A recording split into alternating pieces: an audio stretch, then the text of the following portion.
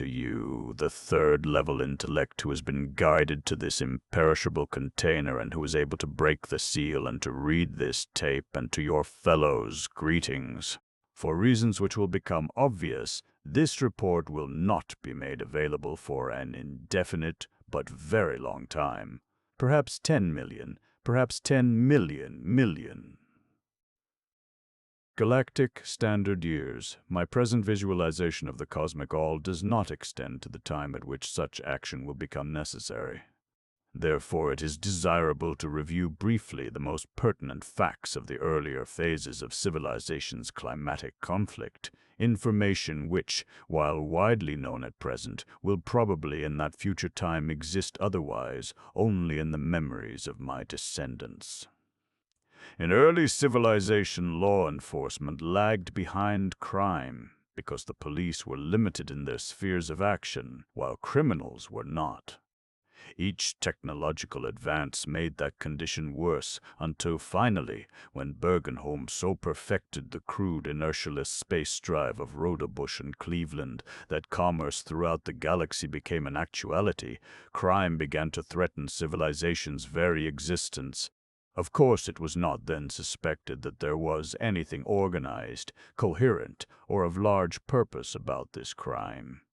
Centuries were to pass before my father, Kinnison of Tellus, now Galactic Coordinator, was to prove that Bosconia, an autocratic dictatorial culture diametrically opposed to every ideal of civilization, was, in fact, back of practically all of the pernicious activities of the first galaxy. Even my father, however, has never had any inkling either of the existence and the doings of the Eddorians, or of the fundamental raison d'etre of the Galactic Patrol, facts which can never be revealed to any mind not inherently stable at the third level of stress. Virgil Sams, then chief of the Secret Service of the Triplanetary League, perceived the general situation and foresaw the shape of the inevitable. He realized that unless and until his organization could secure an identifying symbol which could not be counterfeited, police work would remain relatively ineffectual. Tellurian science had done its best in the golden meteors of Triplanetary Secret Service, and its best was not good enough. Virgil Sams became the first wearer of Arisia's lens, and during his life he began the rigid selection of those worthy of wearing it. For centuries the patrol grew and spread.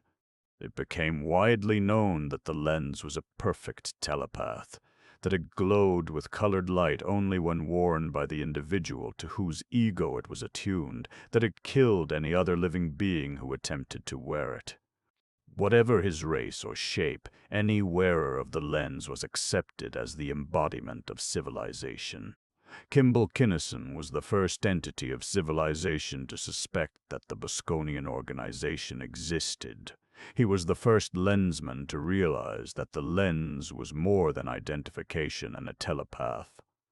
He was thus the first lensman to return to Arisia to take the second stage of lensmanship, their treatment which only an exceptional brain can withstand, but which gives the second stage lensman any mental power which he needs and which he can both visualize and control.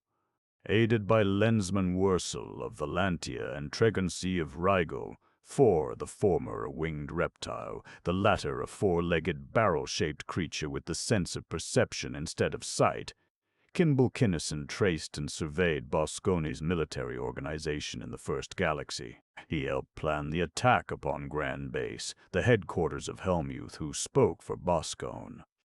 By flooding the control dome of Grand Base with thionite, that deadly drug native to the peculiar planet Trenco, he made it possible for civilization's Grand Fleet, under the command of Port Admiral Haynes, now retired, to reduce that base. He personally killed Helmuth in hand-to-hand combat. He was instrumental in the almost complete destruction of the Overlords, those sadistic, life-eating reptiles native to the planet Delgon of the Valantian solar system, who were the first to employ against humanity the hyperspatial tube. He was wounded more than once, in one of his hospitalizations becoming acquainted with Surgeon General Lacey, now retired, and with Sector Chief Nurse Clarissa McDougal, who was later to become the widely known Red Lensman and, still later, my mother.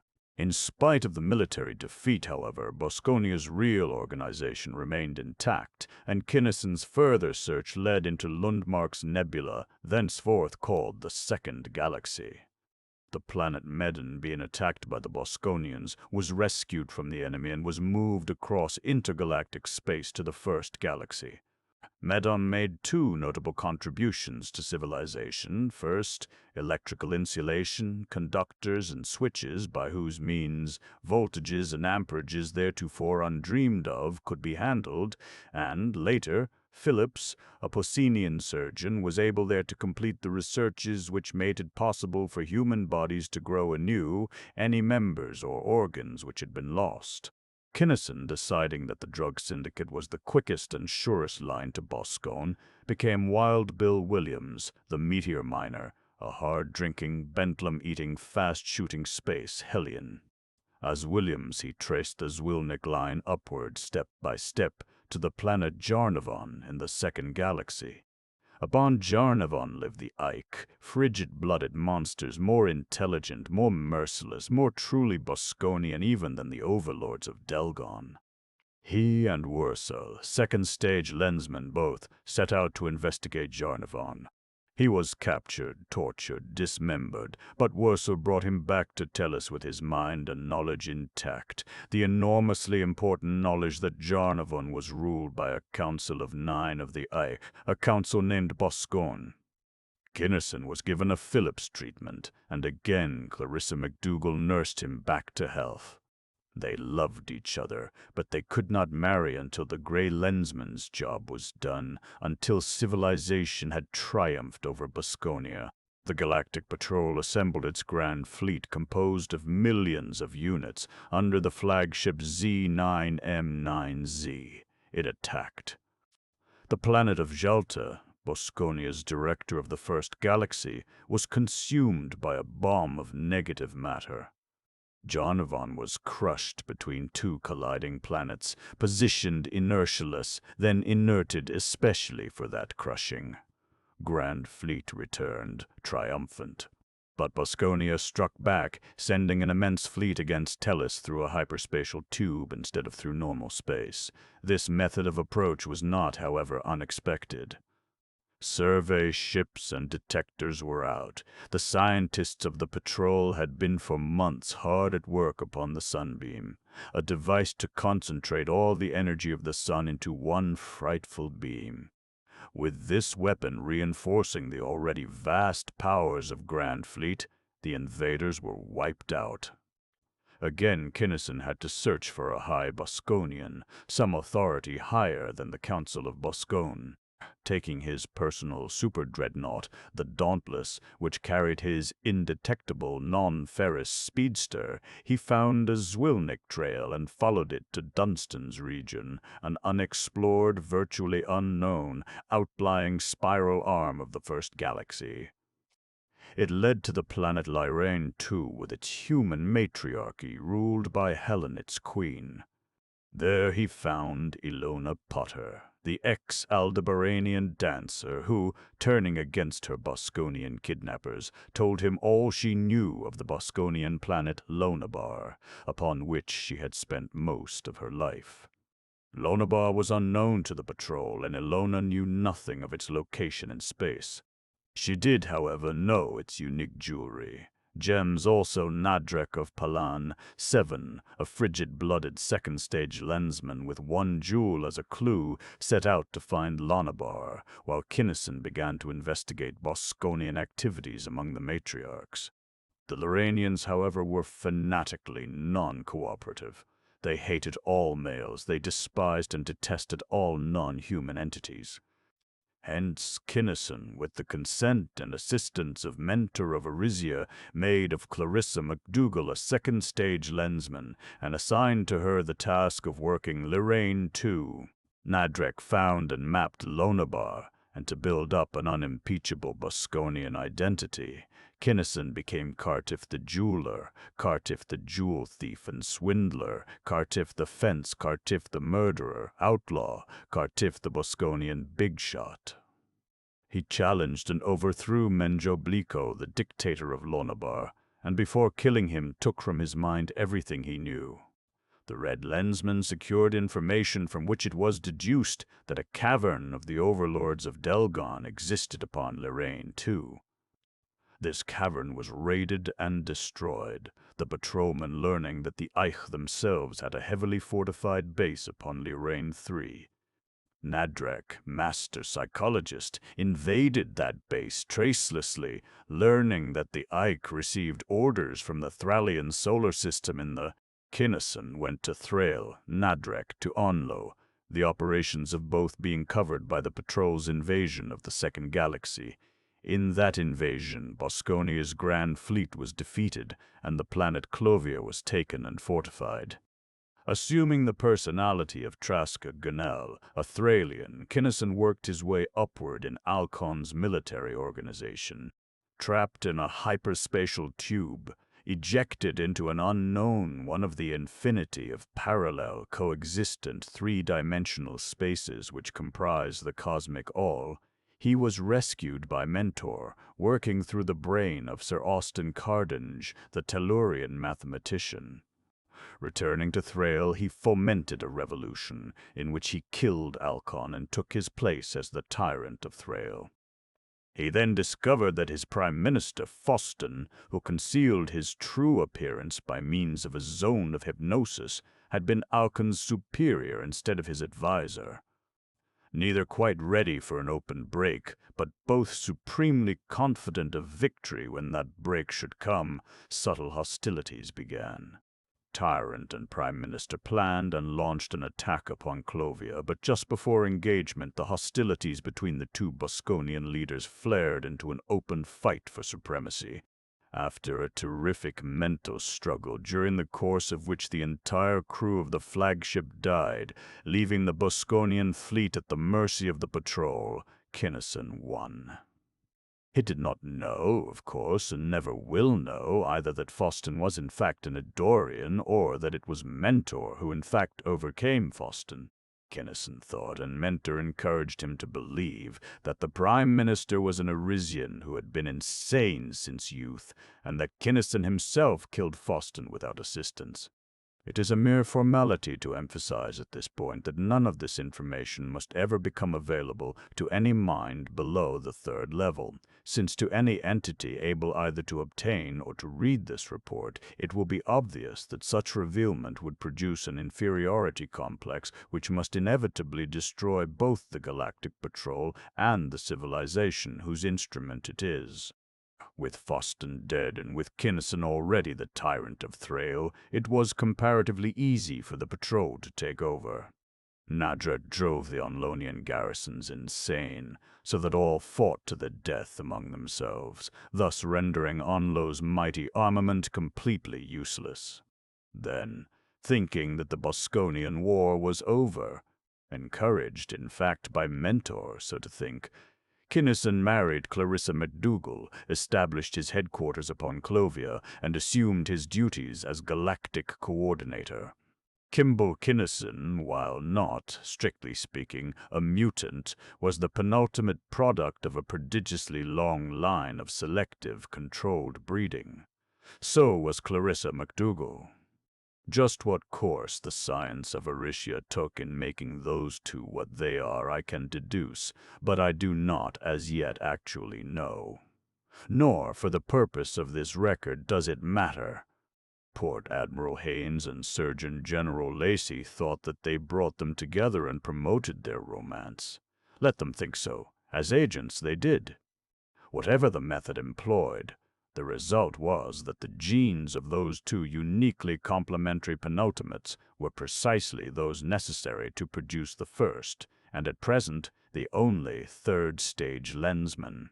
I was born upon Clovia, as were, 3 or 4 galactic standard years later, my 4 sisters, 2 pairs of twins. I had little babyhood, no childhood. Fathered and mothered by second-stage Lensman, accustomed from infancy to wide-open two-ways with such beings as Ursula of Valantia, Tregency of Rigel IV, and Nadrek of Palain VII, it would seem obvious that we did not go to school. We were not like other children of our age, but before I realized that it was anything unusual for a baby who could scarcely walk to be computing highly perturbed asteroidal orbits as mental arithmetic, I knew that we would have to keep our abnormalities to ourselves, insofar as the bulk of mankind and of civilization was concerned. I traveled much, sometimes with my father or mother or both, sometimes alone. At least once each year I went to Arisia for treatment. I took the last 2 years of lensmanship for physical reasons only, at Wentworth Hall upon Tellus instead of upon my native Clovia. Because upon Tellus the name Kinnison is not at all uncommon, while upon Clovia the fact that Kit Kinnison was the son of the coordinator could not have been concealed. I graduated, and with my formal enlensment this record properly begins. Much has been told elsewhere, notably in Smith's History of Civilization, but all such works are, and of necessity must be, pitifully incomplete. I have recorded this material as impersonally as possible, realizing fully that my sisters and I did only the work for which we were specifically developed and trained, even as you who read this will do that for which you shall have been developed and are to be trained. Respectfully submitted, Christopher Kinnison, L3, Clovia. Galactic Coordinator Kimball Kinnison finished his second cup of Tellurian coffee, got up from the breakfast table, and prowled about in black abstraction. 20-odd years had changed him but little. He weighed the same, or a few pounds less, although a little of his mass had shifted downward from his mighty chest and shoulders. His hair was still brown, his stern face was only faintly lined. He was mature, with a conscious maturity which no young man can know. "Since when, Kim, did you think that you could get away with blocking me out of your mind?" Clarissa Kinnison directed the thought quietly. The years had dealt as lightly with the red lensman as with the gray. She had been gorgeous, she was now magnificent. This room is shielded, you know, against even the girls. "Sorry, Chris, I didn't mean it that way." "I know," she laughed. "Automatic." "But you've had that block up for 2 solid weeks, except when you force yourself to keep it down, and that means that you're way, way off the beam." I've been thinking, incredible as it may seem. I know it. Let's have it, cold. QX, you asked for it. Queer things have been going on all over. Inexplicable things, no apparent reason. Such as? Almost any kind of insidious deviltry you care to name. Disaffections, psychoses, mass hysterias, hallucinations, pointing toward a civilization-wide epidemic of revolutions and uprisings for which there seems to be no basis or justification whatever. Why, Kim, how could there be? I haven't heard of anything like that. It hasn't got around. Each solar system thinks that it's a purely local condition, but it isn't. As Galactic Coordinator with a broad view of the entire picture, my office would, of course, see such a thing before anyone else could. We saw it and set out to nip it in the bud, but he shrugged his shoulders and grinned wryly. "But what?" Clarissa persisted. "It didn't nip. We sent lensmen to investigate, but none of them got to the first check station. Then I asked our second-stage lensmen, Wursel, Nadrek, and Tregency, to drop whatever they were doing and solve it for me. They struck it and bounced. They followed, and are still following, leads and clues galore, but they haven't got a Millow's worth of results so far." "What? You mean to say it's a problem they can't solve?" "That they haven't to date," he corrected absently, "and that gives me furiously to think." "It would," she conceded, "and it also would make you itch to join them. Think at me and it'll help you correlate. You should have gone over the data with me right at first." "I had reasons not to, as you'll see. But I'm stumped now, so here goes. We'll have to go way back, too, before we were married.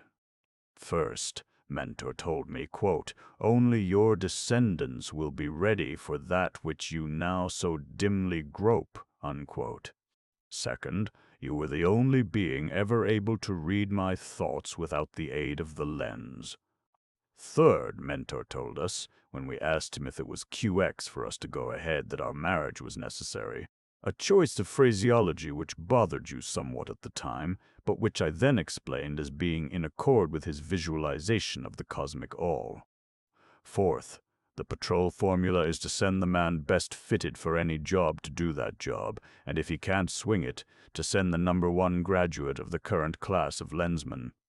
Fifth, a Lensman has got to use everything and everybody available no matter what or who it is.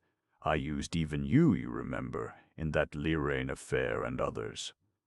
Sixth, Sir Austin Cardenge believed to the day of his death that we were thrown out of that hyperspatial tube and out of space deliberately. Well, go on. I don't see much, if any, connection. You will, if you think of those 6 points in connection with our present predicament.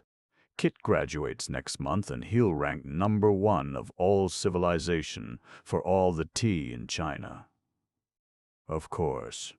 But after all, he's a Lensman. He will insist upon being assigned to some problem. Why not to that one? You don't yet see what that problem is. I've been adding 2 and 2 together for weeks and can't get any other answer than 4.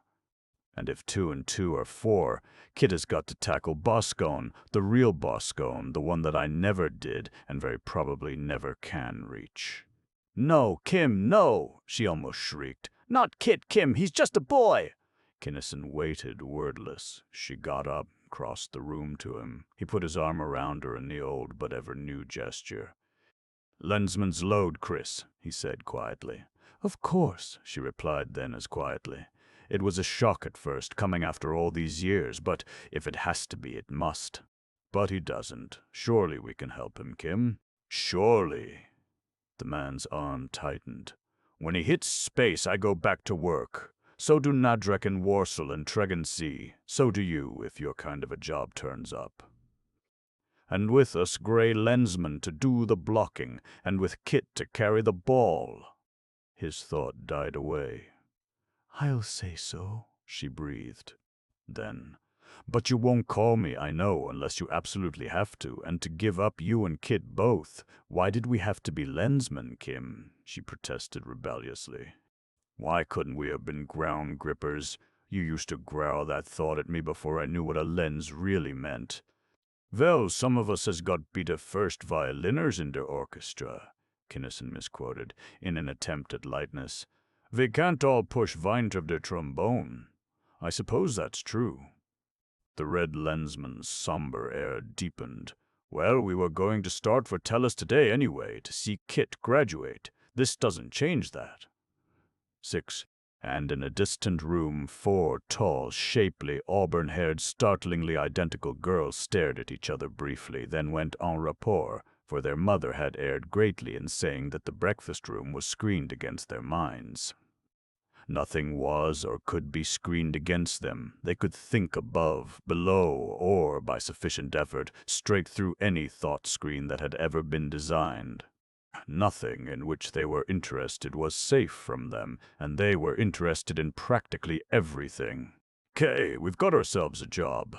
Catherine, older by minutes than Karen, excluded pointedly the younger twins, Camilla and Constance, Cam and Con.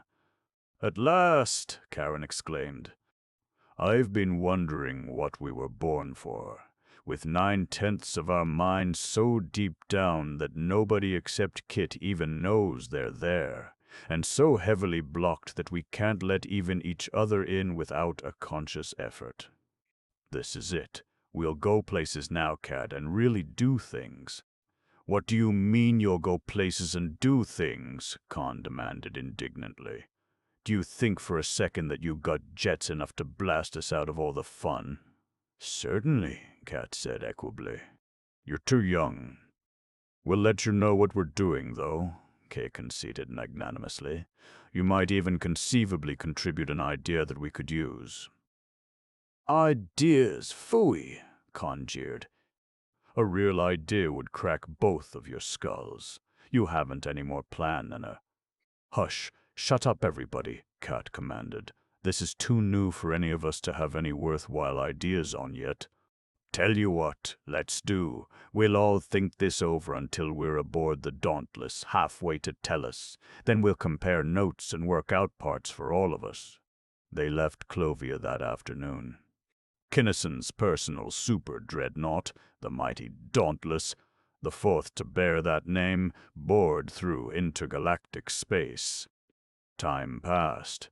The four young redheads convened.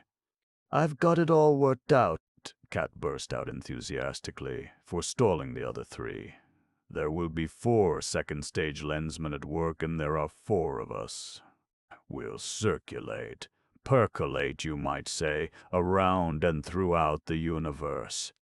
We'll pick up ideas and facts and feed 'em to our gray lensmen, surreptitiously sort of, so they'll think they got them themselves.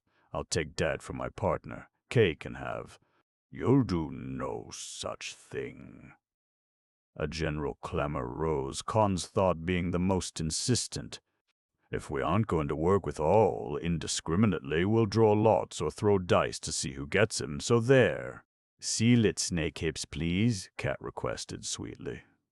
It is trite but true to say that infants should be seen but not heard. This is serious business. "Snakehips, infant," Khan interrupted venomously. "Listen, my steophagus and senile friend." Constance measured perhaps 1/4 of an inch less in gluteal circumference than did her oldest sister. She tipped the beam at 1 scant pound below her weight. "You and Kay are a year older than Cam and me, of course. A year ago your minds were stronger than ours. That condition, however, no longer exists. We too are grown up. And to put that statement to test, what can you do that I can't?" "This!" Catherine extended a bare arm, narrowed her eyes in concentration. A lens materialized about her wrist, not attached to it by a metallic bracelet, but a bracelet in itself, clinging sentiently to the smooth, bronzed skin. "I felt that in this work there would be a need. I learned to satisfy it. Can you match that?" They could. In a matter of seconds, the 3 others were similarly enlensed. They had not previously perceived the need, but after Cat had pointed it out to them by demonstrating the manner of its satisfaction, their acquisition of full knowledge had been virtually instantaneous. "Or this, then." Cat's lens disappeared, so did the other 3. Each knew that no hint of this knowledge or of this power should ever be revealed. Each knew that in any moment of stress the lens of civilization could be and would be hers. Logic, then, and by reason, not by chance. Cat changed her tactics. "I still get Dad. Everybody knows who works best with whom. You, Khan, have tagged around after Wursel all your life. You used to ride him instead of a horse." "She still does," Kay snickered. "He pretty nearly split her in 2 a while ago in a 7-gravity pull-out, and she almost broke a toe when she kicked him for it." "Wursel is nice," Khan defended herself vigorously. "He's more human than most people, and more fun, as well as having infinitely more brains." "And you can't talk, Kay. What anyone can see in that Nadrek so cold-blooded that he freezes you even through armor at 20 feet. You'll get as cold and hard as he is if you don't. And every time Cam gets within 500 parsecs of Tregan Sea, she goes into silences with him, contemplating raptly the witchnesses of the why," Catherine interrupted, forestalling recriminations. "So you see, by the process of elimination, Dad has got to be mine." Horror. Since they could not all have him, it was finally agreed that Catherine's claim would be allowed, and, after a great deal of discussion and argument, a tentative plan of action was developed. In due course, the Dauntless landed upon Tellus. The Kinnisons went to Wentworth Hall, the towering chromium and glass home of the Tellurian cadets of the Galactic Patrol. They watched the impressive ceremonies of graduation. Then, as the new lensmen marched out to the magnificent cadences of Our Patrol, The gray Lensman, leaving his wife and daughters to their own devices, made his way to his Tellurian office in Prime Base. "Lensman Kinnison, sir, by appointment," his secretary announced, and as Kit strode in, Kinnison stood up and came to attention. "Christopher Kinnison of Clovia, sir, reporting for duty." Kit saluted crisply. The coordinator returned the salute punctiliously. Then, "At rest, Kit. I'm proud of you, mighty proud. We all are. The women want to heroize you, but I had to see you first to clear up a few things. An explanation, an apology, and, in a sense, commiseration." "An apology, sir?" Kit was dumbfounded. "Why, that's unthinkable. For not graduating you in gray. It has never been done, but that was not the reason. Your commandant, the Board of Examiners, and Port Admiral LaForge all recommended it, agreeing that none of us is qualified to give you either orders or directions. I blocked it. Of course.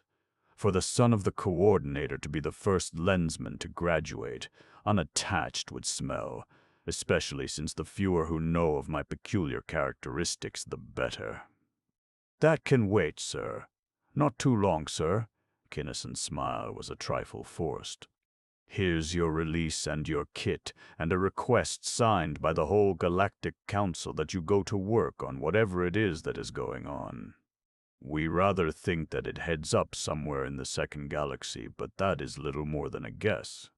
"I can start out from Clovia then. Good. I can go home with you." "That's the idea, and on the way there you can study the situation. For your information, we have made up a series of tapes, carrying not only all the available data, but also our attempts at analysis and interpretation. Complete and up to date, except for one item which came in this morning. I can't figure out whether it means anything or not, but it should be inserted." Kinnison paced the room, scowling. "Might as well tell me. I'll insert it when I scan the tape." "QX. I don't suppose that you have heard much about the unusual shipping trouble we have been having, particularly in the second galaxy. Rumor, gossip only. I'd rather have it straight. It's all on the tapes, so I'll give you the barest possible background. Losses are 25% above normal. A few highly peculiar derelicts have been found, peculiar in that they seem to have been wrecked by madmen. Not only wrecked, but gutted, and with every mark of identification obliterated. We can't determine even origin or destination, since the normal disappearances outnumber the abnormal ones by 4 to 1. On the tapes, this is lumped in with the other psychoses you'll learn about. But this morning they found another derelict in which the chief pilot had scrawled "War Hell Hell NSP" across a plate. Connection with the other derelicts, if any, is obscure. If the pilot was sane when he wrote that message, it means something, but nobody knows what. If he wasn't, it doesn't, any more than the dozens of obviously senseless, excuse me, I should say apparently senseless, messages which we have already recorded. Interesting. I'll bear it in mind and tape it in its place. But speaking of peculiar things, I've got one I wanted to discuss with you. Getting my release was such a shock that I almost forgot it. Reported it, but nobody thought it was anything important. Maybe, probably, it isn't. Tune your mind up to the top of the range there. Did you ever hear of a race that thinks upon that band? I never did. It's practically unreachable. Why, have you? Yes and no. Only once, and that only a touch, or rather a burst, as though a hard-held mind block had exploded, or the creature had just died, a violent, instantaneous death. Not enough of it to trace, and I never found any more of it. Any characteristics? Bursts can be quite revealing at times. A few. It was on my last break-in trip in the second galaxy, out beyond Thrail about here. Kit marked the spot upon a mental chart. Mentality very high, precisionist grade, possibly beyond social needs, as the planet was a bare desert, no thought of cities. Nor of water, although both may have existed without appearing in that burst of thought. The thing's bodily structure was RTSL to 4 places. No gross digestive tract, atmosphere nourished, or an energy converter perhaps. The sun was a blue giant.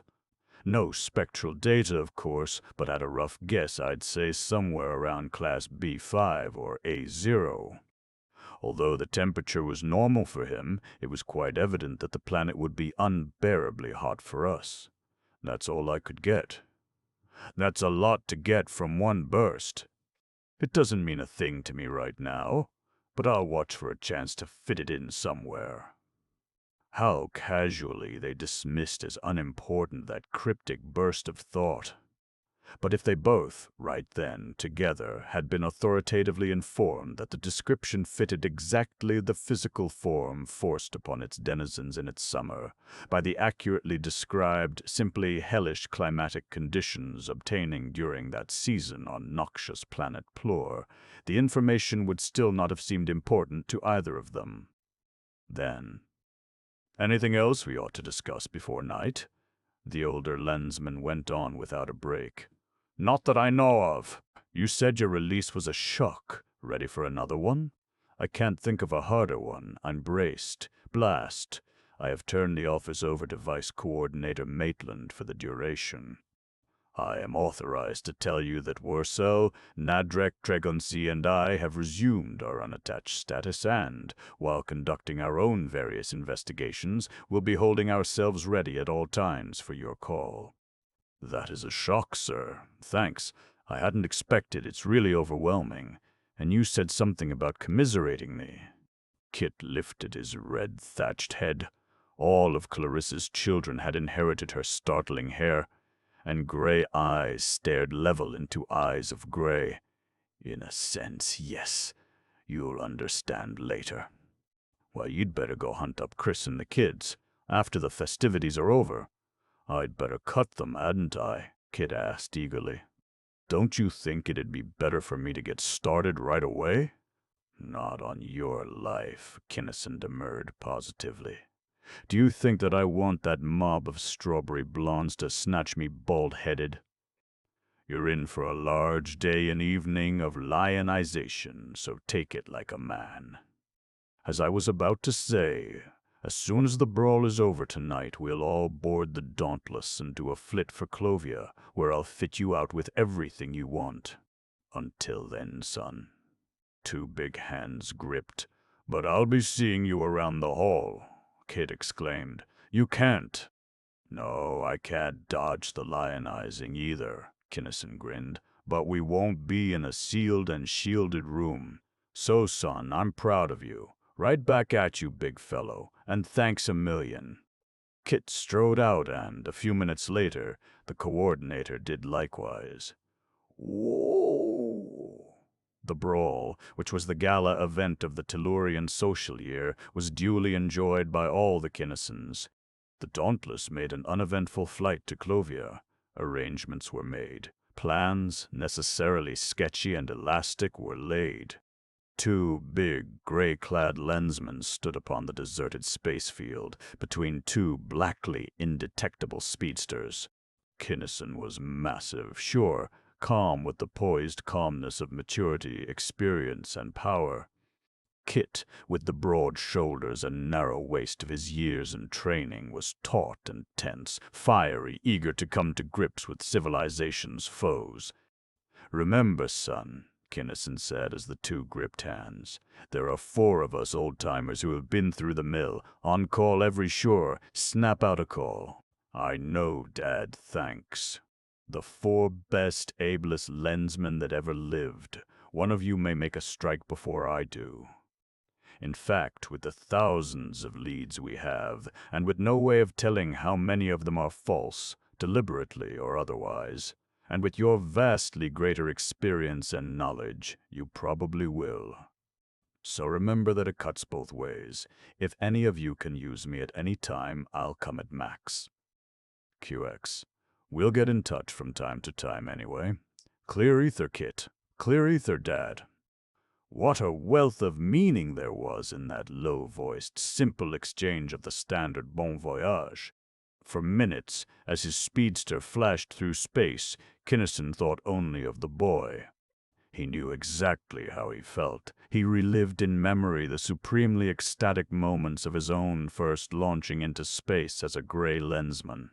But Kit had the stuff which he, Kinnison, knew that he could know nothing about, and he had his own job to do. Therefore, methodically, like the old campaigner he was, he set about it. 2. Wurzel the Valantian, hard and durable and long-lived as Valantians are, had in 20 Tellurian years changed scarcely at all, as the years had been very fully occupied indeed. He had solved the varied technological and administrative problems incident to the welding of Valantia into the structure of civilization. He had worked at the many tasks which, in the opinion of the Galactic Council, fitted his peculiarly individual talents. In his spare time he had sought out in various parts of 2 galaxies, and had ruthlessly slain widely scattered groups of the overlords of Delgon. Continuously, however, he had taken an intense sort of godfatherly interest in the Kinnison children, particularly in Kit and in the youngest daughter, Constance, finding in the girl a mentality surprisingly akin to his own. When Kinnison's call came, he answered it. He was now out in space, not in the Dauntless, but in a ship of his own, under his own command. And what a ship! The Velen was manned entirely by beings of his own race. It carried Valantian air at Valantian temperature and pressure. Above all, it was built and powered for inert maneuvering at the atrocious accelerations employed by the Valantians in their daily lives, and Wurzel loved it with enthusiasm and elan. He had worked conscientiously and well with Kinnison and with other entities of civilization. He and they had all known, however, that he could work more efficiently alone or with others of his own kind. Hence, except in emergencies, he had done so, and hence, except in similar emergencies, he would so continue to do. Out in deep space, Wurzel entwined himself in a Valantian's idea of comfort in an intricate series of figures of 8 around a couple of parallel bars and relaxed in thought. There were insidious deviltries afoot, Kinnison had said. There were disaffections, psychoses, mass hysterias, and, oh, happy thought, hallucinations. There were also certain revolutions and sundry uprisings, which might or might not be connected or associated with the disappearances of a considerable number of persons of note. In these latter, however, Wurzel of Valantia was not interested. He knew without being told that Kinnison would pounce upon such blatant manifestations as those. He himself would work upon something much more to his taste. Hallucination was Wurzel's dish. He had been born among hallucinations, had been reared in an atmosphere of them. What he did not know about hallucinations could have been printed in pica upon the smallest one of his scales. Therefore, isolating one section of his multi-compartmented mind from all of the others and from any control over his physical self, he sensitized it to receive whatever hallucinatory influences might be abroad. Simultaneously, he set 2 other parts of his mind to watch over the one to be victimized, to study and to analyze whatever figments of obtrusive mentality might be received and entertained. Then, using all of his naturally tremendous sensitivity and reach, all of his Arisian super-training, and the full power of his lens, he sent his mental receptors out into space. And then, although the thought is staggeringly incomprehensible to any Tellurian or near-human mind, he relaxed. For day after day, as the Velan hurtled randomly through the void, he hung blissfully slack upon his bars, most of his mind a welter of the indescribable thoughts in which it is a Valantian's joy to revel. Suddenly, after an unknown interval of time, a thought impinged, a thought under the impact of which Wurzel's body tightened so convulsively as to pull the bars a foot out of true. Overlords! The unmistakable, the body and mind-paralyzing hunting call of the overlords of Delgon. His crew had not felt it yet, of course, nor would they feel it. If they should, they would be worse than useless in the conflict to come, for they could not withstand that baneful influence. Wurzel could. Wurzel was the only Valantian who could. "Thought screens all!" his commanding thought snapped out. Then, even before the order could be obeyed, "As you were," for the impenetrably shielded chambers of his mind told him immediately that this was no ordinary Delgonian hunting call, or rather, that it was more than that, much more, mixed with, superimposed upon the overwhelming compulsion which generations of Valantians had come to know so bitterly and so well, were the very things for which he had been searching: hallucinations. To shield his crew or, except in the subtlest possible fashion himself, simply would not do. Overlords everywhere knew that there was at least one Valantian Lensman who was mentally their master, and while they hated this Lensman tremendously, they feared him even more.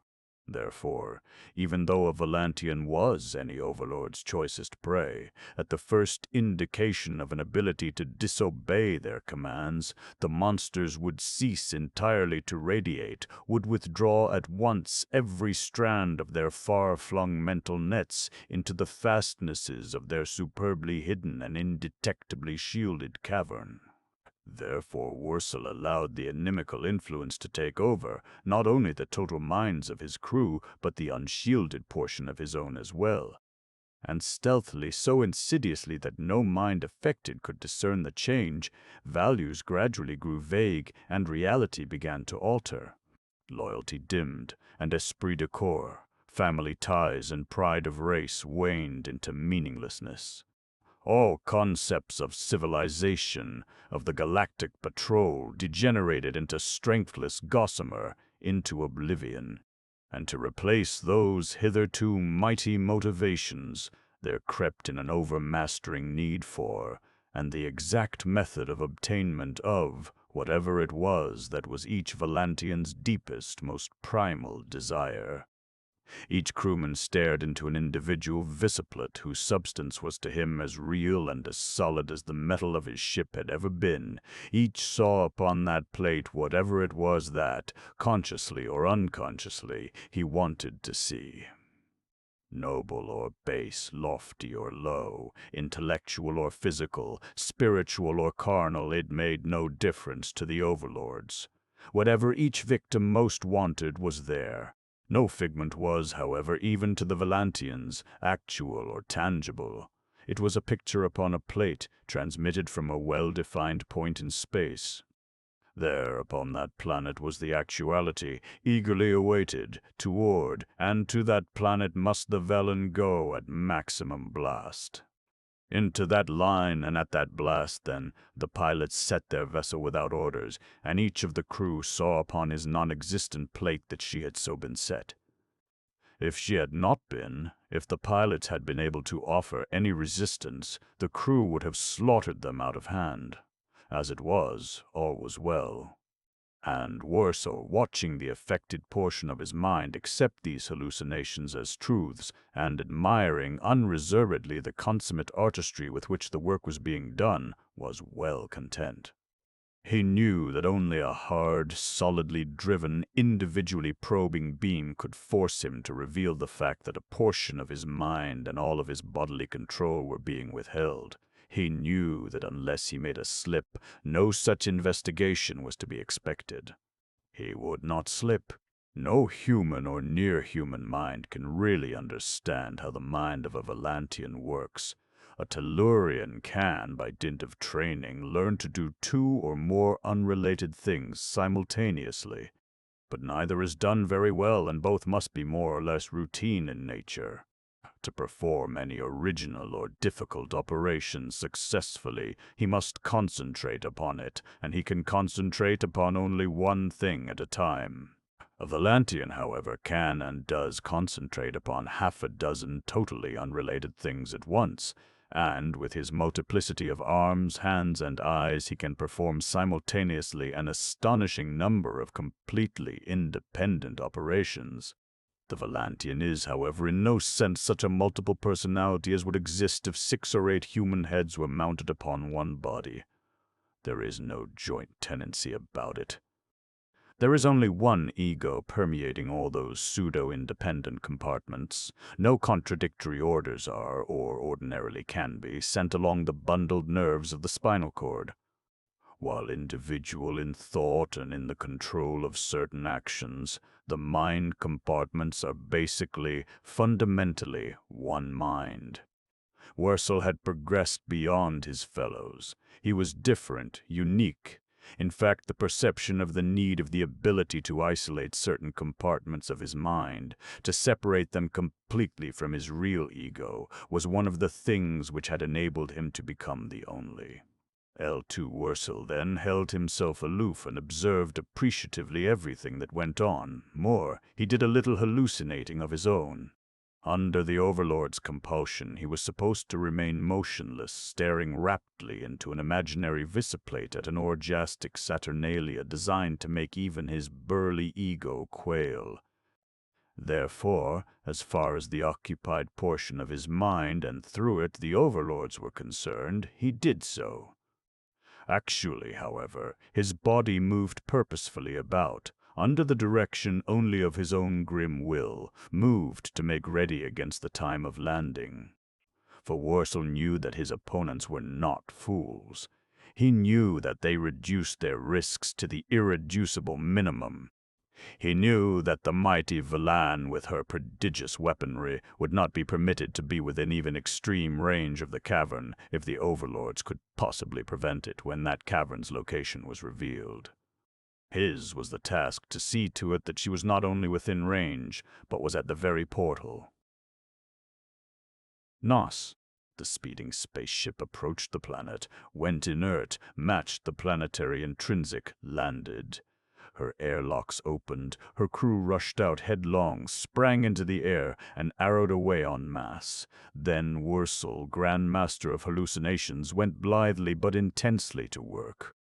Thus, although he stayed at the Valen's control board instead of joining the glamoured Valantians in their rush over the unfamiliar terrain, and although the huge spaceship lifted lightly into the air and followed them, neither the fiend-possessed part of Wurzel's mind, nor any of his fellows, nor through them the many overlords, knew that either of those two things was happening.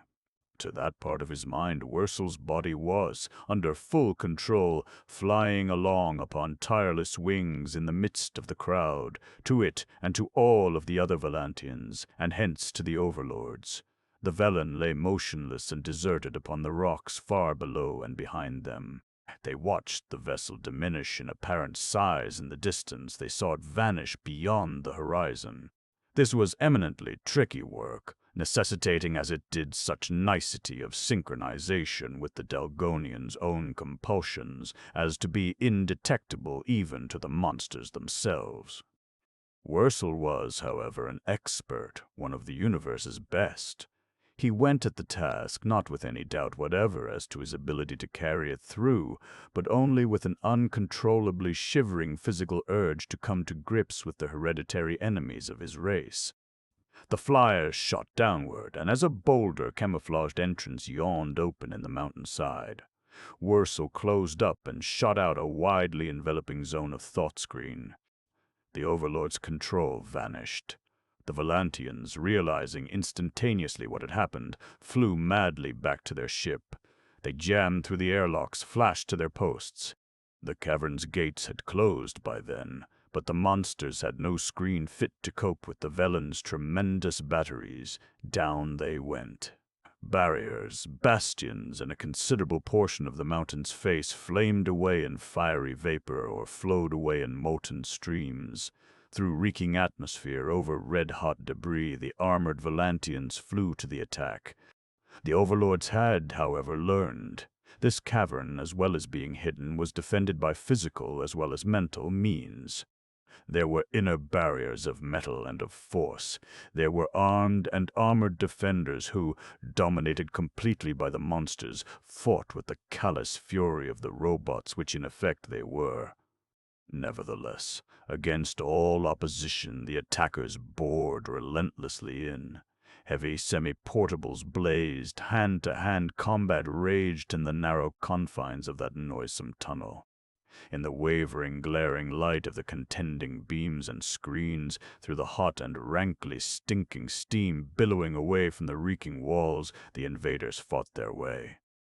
One by one and group by group the defenders died where they stood, and the Valantians drove onward over their burned and dismembered bodies. Into the cavern at last. To the overlords, they who for ages had preyed upon generation after generation of helpless Valantians, torturing their bodies to the point of death and then devouring ghoulishly the life forces which their mangled bodies could no longer retain. Wurzel and his crew threw away their delameters. Only when it is absolutely necessary does any Valantian use any artificial weapon against any overlord of Delgon. He is too furious, too berserk to do so. He is scared to the core of his being. The cold grue of 1,000 fiendishly eaten ancestors has bred that fear into the innermost atoms of his chemistry. But against that fear, negating and surmounting it, is a hatred of such depth and violence as no human being has ever known, a starkly savage hatred which can be even partially assuaged only by the ultimate of violences, by rending his foe apart, member by member, by actually feeling the Delgonian's life depart under gripping hands and tearing talons and constricting body and shearing talons and constricting body and shearing tail. It is best, then, not to go into too fine detail as to this conflict, since there were almost 100 of the Delgonians, insensately vicious fighters when cornered, and since their physical makeup was very similar to the Valantians' own, many of Wurzel's troopers died. But since the Velen carried over 1,500, since less than half of her personnel could even get into the cavern, there were plenty of them left to operate and to fight the spaceship. Wurzel took great care that the opposing commander was not killed with his minions. The fighting over, the Valantians chained this sole survivor into one of his own racks and stretched him out into immobility. Then, restraining by main strength the terrific urge to put the machine then and there to its fullest ghastly use, Wurzel cut his screen, threw a couple of turns of tail around a convenient anchorage, and faced the Bosconian almost nose to nose. 8 weirdly stalked eyes curled out as he drove a probing thought beam against the monster's shield. "I could use this, or this, or this," Wurzel gloated. As he touched various wheels and levers, the chains hummed slightly, sparks flashed, the rigid body twitched. "I am not going to, however, yet. While you are still sane, I want to take, and I shall take your total knowledge. And face to face, eye to eye, brain to brain, that silently and motionlessly cataclysmic battle was joined. As has been said, Wurzel had hunted down and had destroyed many overlords. He had hunted them, however, like vermin. He had destroyed them with duodeck bombs and with primary or secondary beams, or, at closest hand, with talons, teeth, and tail. He had not engaged in overlord mind-to-mind for over 20 Tellurian years, not since he and Nodrek of Palain 7 had captured alive the leaders of those who had been preying upon Helen's matriarchs and warring upon civilization from their cavern upon Lyrane. 2. Nor had he ever dueled one mentally to death without powerful support. Kinnison or some other Lensman had always been nearby. But Wurzel would need no help. He was not shivering in eagerness now. His body was as still as the solid rock upon which most of it lay. Every chamber and every faculty of his mind was concentrated upon battering down or cutting through the overlord's stubbornly held shields.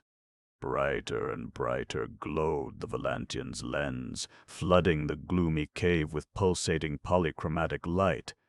Alert for any possible trickery, guarding intently against any possibility of riposte or of counterthrust, Wurzel leveled bolt after bolt of mental force. He surrounded the monster's mind with a searing, constricting field. He squeezed, relentlessly and with appalling power. The Overlord was beaten. He, who had never before encountered a foreign mind or a vital force stronger than his own, knew that he was beaten. He knew that at long last he had met that half-fabulous Valantian Lensman with whom not one of his monstrous race could cope. He knew starkly, with the chilling, numbing terror possible only to such a being in such a position, that he was doomed to die the same hideous and long-drawn-out death which he had dealt out to so many others. He did not read into the mind of the bitterly vengeful, the implacably ferocious Valantian any more mercy or any more compunction than was actually there. He knew perfectly that of either there was no slightest trace. Knowing these things with the blackly appalling certainty that was his, he quailed. There is an old but cogent saying that the brave man dies only once, the coward 1,000 times. That Overlord during that lethal combat died more times than it is pleasant to contemplate. Nevertheless, he fought. A cornered rat will fight, and the Delgonian was not a rat, not exactly, that is, an ordinary rat. His mind was competent, keen, powerful, and utterly unscrupulous, and he brought to the defense of his beleaguered ego every resource of skill and of trickery and of sheer power at his command. In vain. Deeper and deeper, in spite of everything he could do, the relentless Lensman squeezed and smashed and cut and pried and bored. Little by little the Overlord gave mental ground. This station is here. This staff is here. I am here, then, to wreak damage, all possible damage, to the commerce and to the personnel of the Galactic Patrol and civilization in every aspect. The Overlord admitted haltingly as Wurzel's pressure became intolerable. But such admissions, however unwillingly made or however revealing in substance, were not enough. Orso wanted, and would be satisfied with nothing less than, his enemy's total knowledge. Hence he maintained his assault until, unable longer to withstand the frightful battering, the Overlord's barriers went completely down, until every convolution of his brain and every track of his mind lay open, helplessly exposed to Wurzel's poignant scrutiny. Then, scarcely taking time to gloat over his victim, Wurzel did scrutinize, hurtling through space toward a definite objective now. Wurzel studied and analyzed some of the things which he had just learned. Wurzel was not surprised that this Overlord had not known any of his superior officers in things or enterprises. Bosconian, that he did not consciously know even that he had been obeying orders or that he had superiors. That technique by this time was familiar enough. The Bosconian psychologists were able operators. To attempt to unravel the unknowable complexities of their subconscious compulsions would be a sheer waste of time. What the Overlords had been doing, however, was clear enough. That outpost had indeed been wreaking havoc with civilization's commerce. Ship after ship had been lured from its course, had been compelled to land upon this barren planet. Some of those vessels had been destroyed, some of them had been stripped and rifled as though by pirates of old. Some of them had been set upon new courses with hulls, mechanical equipment, and cargoes untouched. No crewman or passenger, however, escaped unscathed, even though only 10% of them died in the overlordish fashion which Wurzel knew so well. The Overlord himself had wondered why they had not been able to kill them all. He knew that such forbearance was unnatural, was against all instinct and training. He knew that they wanted intensely enough to kill every one of their victims, that their greedy lust for life force simply could not be sated as long as life force was to be had. He knew only that something, none of them knew what, limited their actual killing to 10% of the bag. Wursel grinned wolfishly at that thought, even while he was admiring the quality of the psychology which could impress such a compulsion as that upon such rapacious hellions as those. That was the work of the Bosconian higher-ups, who knew that 10% was the limit above which the deaths would have been too revealing to the statisticians of the Galactic Patrol. The other 90%, however, the Delgonians had played with, a procedure which, although less satisfying to the overlords than the ultimate treatment, was not very different insofar as the victims' egos were concerned. For none of them emerged from the ordeal with any memory of what had happened, or of what or who he had ever been. They were not all completely mad, some were only partially so. All had, however, been altered, changed, shockingly transformed. No two were alike. Each overlord, it appeared, had striven with all of his ultra-hellish ingenuity to excel his fellows in the manufacture of an outrageous something whose like had never been seen in or upon any land or sea or air or throughout any reach of space. These and many other facts and items Wursel had studied carefully. He was now heading for the region in which the patrol's computers had figured that the hellhole in space must lie. The planet he had just left, the overlords he had just slain, were not the original hellhole, could have had nothing to do with it. Too far apart, they were not in the same possible volume of space. Wursel knew now, though, what the hellhole in space really was. It was a cavern of overlords. It simply couldn't be anything else. And in himself and his crew and his mighty Velan, he, Wursel of Valantia, overlord slayer par excellence of 2 galaxies, had in ample measure everything it took to extirpate any number of overlords. With what he had just learned and with what he was so calmly certain he could do, the hellhole in space would take no more toll. Wherefore Wursel, coiled loosely around his hard bars, relaxed in happily planful thought, and in a couple of hours a solid, clear-cut thought impinged upon his lens. "Wursel," Kong calling, "what goes on there, fellow old snake? You've stuck that sharp tail of yours into some of my business, I hope." 3. Each of the second-stage lensmen had exactly the same facts, the same data, upon which to theorize and from which to draw conclusions. Each had shared his experiences, his findings, and his deductions and inductions with all of the others. They had discussed minutely, in wide-open 4 ways, every phase of the Bosconian problem. Nevertheless, the approach of each to that problem and the point of attack chosen by each was individual and characteristic. Kinnison was by nature forthright, direct. As has been seen, he could use the approach circuitous if necessary, but he much preferred and upon every possible occasion employed the approach direct. He liked plain, unambiguous clues much better than obscure ones. The more obvious and factual the clue was, the better he liked it. He was now, therefore, heading for Antigon IV, the scene of the latest and apparently the most outrageous of a long series of crimes of violence. He didn't know much about it. The request had come in through regular channels, not via Lens, that he visit Antigon and take personal charge of the investigation of the supposed murder of the planetary president.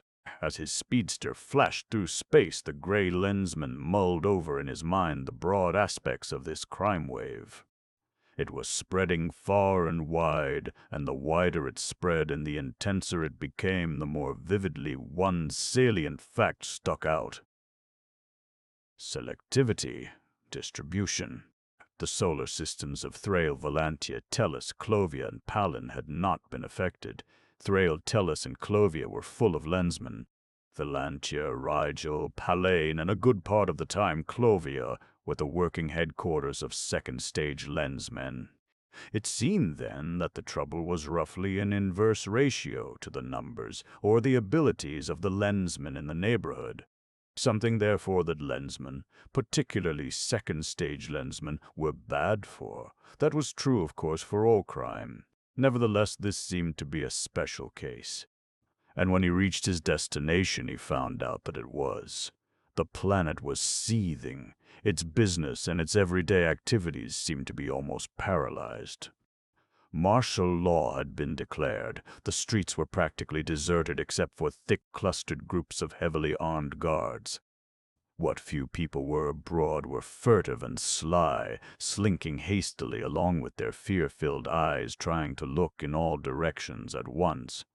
"QX, Wainwright, go ahead," Kinnison directed brusquely when, alone with the escorting patrol officers in a shielded car, he was being taken to the Capitol grounds. "There's been too much secrecy, pussyfooting, about the whole affair. Spill it, please."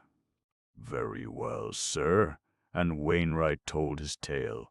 Things had been happening for months. Little things but disturbing. Then murders and kidnappings and unexplained disappearances had begun to increase.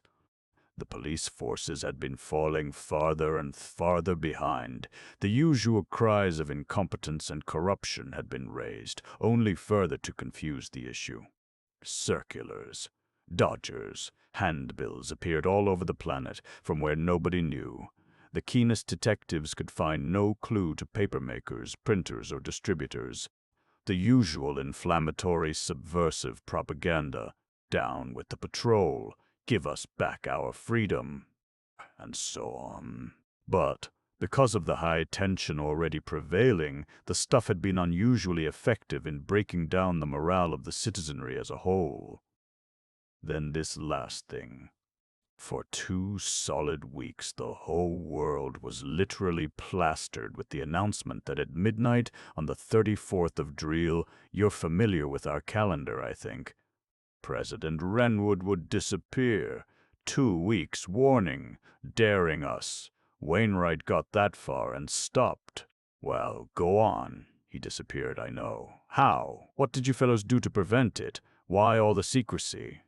"If you insist, I'll have to tell you, of course, but I'd rather not." Wainwright flushed uncomfortably.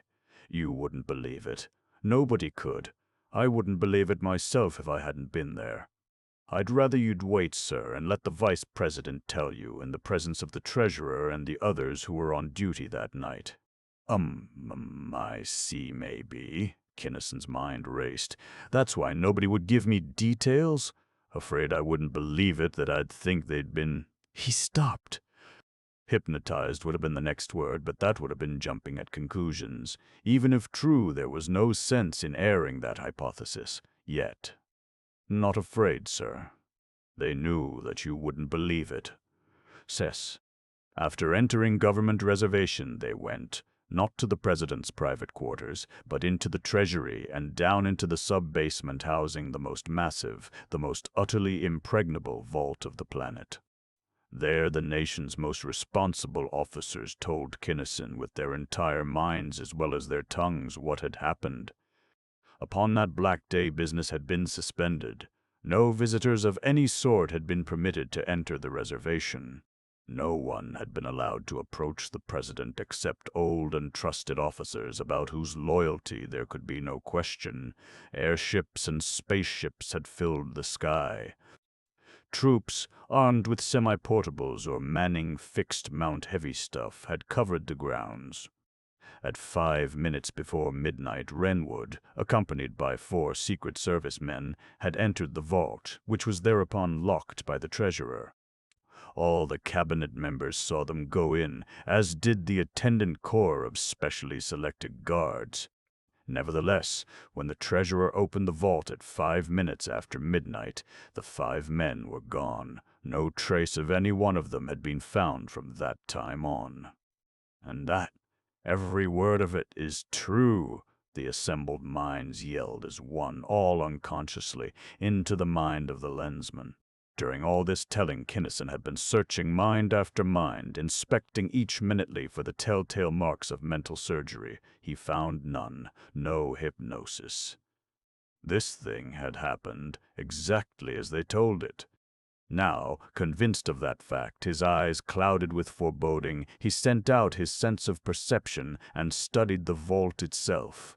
Millimeter by cubic millimeter, he scanned the innermost details of its massive structure, the concrete, the neocarballoy, the steel, the heat conductors, and the closely spaced gas cells. He traced the intricate wiring of the networks of alarms. Everything was sound. Everything functioned. Nothing had been disturbed. The sun of this system, although rather on the small side, was intensely hot. This planet 4 was a long way out. Pretty close to Cardinge's limit, or the Bosconians had improved their technique, tightened up their controls. A tube, of course, for all the tea in China. It had to be a tube. Kinnison sagged. For the first time in his life, the indomitable gray Lensman showed his years and more. I know that it happened. His voice was grim, quiet as he spoke to the still protesting men. I also know how it was done, but that's all. How? They demanded, practically in one voice. A hyperspatial tube, and Kinnison went on to explain as well as he could, the functioning of a thing which could not be grasped intrinsically by any non-mathematical three-dimensional mind. But what can we or you or anybody else do about it? The treasurer asked numbly. Nothing whatever. Kinnison's voice was flat. When it's gone, it's gone. Where does the light go when a lamp goes out? No more trace, no more way, no way whatever of tracing it. Hundreds of millions of planets in this galaxy, as many in the second. Millions and millions of galaxies. All that in one universe, our own universe.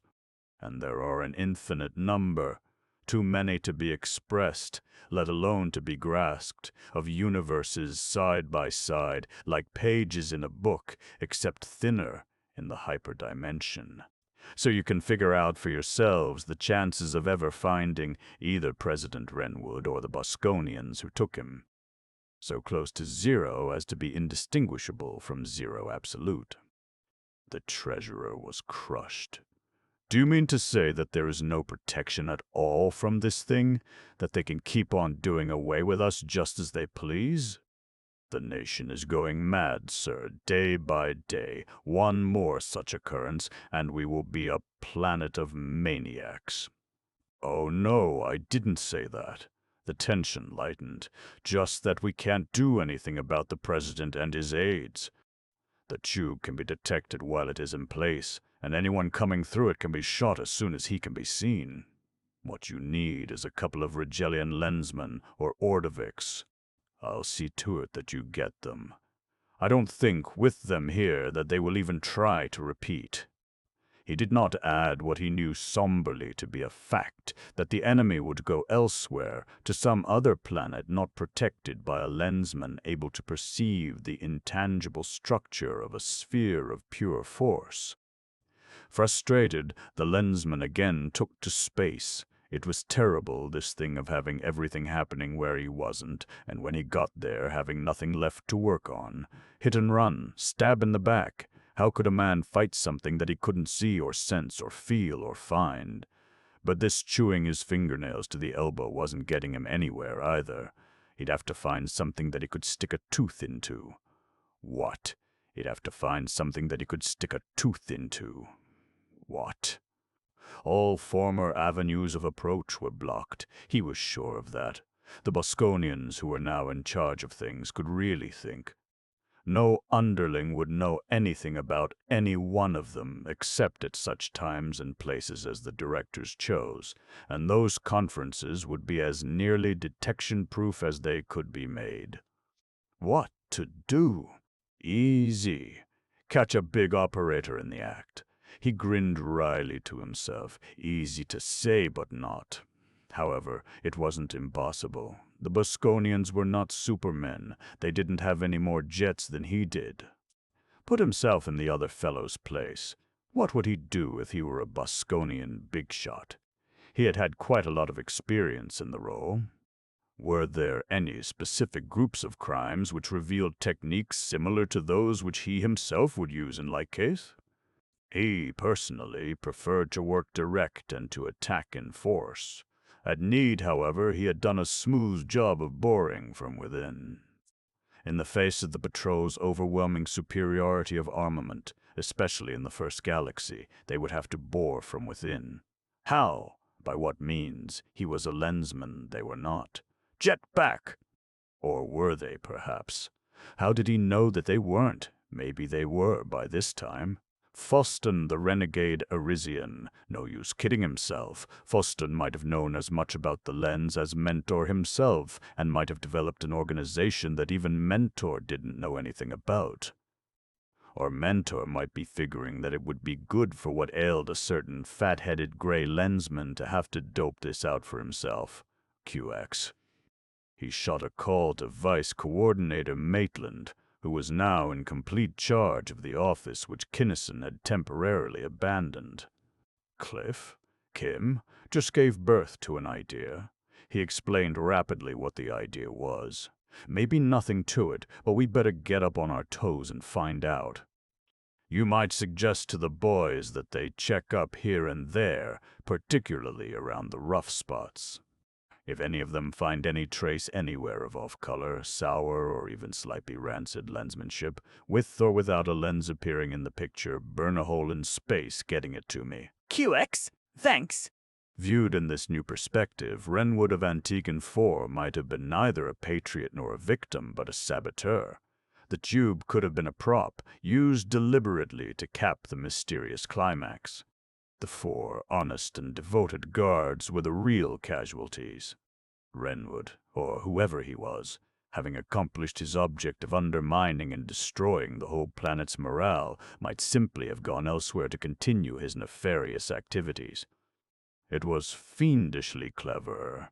That spectacularly theatrical finale was certainly one for the book. The whole thing, though, was very much of a piece in quality of workmanship with what he had done in becoming the tyrant of Thrail. Far-fetched! No. He had already denied in his thoughts that the Bosconian operators were supermen. Conversely, he wasn't either. He would have to admit that they might very well be as good as he was. To deny them the ability to do anything which he himself could do would be sheer stupidity. Where did that put him? On Radalix, by Clono's Golden Gills. A good-sized planet, important enough, but not too much so. People human, comparatively little hell being raised there, yet. Very few lensmen, and Gerund the top. Gerund. Not too bright, as Lensman went, and inclined to be a bit brass-hattish. To Radalix, by all means, next. He went to Radalix, but not in the Dauntless and not in gray. He was a passenger upon a luxury liner, a writer in search of local color for another saga of the spaceways. Sibley White, one of the patrol's most carefully established figments, had a bulletproof past. His omnivorous interest and his uninhibited nosiness were the natural attributes of his profession. Everything is grist which comes to an author's mill. Sibley White then prowled about Radalix, industriously and, to some observers, pointlessly. He and his red leather notebook were apt to be seen anywhere at any time, day or night. He visited spaceports, he climbed through freighters, he lost small sums in playing various games of so-called chance in spacemen's dives. Upon the other hand, he truckled assiduously to the social elite and attended all functions into which he could wangle or could force his way. He made a pest of himself in the offices of politicians, bankers, merchant princes, tycoons of business and manufacture, and all other sorts of greats. He was stopped one day in the outer office of an industrial potentate. "Get out and stay out," a peg-legged guard told him. "The boss hasn't read any of your stuff, but I have, and neither of us wants to talk to you. Data, huh? What do you need of data on atomic cats and bulldozers to write them space operas of yours?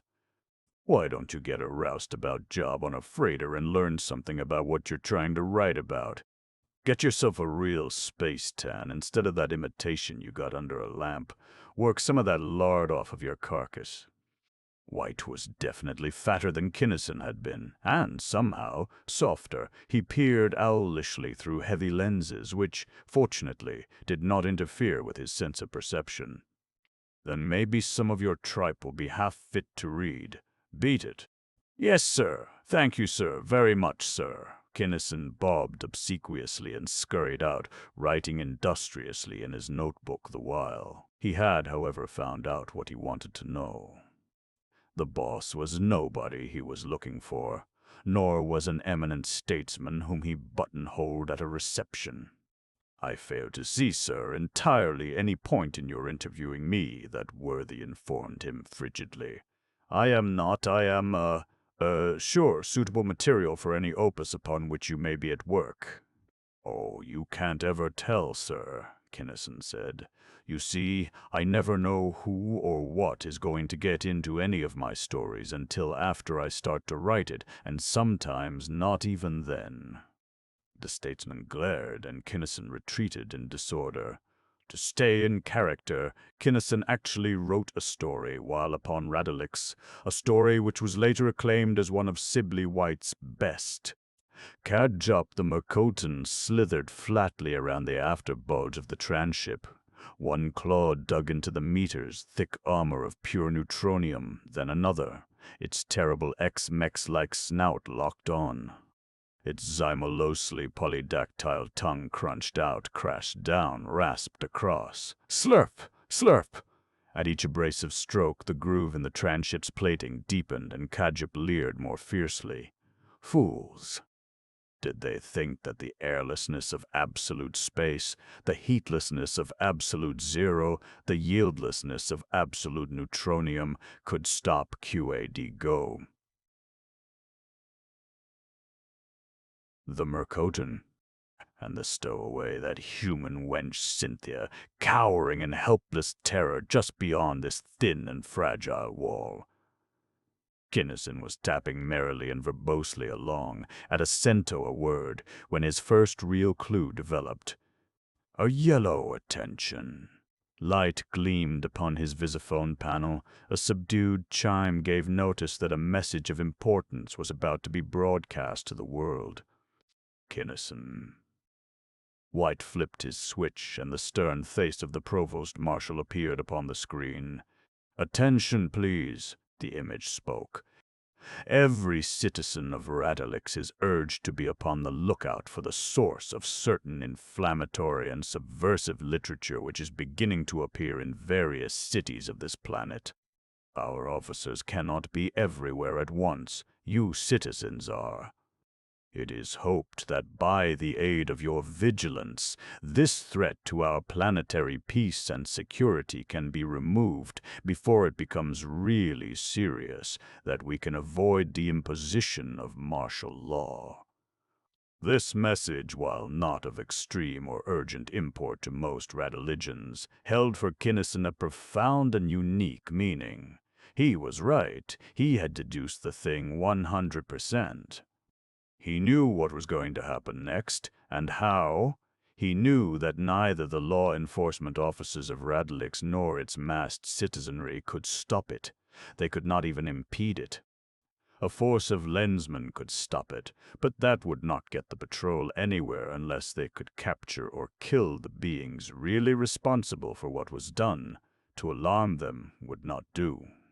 Whether or not he could do much of anything before the grand climax depended upon a lot of factors. Upon what that climax was, upon who was threatened with what, upon whether or not the threatened one was actually a Bosconian. A great deal of investigation was indicated. If the enemy were going to repeat, as seemed probable, the president would be the victim.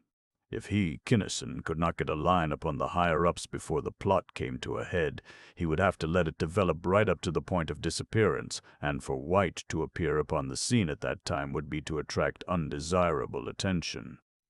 No, by that time he must already have been kicking around underfoot long enough to have become an unnoticeable fixture. Wherefore he moved into quarters as close to the executive offices as he could possibly get, and in those quarters he worked openly and wordily at the bringing of the affair of Kadjup and the beautiful but dumb Cynthia to a satisfactory conclusion. For In order to understand these and subsequent events, it is necessary to cut back briefly some 20-odd years to the momentous interview upon chill, dark Onlo between monstrous Kandron and his superior in affairs, Bosconian, the unspeakable Alcon, tyrant of Thrale. At almost the end of that interview, when Kandron had suggested the possibility that his own base had perhaps been vulnerable to a star's insidious manipulations. "Do you mean to admit that you may have been invaded and searched tracelessly?" Alcon fairly shrieked the thought. "Certainly," Kandron replied coldly. "While I do not believe that it has been done, the possibility must be conceded. What we could do, we have done, but what science can do, science can circumvent. It is a virtual certainty that it is not Onlo and I who are their prime objectives, but Thrale and you, especially you. You may be right. With no data whatever upon who or what star a star really is, with no tenable theory as to how he could have done what actually has been done, speculation is idle." Thus Alcon ended the conversation and, almost immediately, went back to Thrale. After the tyrant's departure, Kandron continued to think, and the more he thought, the more uneasy he became. It was undoubtedly true that Alcon and Thrale were the patrol's prime objectives. But, those objectives attained, was it reasonable to suppose that he and Onlo would be spared? It was not. Should he warn Alcon further? He should not.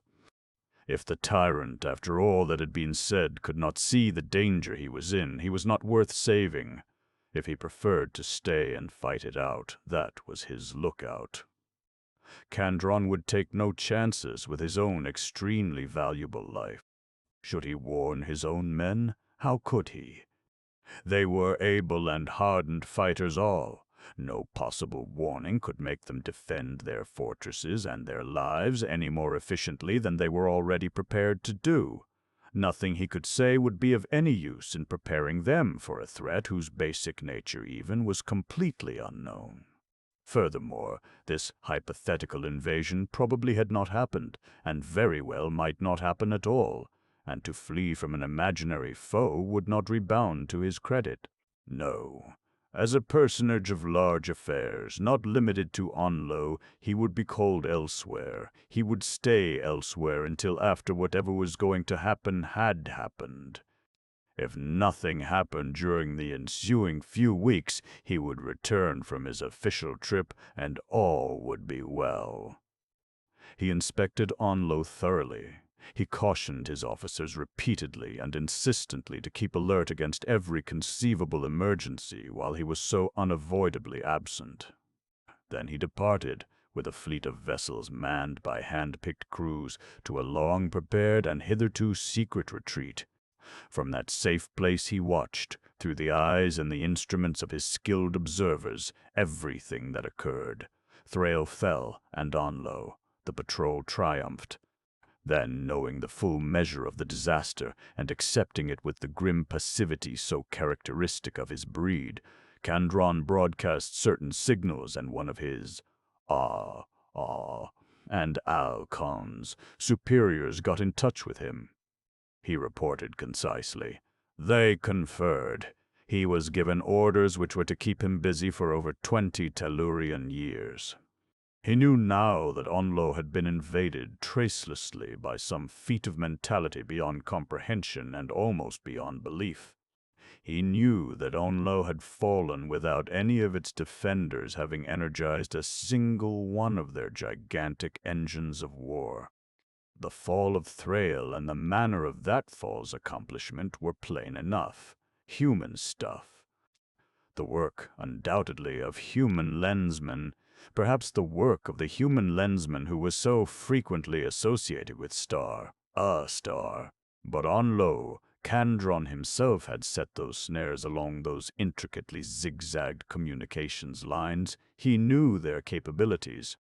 Kandron himself had installed Onlo's blocking and shielding screens. He knew their might. He knew, since no other path existed leading to Thrail, that those lines had been followed, and those screens had been penetrated, and all without setting off a single alarm. Those things had actually happened. Hence Kandron set his stupendous mind to the task of envisaging what the being must be, mentally, who could do them, what the mind of this star a star. It could have been no one else, must in actuality be. He succeeded.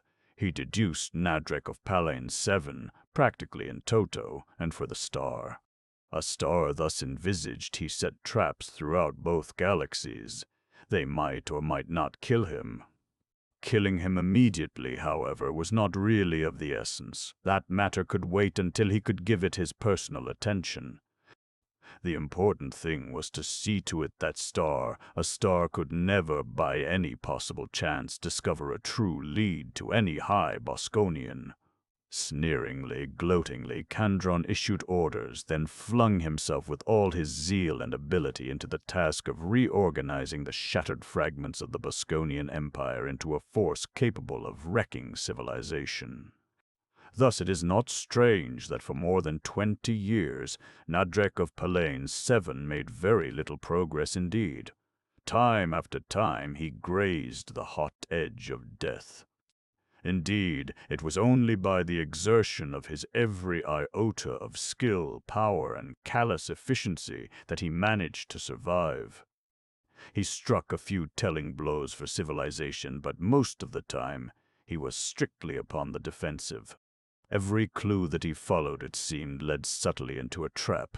Every course he pursued ended, always figuratively and all too often literally, in a cul-de-sac filled with semi-portable projectors all agog to blast him out of the ether.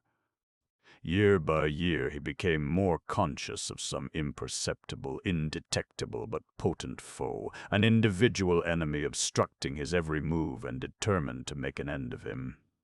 And year by year, as material accumulated, it became more and more certain that the inimical entity was in fact Kandron, once of Onlo. When Kit went into space, then, and Kinnison called Nadrek into consultation, the usually reticent and unloquacious Palanian was ready to talk. He told the gray Lensman everything he knew, everything he deduced or suspected about the ex-Onlonian chieftain. Kandron of Onlo, Kinnison exploded so violently as to sear the soup through which the thought passed. Holy Klono's brazen bowels. And you can sit there on your spiny tokus and tell me that Kandron got away from you back there? And that you knew it, and not only didn't do a thing about it yourself, but didn't even tell me or anybody else about it, so that we could take steps? Certainly. Why take steps before they become necessary? Nadrek was entirely unmoved by the Tellurian's passion. My powers are admittedly small, my intellect feeble. However, even to me it was clear then, and it is clear now, that Kandron was then of no importance. My assignment was to reduce Onlo. I reduced it. Whether or not Kandron was there at the time did not then have, and cannot now have, anything to do with that task. Kandron, personally, is another, an entirely distinct problem. Kinnison swore a blistering deep space oath, then, by main strength, shut himself up. Nadrek wasn't human. There was no use even trying to judge him by human or near-human standards. He was fundamentally, incomprehensibly, and radically different, and it was just as well for humanity that he was. For if his hellishly able race had possessed the characteristically human abilities, in addition to their own, civilization would of necessity have been basically Palanian instead of basically human, as it now is. QX, Ace, he growled finally. Skip it. But Kandron has been hampering my activities for years, and now that you also have become interested in his operations against us, he has become a factor of which cognizance should be taken.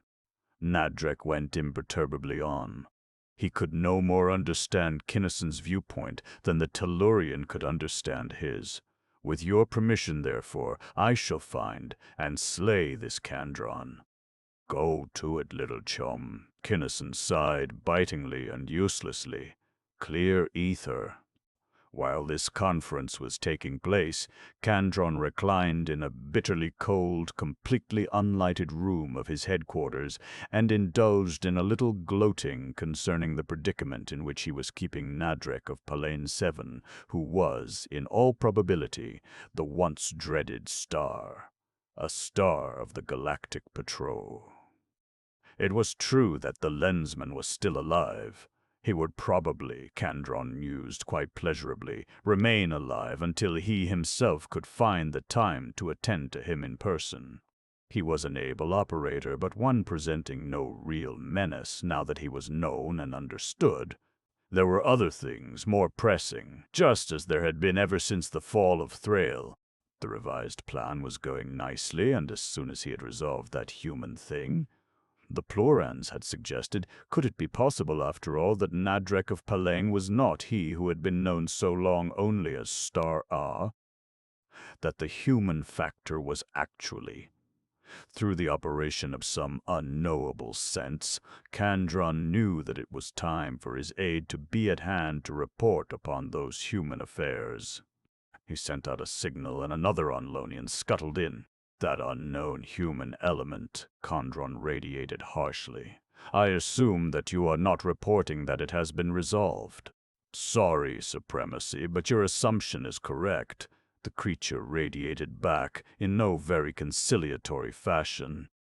The trap at Antigon 4 was set particularly for him, specifically to match the man whose mentality you computed and diagrammed for us. Was it too obvious, think you, Supremacy? Or perhaps not quite obvious enough, or, the galaxy being large, is it perhaps that he simply did not learn of it in time? In the next attempt, what degree of obviousness should I employ, and what degree of repetition is desirable? The technique of the Antigon affair was flawless, Kandron decided. He did not learn of it, as you suggest, or we should have caught him. He is a master workman, always concealed by his very obviousness until after he has done his work. Thus we can never, save by merest chance, catch him before the act. We must make him come to us. We must keep on trying until he does come to us. It is of no great moment, really, whether we catch him now or 5 years hence. This work must be done in any event. It is simply a fortunate coincidence that the necessary destruction of civilization upon its own planets presents such a fine opportunity of trapping him. As to repeating the Antigon technique, we should not repeat it exactly, or hold! It might be best to do just that. To repeat a process is, of course, the mark of an inferior mind, but if that human can be made to believe that our minds are inferior, so much the better. Keep on trying, report as instructed. Remember that he must be taken alive, so that we can take from his living brain the secrets we have not yet been able to learn. Forget, in the instant of leaving this room, everything about me and about any connections between us until I force recollection upon you. Go. The minion went, and Kandron set out to do more of the things which he could best do. He would have liked to take Nadrek's trail himself. He could catch and he could kill that evasive entity, and the task would have been a pleasant one. He would have liked to supervise the trapping of that enigmatic human Lensman who might, or might not, be that frequently and copiously damned star. A star. That, too, would be an eminently pleasant chore. There were, however, other matters more pressing by far. If the great plan were to succeed, and it absolutely must and would, every Bosconian must perform his assigned duties. Nadrek and his putative accomplice were side issues. Kandron's task was to set up and to direct certain psychoses and disorders, a ghastly train of mental ills of which he possessed such supreme mastery, and which were surely and safely helping to destroy the foundation upon which galactic civilization rested. That part was his, and he would do it to the best of his ability. The other things, the personal and non-essential matters, could wait. Kandron set out then and traveled fast and far, and wherever he went there spread still further abroad the already widespread blight. A disgusting, a horrible blight with which no human physician or psychiatrist apparently could cope, one of, perhaps the worst of, the corrosive blights which had been eating so long at civilization's vitals. And Rabdarj and L2 Nadrek, having decided to find and slay the ex-ruler of Onlo, went about it in his usual unhurried but eminently thorough fashion. He made no effort to locate him or to trace him personally. That would be bad, foolish. Worse, it would be inefficient. Worst, it would probably be impossible. No, he would find out where Kandron would be at some suitable future time, and wait for him in that place. To that end, Nadrek collected a vast mass of data concerning the occurrences and phenomena which the Big Four had discussed so thoroughly. He analyzed each item, sorting out those which bore the characteristic stamp of the arch-foe whom by now he had come to know so well. The internal evidence of Kandron's craftsmanship was unmistakable and, not now to his surprise, Nadrek discerned that the number of the Onlonians' dark deeds was legion. There was the affair of the Prime Minister of De Silva III, who, at a cabinet meeting, shot and killed his sovereign and 11 chiefs of state before committing suicide. The president of Viridon, who at his press conference ran amok with a scimitar snatched from a wall, hewed unsuspecting reporters to gory bits until he was overpowered and then swallowed poison. A variant of the theme, but still plainly Kandron's doing, was the interesting episode in which Galactic Counselor Edmundson, while upon an ocean voyage, threw 15 women passengers overboard, then leaped after them dressed only in a life jacket stuffed with lead. Another out of the same whimsical mold was that of Dilway, the highly respected operations chief of Central Spaceways. That potentate called his secretaries one by one into his 60th floor office and unconcernedly tossed them one by one out of the window. He danced a jig upon a coping before diving after them to the street. A particularly juicy and entertaining bit, Nadrek thought, was the case of Narkor Base Hospital, in which 4 of the planet's most eminent surgeons decapitated every other person in the place, patients, nurses, orderlies, and all, with a fine disregard of age, sex, or condition, arranged the several heads, each upright and each facing due north, upon the tiled floor to spell the word revenge, and then hacked each other to death with scalpels. These, and 1,000 or more other events of similar technique, Nadrek tabulated and subjected to statistical analysis. Scattered so widely throughout such a vast volume of space, they had created little or no general disturbance. Indeed, they had scarcely been noticed by civilization as a whole. Collected, they made a truly staggering, a revolting and appalling total. Nadrek, however, was inherently incapable of being staggered, revolted, or appalled. That repulsive summation, a thing which in its massed horror would have shaken to the core, shocked almost into paralysis, any being possessing any shred of sympathy or tenderness, was to Nadrek simply an interesting and not too difficult problem in psychology and mathematics. He placed each episode in space and in time, correlating each with all of its fellows in a space-time matrix. He determined the locus of centers and derived the equations of its most probable motion. He extended it by extrapolation in accordance with that equation. Then, assuring himself that his margin of error was as small as he could make it, he set out for a planet which Kandron would most probably visit at a time far enough in the future to enable him to receive the Onlonian. That planet, being inhabited by near-human beings, was warm, brightly sunlit, and had an atmosphere rich in oxygen.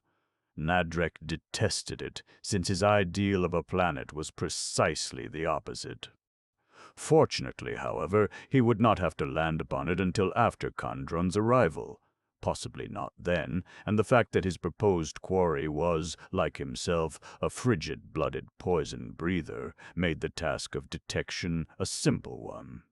Nadrek set his indetectable speedster into a circular orbit around the planet, far enough out to be comfortable, and sent out course after course of delicate, extremely sensitive screen. Precision of pattern analysis was, of course, needless. The probability was that all legitimate movement of personnel to and from the planet would be composed of warm-blooded oxygen breathers, that any visitor not so classified would be Kandron.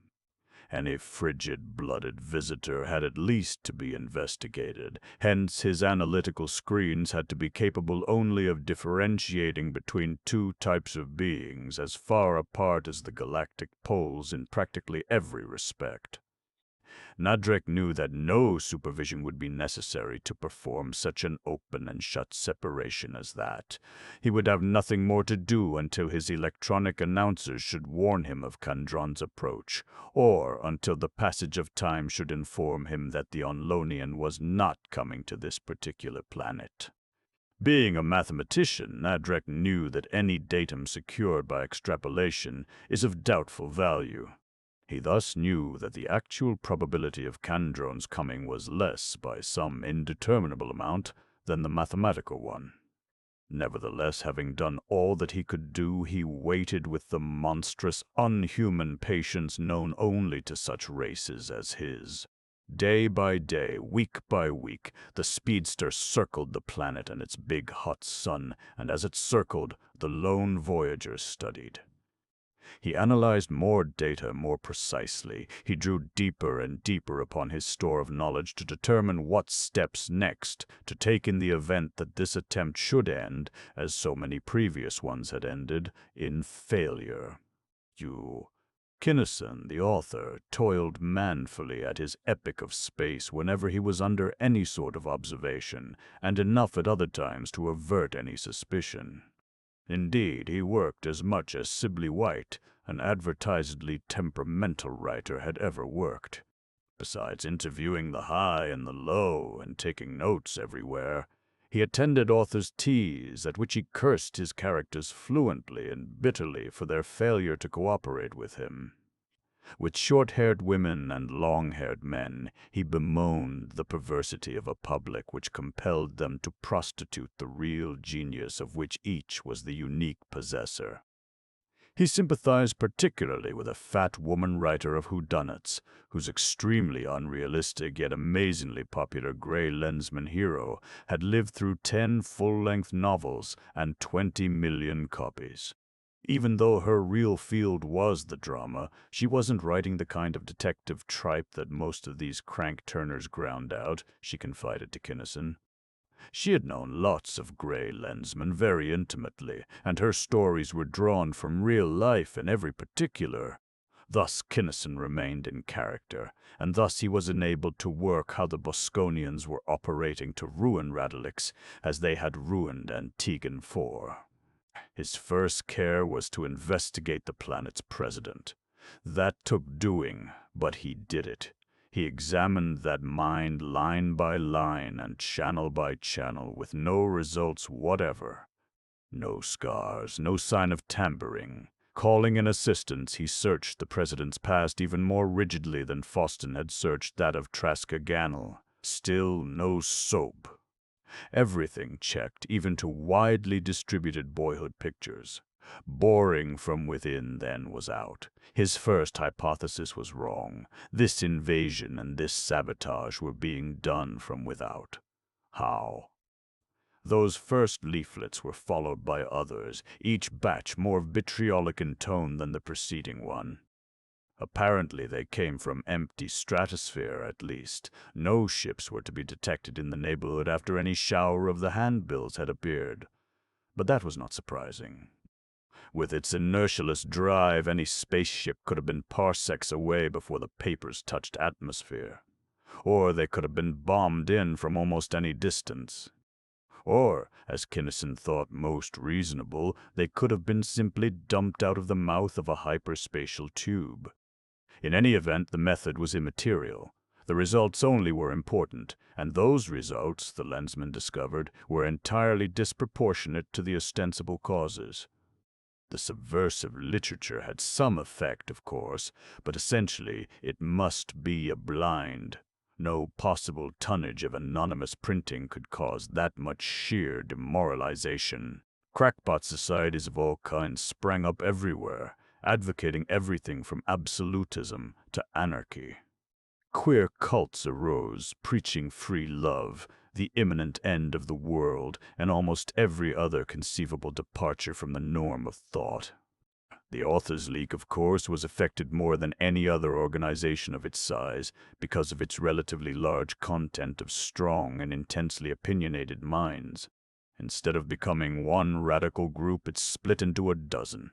Kinnison joined one of those down with everything groups, not as a leader, but as a follower. Not too sheep-like a follower, but just inconspicuous enough to retain his invisibly average status. And from his place of concealment in the middle of the front rank, he studied the minds of each of his fellow anarchists. He watched those minds change. He found out who was doing the changing. When Kinnison's turn came, he was all set for trouble. He expected to battle a powerful mentality. He would not have been overly surprised to encounter another mad Arisian hiding behind a zone of hypnotic compulsion. He expected anything, in fact, except what he found, which was a very ordinary Radeligian therapist. The guy was a clever enough operator, of course, but he could not work against even the feeblest opposition. Hence the gray Lensman had no trouble at all, either in learning everything the fellow knew or, upon leaving him, in implanting within his mind the knowledge that he had made Sibley White into exactly the type of anarchist desired. The trouble was that the therapist didn't know a thing. This not entirely unexpected development posed Kinnison 3 questions. Did the higher-ups ever communicate with such small fry, or did they just give them one set of orders and cut them loose? Should he stay in this Radeligian's mind until he found out? If he was in control of the therapist when a big shot took over, did he have jets enough to keep from being found out? Risky business, better scout around first anyway. He'd do a flit. He drove his black speedster 1,000,000 miles. He covered Radalix like a blanket, around the equator and from pole to pole. Everywhere he found the same state of things. The planet was literally riddled with the agitators. He found so many that he was forced to a black conclusion. There could be no connection or communication between such numbers of saboteurs and any higher authority. They must have been sent with one set of do-or-die instructions. Whether they did or died was immaterial. Experimentally, Kinnison had a few of the ringleaders taken into custody. As each was arrested, another took his place. Martial law was finally declared, but this measure succeeded only in driving the conspirators underground. What the subversive societies lost in numbers, they more than made up in desperation and violence. Crime raged unchecked and uncheckable. Murder became an everyday commonplace. Insanity waxed rife. And Kinnison, knowing now that no channel to important prey would be opened until the climax, watched grimly while the rape of the planet went on. The president of Radalix and Lensman Jerome sent message after message to Prime Base and to Clovia, imploring help. The replies to these pleas were all alike. The matter had been referred to the Galactic Council and to the Coordinator. Everything that could be done was being done. Neither office would say anything else, except that, with the galaxy in such a disturbed condition, each planet must do its best to solve its own problems. The thing built up toward its atrocious finale. Durand invited the president to a conference in a downtown hotel room, and there, eyes glancing from moment to moment at the dials of a complete little test kit held open upon his lap. I have just had some startling news, sir, Durand said abruptly. Kinnison has been here on Radalix for weeks. What? Kinnison? Where is he? Why didn't he? Yes, Kinnison. Kinnison of Clovia, the coordinator himself. I don't know where he is or was. I didn't ask him. The Lensman smiled fleetingly. One doesn't, you know. He discussed the situation with me at length. I am still amazed. Why doesn't he stop it then? The President demanded. Or can't he stop it? That's what I've got to explain to you. He can, but the time won't be ripe until the last act. Why not? I tell you, if this thing can be stopped, it's got to be stopped, and no matter what has to be done, it's got to be. Just a minute, Geron snapped. I know that you're out of control. I don't like to see Radalix torn apart any better than you do, but you ought to know by this time that Galactic Coordinator Kimball Kinnison is in a better position to know what to do than any other man in the universe. Furthermore, his word is the last word. What he says goes. Of course, the President apologized. I am overwrought, but to see our entire world pulled down around us and upon us, our institutions, the work of centuries, destroyed, millions of lives lost, all needlessly. It won't come to that, he says, if we all do our parts. And you, sir, are very much in the picture. I? How? Are you familiar with exactly what happened upon Antigon IV? Why, no. They had some trouble over there, I recall, but that's it. That's why this must go on. No planet cares particularly about what happens to any other planet, but the Coordinator cares about them all as a whole. If this trouble is headed off now, it will simply spread to other planets. If it is allowed to come to a climax, there is a good chance that we can put an end to the whole trouble for good. But what has that to do with me? What can I personally do? Much. The last act upon Antigon IV, the thing that made it a planet of maniacs, was the kidnapping of Planetary President Renwood. It is supposed that he was murdered, since no trace of him has ever been found. Oh. The older man's hands clenched, then loosened. I am willing, provided. Is the Coordinator fairly certain that my death will enable him? It won't get that far, sir. He intends to stop it just before that. He and his associates, I don't know who they are, have been listing every enemy agent they can find, and they will all be taken care of at once. He believes that Bosconi will publish in advance a definite time at which they will take you away from us. That was the way it went at Antigon. Even from the patrol, from base itself. Coordinator Kinnison is pretty sure that they can do it, except for something that he can bring into play only at the last moment. Incidentally, that is why we are having this meeting here, with this detector which he gave me. He is afraid that base is porous. In that case, what can he... The President fell silent. All that I know is that we are to dress you in a certain suit of armor and have you in my private office in base a few minutes before the time they set. We and the guards leave the office at -2 minutes and walk down the corridor, just fast enough so that at -1 minute we are exactly in front of room 24. We are to rehearse it until our timing is perfect. I have no idea what is going to happen then, but I know that something will. We are not to discuss this again, even via Lens, as he is pretty sure that you will very shortly be under surveillance every minute. Time passed. The Bosconian infiltration progressed strictly according to plan. Upon the surface, it appeared that Radalix was going in almost the same fashion in which Antigon IV had gone.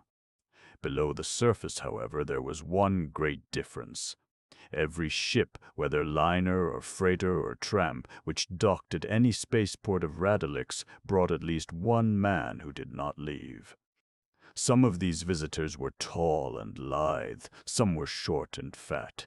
Some were old, some were young, some were pale, some were burned to the complexion of ancient leather by the fervent rays of space. They were alike only in the look of eagles in their steady, quiet eyes. Each landed and went about his ostensible business, interesting himself not at all in any of the others. Again, the Bosconians declared their contempt of the patrol by setting the exact time at which the president was to be taken. Again, the appointed hour was midnight.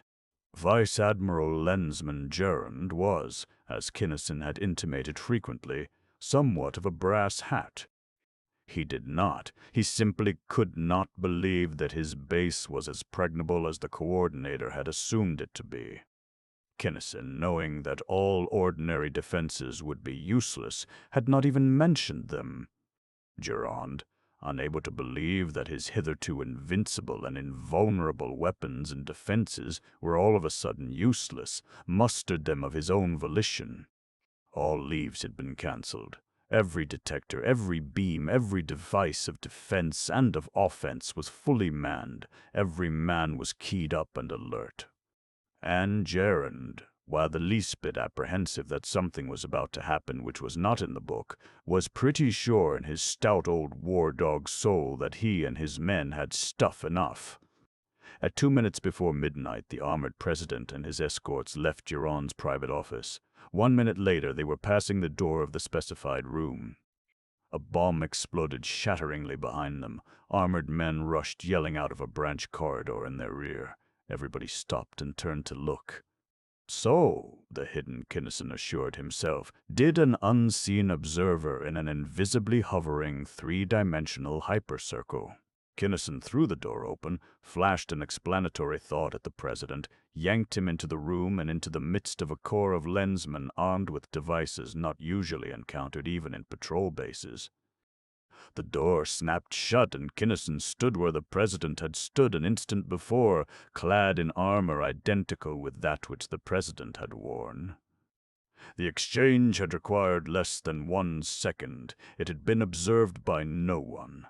QX, Gerond and you fellows, Kinnison drove the thought. The president is safe. I'm taking over. Double time straight ahead. Hype, get into the clear. Give us a chance to use our stuff. The unarmored men broke into a run, and as they did so, the door of room 24 swung open and stayed open, weapons snouted out, shoved by armored men. Armored men and heavy weapons erupted from other doors and from more branch corridors.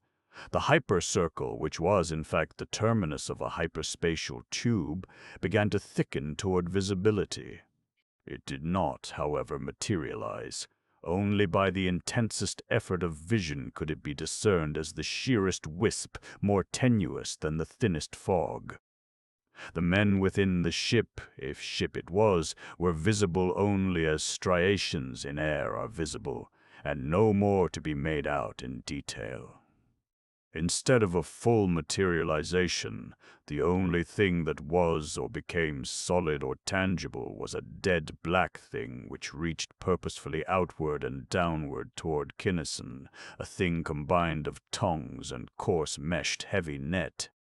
Kinnison's delameters flamed at maximum intensity and minimum aperture, useless. The stuff was durum, that unbelievably dense and ultimately refractory synthetic which, saturated with pure force, is the only known substance which can exist as an actuality both in normal space and in that pseudospace which composes the hyperspatial tube. The lensman flicked on his neutralizer and shot away inertialess, but that maneuver too had been foreseen. The Bosconian engineers matched every move he made. Within a split second after he made it, the tongue net gripped and closed. Semi-portables flamed then, heavy stuff, but they might just as well have remained cold. Their beams could not cut the durum linkages. They slid harmlessly past, not through the wraith-like figmental invaders at whom they were timed. Kinnison was hauled aboard the Bosconian vessel, its structure and its furnishings and its crew becoming ever firmer and more substantial to his senses as he went from normal into pseudospace. As the pseudo-world became real, the reality of the base behind him thinned into unreality. In seconds it disappeared utterly, and Kinnison knew that to the senses of his fellow human beings he had vanished without leaving a trace. This ship, though, was real enough. So were his captors. the net opened, dumping the Lensman ignominiously to the floor. Tractor beams wrenched his blazing delameters out of his grasp.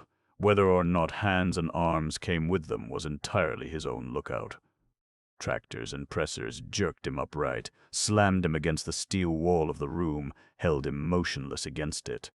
Furiously, he launched his ultimately lethal weapon, the Wurzel-designed, Thorndike-built mind-controlled projector of thought-born vibrations, which decomposed the molecules without which thought and life itself could not exist. Nothing happened. He explored, finding that even his sense of perception was stopped, a full foot away from every part of every one of those humanoid bodies. He settled down then and thought.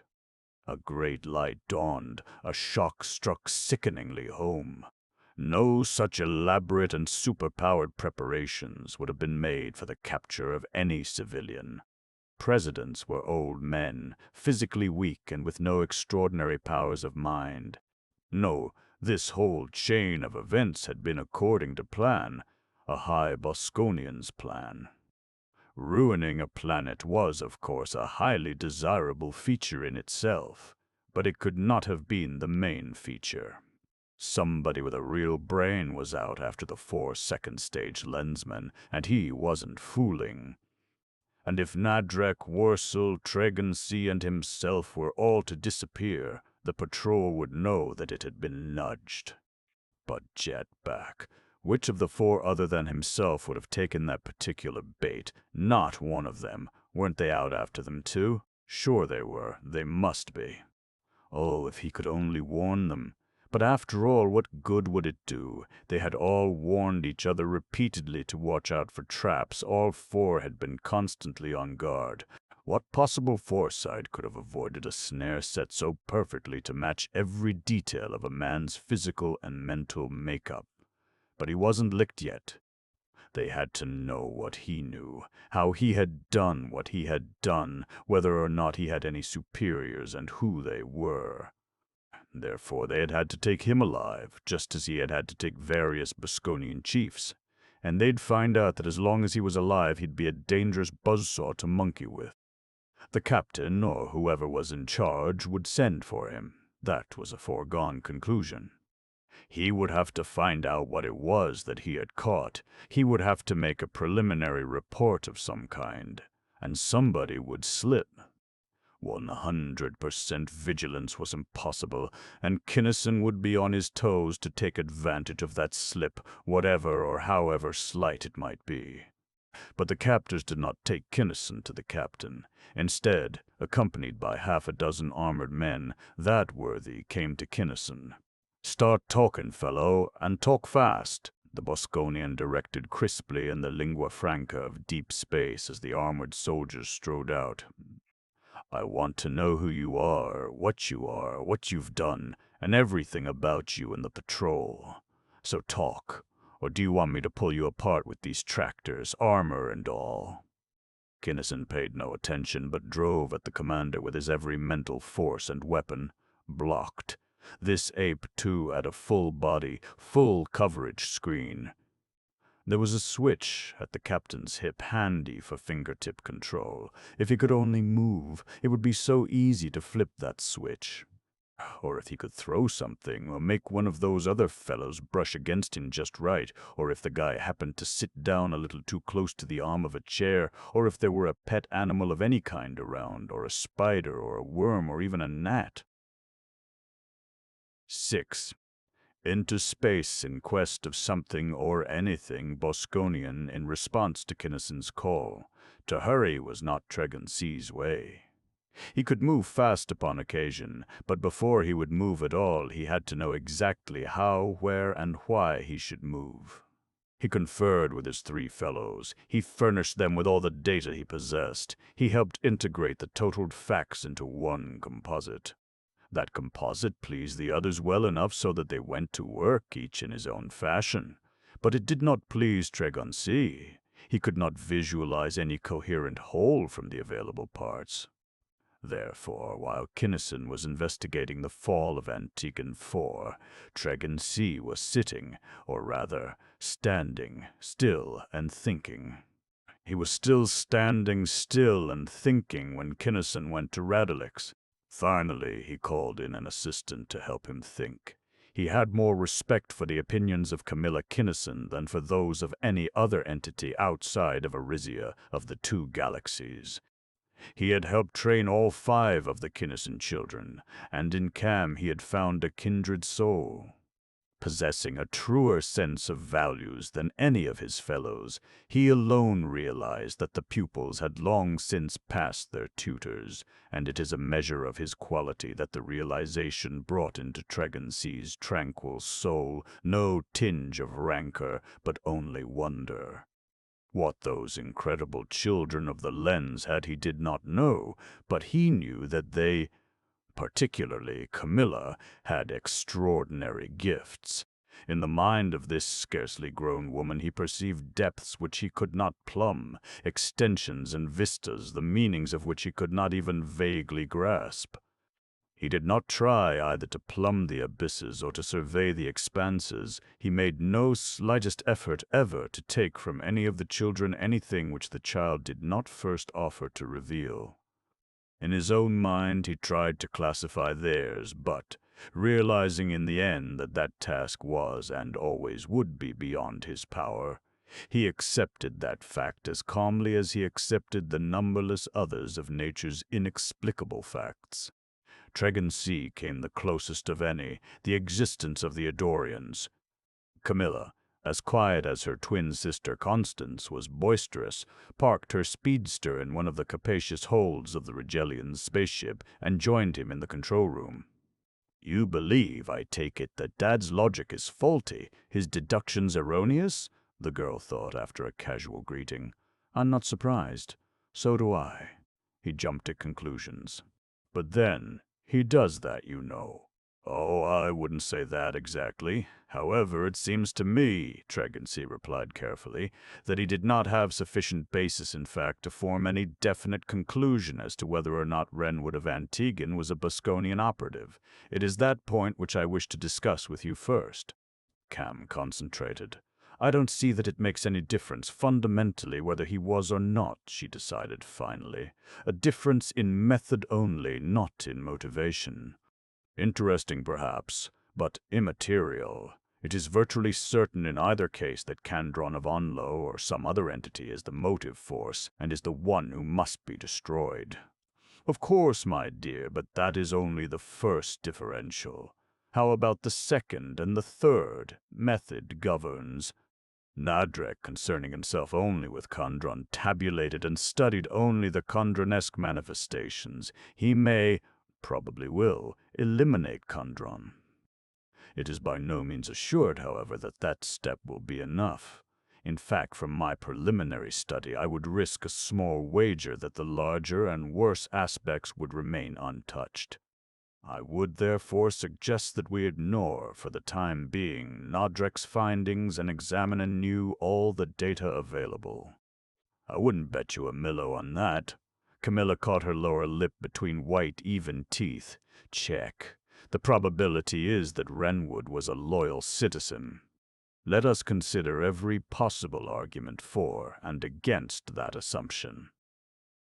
They went into a contact of mind so close that the separate thoughts simply could not be resolved into terms of speech. They remained that way, not for the period of a few minutes which would have exhausted any ordinary brain, but for 4 solid hours, and at the end of that conference they had arrived at a few tentative conclusions. "Who are eyed fresh?" Kinnison had said that there was no possibility of tracing a hyperspatial tube after it had ceased to exist. There were millions of planets in the two galaxies. There was an indefinite, quite possibly an infinite number of coexistent parallel spaces into any one of which the tube might have led. Knowing these things, Kinnison had decided that the probability was infinitesimally small that any successful investigation could be made along those lines. Tregan C and Camilla, starting with the same facts, arrived at entirely different results. There were many spaces, true, but the inhabitants of any one space belonged to that space and would not be interested in the conquest or the permanent taking over of any other. Foreign spaces, then, need not be considered. Civilization had only one significant enemy, Bosconia.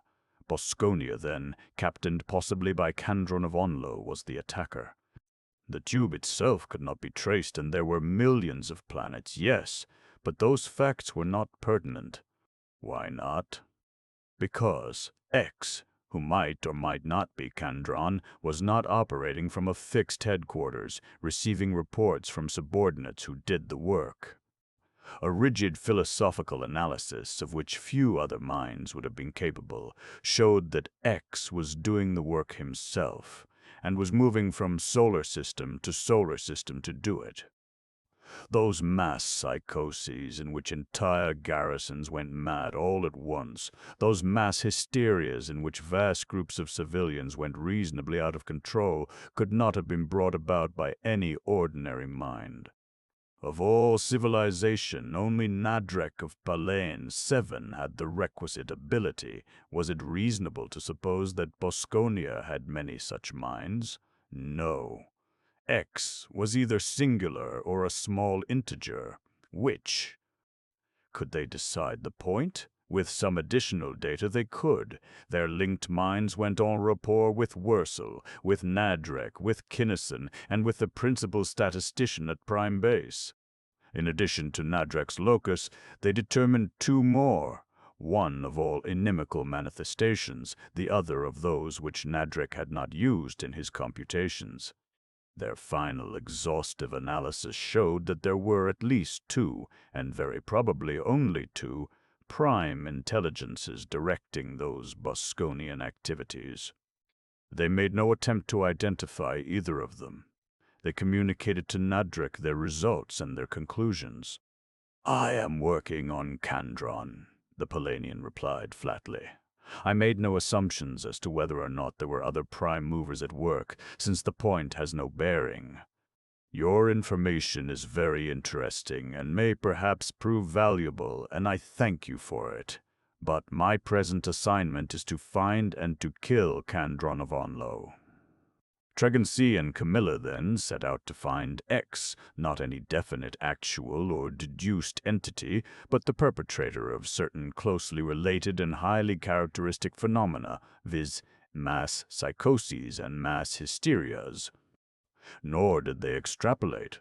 They visited the last few planets which had been affected in the order in which the attacks had occurred.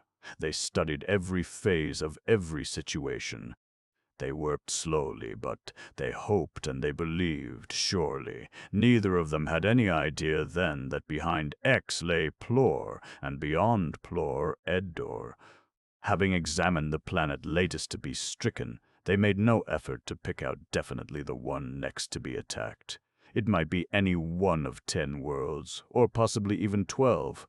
Hence, neglecting entirely the mathematical and logical probabilities involved, they watched them all, each taking 6. Each flitted from world to world with senses alert to perceive the first sign of subversive activity. Tregency was a retired magnate, spending his declining years in seeing the galaxy. Camilla was a Tellurian business girl on vacation.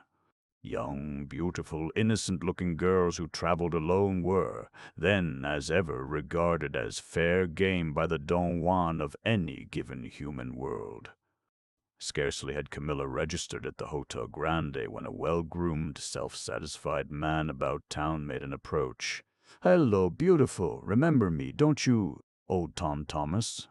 What say we split a bottle of Fayalin to renew old—" He broke off, for the red-headed Eiffel's reaction was in no sense orthodox.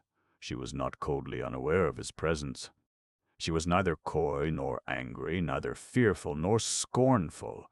She was only and vastly amused. "You think, then, that I am human and desirable?" Her smile was devastating. "Did you ever hear of the canthrips of Alanol?" She had never heard of them either before that instant, but this small implied mendacity did not bother her. "No, I can't say that I have." The man, while very evidently taken aback by this new line of resistance, persevered. "What kind of a brush-off do you think you're trying to give me?" "Brush off? See me as I am, you beast, and thank whatever gods you recognize that I am not hungry, having eaten just last night." In his sight her green eyes darkened to a jetty black. The flecks of gold in them scintillated and began to emit sparks. Her hair turned into a mass of horribly clutching tentacles. Her teeth became fangs, her fingers talons, her strong, splendidly proportioned body, a monstrosity out of hell's grisliest depths. After a moment she allowed the frightful picture to fade back into her charming self, keeping the Romeo from fainting by the power of her will. "Call the manager if you like. He has been watching and has seen nothing except that you are pale and sweating. I, a friend of yours, have been giving you some bad news, perhaps. Tell your stupid police all about me if you wish to spend the rest of your life in a padded cell. I'll see you again in a day or two, I hope. I'll be hungry again by that time." She walked away, serenely confident that the fellow would never willingly come within sight of her again.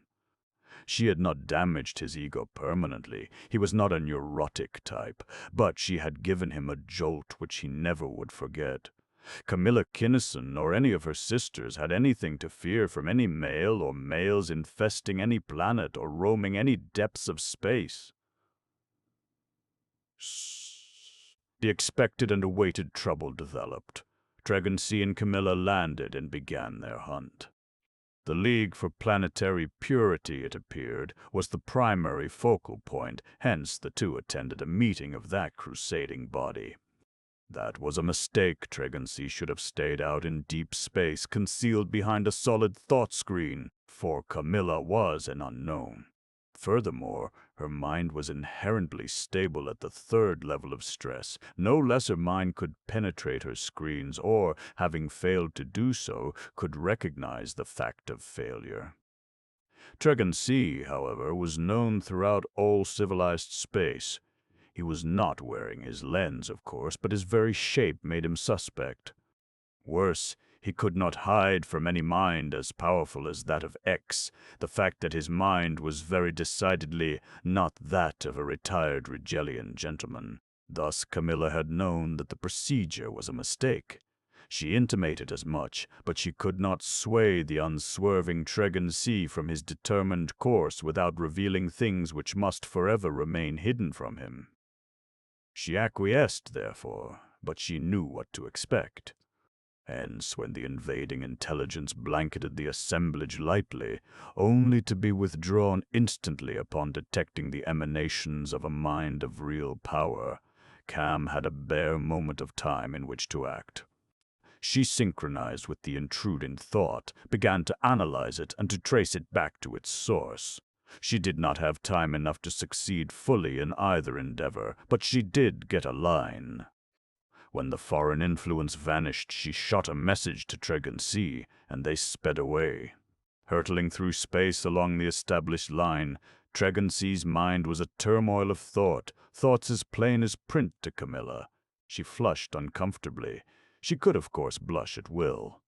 "I'm not half the Superman whose picture you are painting," she said. That was true enough. No one this side of Arisia could have been. "You're so famous, you know, and I'm not. While he was examining you, I had a fraction of a second to work in. You didn't. That may be true." Although Tregency had no eyes, the girl knew that he was staring at her, scanning but not intruding with his highly developed sense of perception.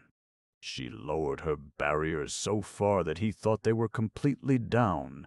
"You have, however, extraordinary and completely inexplicable powers, but, being the daughter of Kimball and Clarissa Kinnison—" "That's it, I think." She paused, then in a burst of girlish confidence went on, "I've got something, I really do think, but the trouble is that I don't know what it is or what to do with it. Maybe in 50 years or so I will." This also was close enough to the truth, and it did serve to restore to Tregency his wonted poise.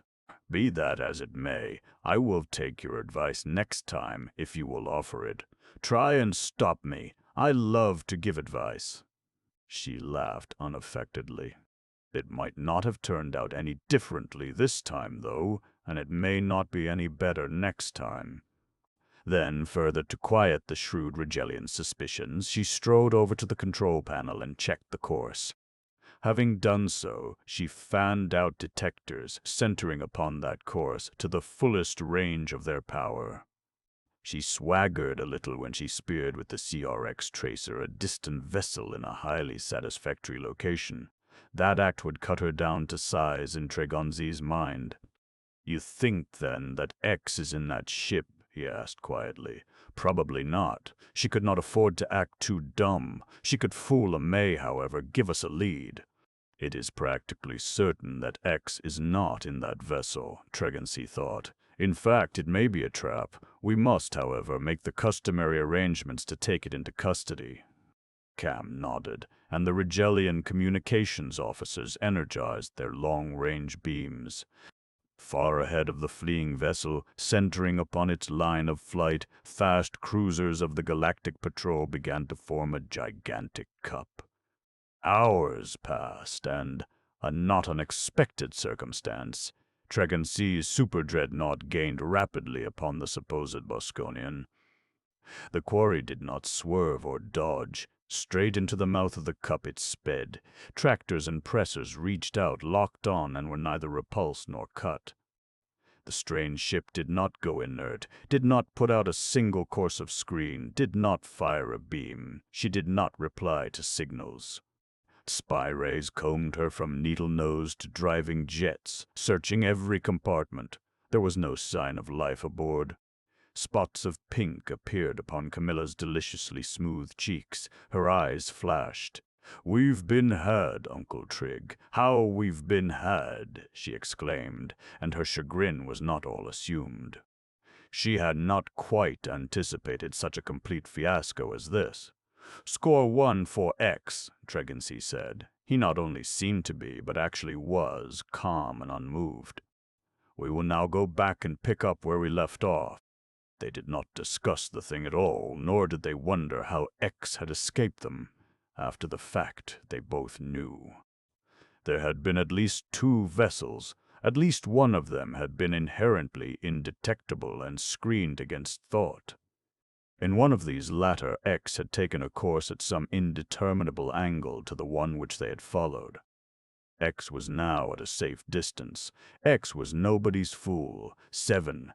Catherine Kinnison, trim and taut in black glamourette, strolled into the breakfast nook humming a lilting song. Pausing before a full-length mirror, she adjusted her cocky little black toque at an even more piquant angle over her left eye. She made a couple of passes at her riot of curls and gazed at her reflected self in high approval as, putting both hands upon her smoothly rounded hips, she wriggled, is the only possible term for it, in the sheer joy of being alive. "Catherine," Clarissa Kinnison chided gently, "don't be exhibitionistic, dear. Except in times of stress, the Kinnison women used spoken language, to keep in practice, as they said. Why not?" "It's fun." The tall girl bent over and kissed her mother upon the lobe of an ear. "You're sweet, Mums, you know that. You're the most precious thing." "Ha! Bacon and eggs? Goody!" The older woman watched half enviously as her eldest daughter ate with the carefree abandon of one who has no cares whatever, either for her digestion or for her figure. She had no more understood her children ever than a hen can understand the brood of ducklings she has so unwittingly hatched out, and that comparison was more strikingly apt than Clarissa Kinnison ever would know. She now knew, more than a little ruefully, that she never would understand them. She had not protested openly at the rigor of the regime to which her son Christopher had been subjected from birth. That, she knew, was necessary. It was inconceivable that Kit should not be a Lensman, and for a man to become a Lensman he had to be given everything which he could possibly take. She was deeply glad, however, that her 4 other babies had been girls. Her daughters were not going to be Lensman. She, who had known so long and so heavily the weight of Lensman's load, would see to that. Herself a womanly, feminine woman, she had fought with every resource at her command to make her girl babies grow up into replicas of herself. She had failed. They simply would not play with dolls, nor play house with other little girls. Instead, they insisted upon intruding, as she considered it, upon lensmen, preferably upon second-stage lensmen, if any one of the 4 chanced to be anywhere within reach. Instead of with toys, they played with atomic engines and flitters, and later with speedsters and spaceships. Instead of primers, they read galactic charts. One of them might be at home, as now, or all of them, or none. She never did know what to expect. But they were in no sense disloyal. They loved their mother with a depth of affection which no other mother anywhere has ever known. They tried their very best to keep her from worrying about them. They kept in touch with her wherever they went, which might be at whim to Tellus, or to Thrail, or to Alsakan, or to any unplumbed cranny of intergalactic space, and they informed her, apparently without reservation, as to everything they did. They loved their father and their brother and each other and themselves with the same wholehearted fervor they bestowed upon her. They behaved always in exemplary fashion. None of them had ever shown or felt the slightest interest in any one of numerous boys and men, and this trait, if the truth is to be told, Clarissa could understand least of all. No, the only thing basically wrong with them was the fact, made abundantly clear since they first toddled, that they should not be and could not be subjected to any jot or tittle of any form of control, however applied. Catherine finished eating finally and gave her mother a bright, quick grin. "Sorry, Mums, you'll just have to give us up as hard cases, I guess." Her fine eyes, so like Clarissa's except in color, clouded as she went on. "I am sorry, Mother, really, that we can't be what you so want us to be. We've tried so hard, but we just can't. It's something here, and here." She tapped one temple and prodded her midsection with a pink forefinger. "Call it fatalism or anything you please, but I think that we're slated to do a job of some kind, someday, even though none of us has any idea what that job is going to be." Clarissa paled. "I have been thinking just that for years, dear. I have been afraid to say it, or even to think it. You are Kim's children, and mine. If there ever was a predestined marriage, it is ours. And Mentor said that our marriage was necessary." She paused, and in that instant she almost perceived the truth. She was closer to it than she had ever been before or ever would be again. But that truth was far too vast for her mind to grasp. She went on, "But I'd do it over again, Catherine, knowing everything I know now. Vast rewards, you know." "Of course you would," Kat interrupted. "Any girl would be a fool not to." "The minute I meet a man like Dad, I'm going to marry him, if I have to scratch Kay's eyes out and snatch Cam and Con bald-headed to get him. But speaking of Dad, just what do you think of l'affaire Redelix?" Gone every trace of levity, both women stood up. Gold-flecked tawny eyes stared deeply into gold-flecked eyes of dark and velvety green. "I don't know." Clarissa spoke slowly, meaningfully. "Do you?" "No, I wish that I did. Catherine's was not the voice of a girl, but that of an avenging angel. As Kit says, I'd give 4 front teeth and my right leg to the knee joint to know who or what is back of that, but I don't. I feel very much in the mood to do a flit out that way. Do you?" Clarissa paused. "I'm glad. I'd go myself in spite of everything he says, except that I know I couldn't do anything." "If that should be the job you were talking about. Oh, do anything you can, dear, anything to make sure that he comes back to me." "Of course, Mums." Catherine broke away almost by force from her mother's emotion. "I don't think it is. At least, I haven't got any cosmic hunch to that effect. And don't worry, it puts wrinkles in the girlish complexion. I'll do just a little look. See, stick around long enough to find out what's what and let you know all about it. Bye. At high velocity, Catherine drove her indetectable speedster to Radalix, and around and upon that planet she conducted invisible investigations. She learned a part of the true state of affairs. She deduced more of it, but she could not see, even dimly, the picture as a whole. This part, though, was clear enough. An interdimensional expert, she did not have to be at the one apparent mouth of a hyperspatial tube in order to enter it. She knew that while communication was impossible either through such a tube from space to space or from the interior of the tube to either space, the quality of the tube was not the barrier. The interface was. Wherefore, knowing what to expect immediately and working diligently to solve the whole problem, she waited. She watched Kinnison's abduction. There was nothing she could do about that. She could not interfere then without setting up repercussions which might very well shatter the entire structure of the Galactic Patrol. When the Bosconian ship had disappeared, however, she tapped the tube and followed it. Almost nose to tail she pressed it, tensely alert to do some helpful deed which could be ascribed to accident or to luck. For she knew starkly that Kinnison's present captors would not slip, and that his every ability had been discounted in advance. Thus she was ready. When Kinnison's attention concentrated upon the switch controlling the Bosconian captain's thought screen generator. There were no pets or spiders or worms or even gnats, but the captain could sit down. Around his screen, then, she drove a solid beam of thought upon a channel which neither the pirate nor the Lensman knew existed. She took over in a trice the fellow's entire mind. He sat down, as Kinnison had so earnestly hoped that he would do, the merest fraction of an inch too close to the chair's arm. The switch handle flipped over, and Catherine snatched her mind away. She was sure that her father would not suspect that bit of luck was anything except purely fortuitous. She was equally sure that the thing was safe, for a time at least, in Kinnison's highly capable hands. She slowed down, allowed the distance between the two vessels to increase. But she kept within range, for it was more than probable that one or two more seemingly lucky accidents would have to happen before very long.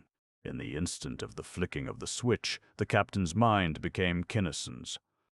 He was going to issue orders, to take the ship over in an orderly way, but his first contact with the subjugated mind made him change his plans.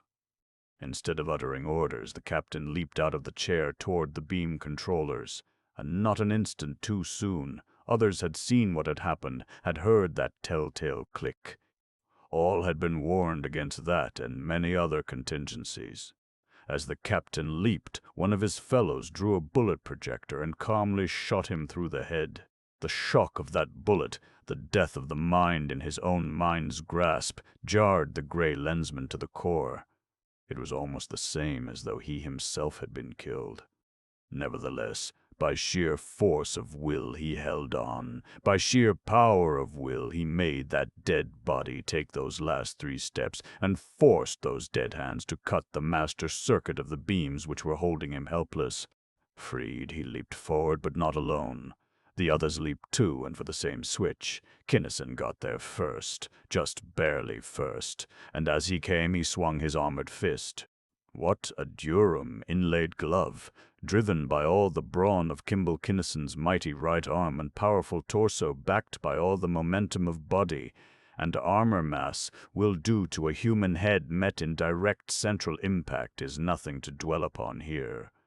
Simply that head splashed. Pivoting nimbly, considering his encumbering armor, he swung a terrific leg. His massive steel boot sank calf-deep into the abdomen of the foe next in line.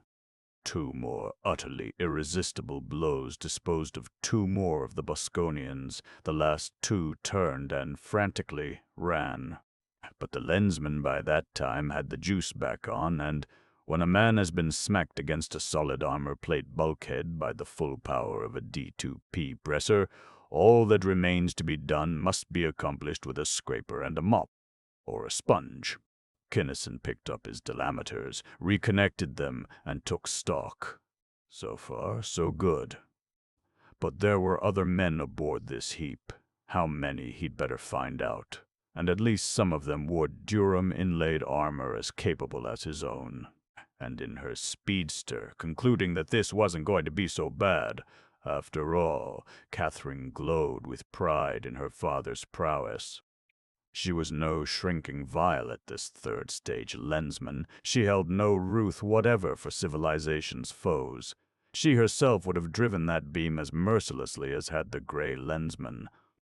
She could have told Kinnison what next to do, could even have inserted the knowledge stealthily into his mind, but heroically she refrained. She would let him handle this in his own fashion as long as he possibly could do so. Chum. The gray Lensman sent his sense of perception abroad. 20 more of them. The ship wasn't very big. 10 aft, armored, 6 forward, also armored, 4 unarmored, in the control room.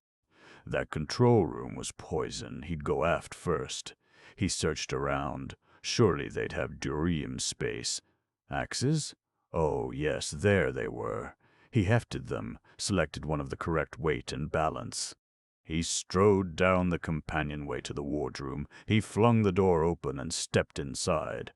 His first care was to blast the communicator panels with his delameters. That would delay the mustering of reinforcements. The control room couldn't guess, at least for a time, that one man was setting out to capture their ships single-handed.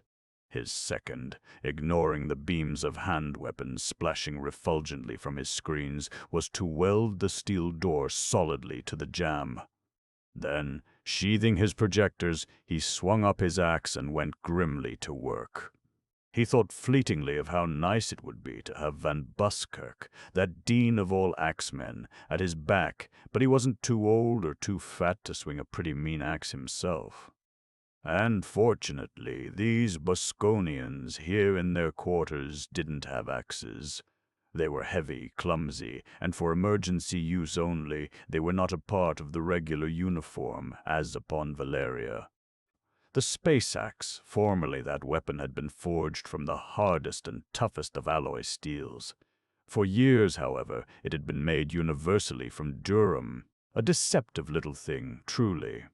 A dainty-looking affair, a little larger than a broad hatchet. Unlike a hatchet, however, it had a mass of some 20 pounds and was equipped with a yard-long, double-grip shaft, a sharply tapered spear end for thrusting, gouging, and stabbing, a wickedly curved, needle-pointed beak for rending and tearing, a flatly rounded, razor-sharp blade capable of shearing through neocarbaloy as cleanly as a scalpel through butter. The first foe swung up his delameter involuntarily as Kinnison's axe swept down. When the curved blade, driven as viciously as the Lensman's strength could drive it, struck the ray gun, it did not even pause. Through it sliced, the severed halves falling to the floor. The durium inlay of the glove held, and glove and axe smashed together against the helmet. The Bosconian went down with a crash, but beyond a broken arm or some such trifle, he wasn't hurt much. And no armor that a man had to carry around could be made of solid durium. Hence, Kinnison reversed his weapon and swung again, aiming carefully at a point between the inlay strips. The axe's wicked beak tore through steel and skull and brain, stopping only with the sharply ringing impact of Durham shaft against Durham stripping. They were coming at him now, not only with delameters, but with whatever of steel bars and spanners and bludgeons they could find. QX, his armor could take oodles of that. They might dent it, but they couldn't possibly get through. Planting one boot solidly upon his victim's helmet, he wrenched his axe out through flesh and bone and metal. No fear of breakage, not even a Valerian's full savage strength could break that small, fragile-looking tool, and struck again. And struck, and struck. He fought his way to the door. 2 of the survivors were trying to unseal it and to get away. They failed, and, in failing, died. A couple of the remaining enemies shrieked and ran in blind panic and tried to hide. The others battled desperately on. But whether they ran or fought, there was only one possible end if the patrolmen were to survive. No enemy must or could be left alive behind him, to bring to bear upon his back some semi-portable weapon with whose energies his armor's screens could not cope. When the grisly business was over, Kinnison, panting, rested briefly.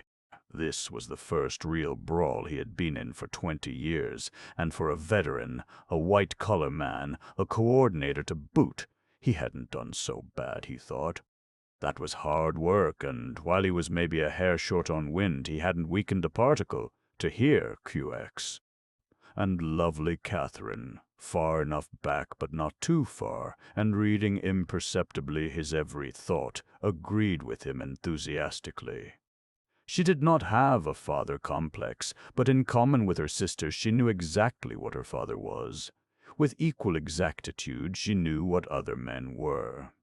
Knowing them, and knowing, however imperfectly, herself, each of the Kinnison girls knew that it would be a physical and psychological impossibility for her to become even mildly interested in any man, not at least her father's equal. They each had dreamed of a man who would be her own equal, physically and mentally, but it had not yet occurred to any of them that one such man already existed. Kinnison cut the door away and again sent out his sense of perception. With it fanning out ahead of him, he retraced his previous path. The apes in the control room had done something. He didn't know just what. 2 of them were tinkering with a communicator panel, probably the one to the wardroom. They probably thought that the trouble was at their end. Or did they? Why hadn't they reconnoitered? He dismissed that problem as being of no pressing importance. The other 2 were doing something at another panel. What? He couldn't make head or tail of it. Hang those full coverage screens. A Nadrek's fancy drill, even if he had had one along, wouldn't work unless the screen were absolutely steady. Well, it didn't make much, if any, difference. They had called the men back from up forward, and here they came. He'd rather meet them in the corridor than in an open room anyway. He could handle them a lot easier. But tensely watching Catherine gnawed her lip. Should she tell him or control him or not? No, she wouldn't. She couldn't, yet. Dad could figure out that pilot room trap without her help, and she herself, with all her power of brain, could not visualize with any degree of clarity the menace which must be, at the tube's end, or even now rushing along it to meet that Bosconian ship.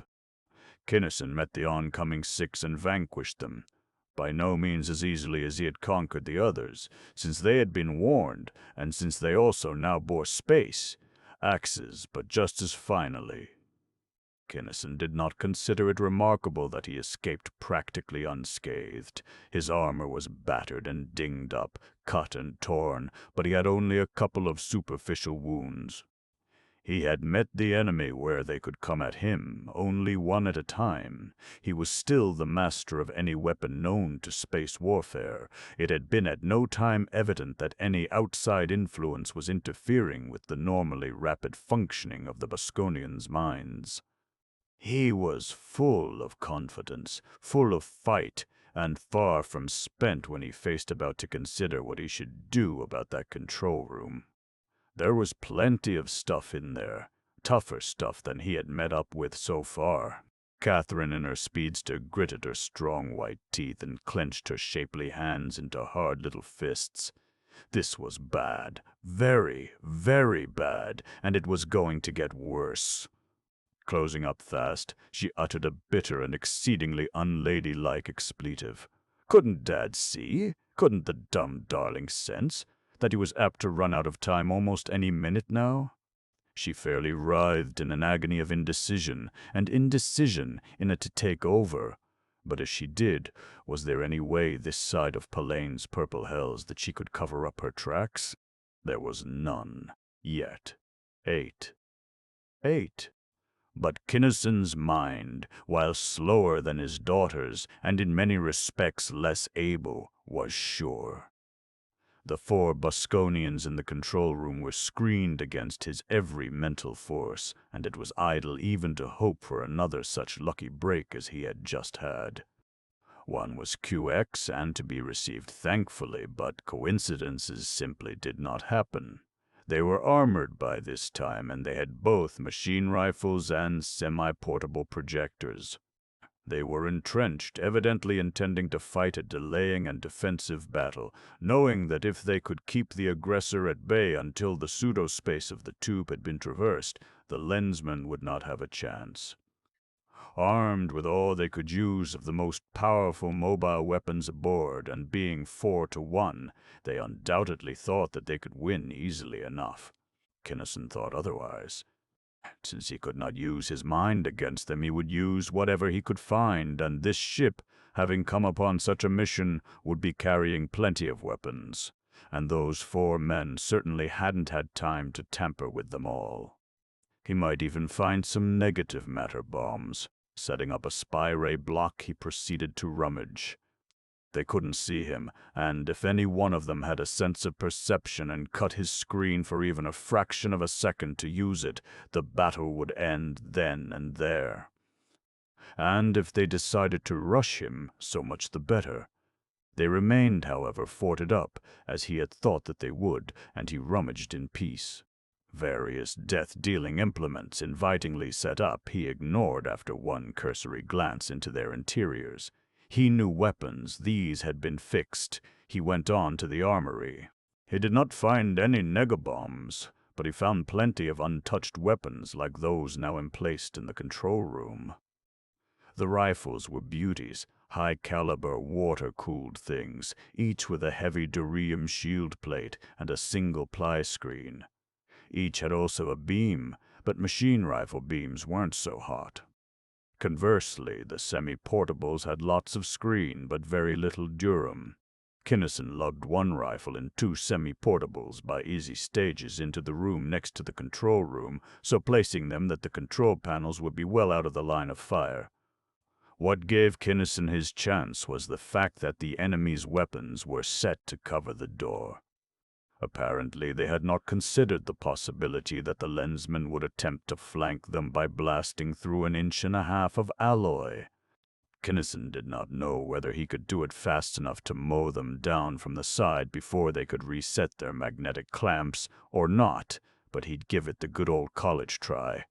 It was bound to be a mighty near thing, and the Lensman grinned wolfishly behind the guard plates of his helmet as he arranged his weapons to save every possible fractional second of time.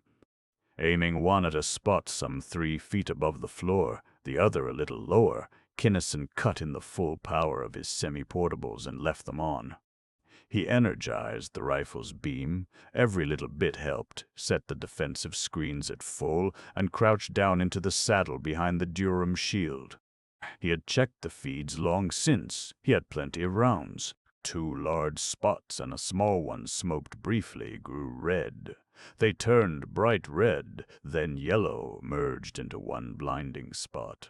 Metal melted, sluggishly at first, then thinly, then flaring, blowing out in raging coruscations of sparks as the fiercely driven beams ate in. Through!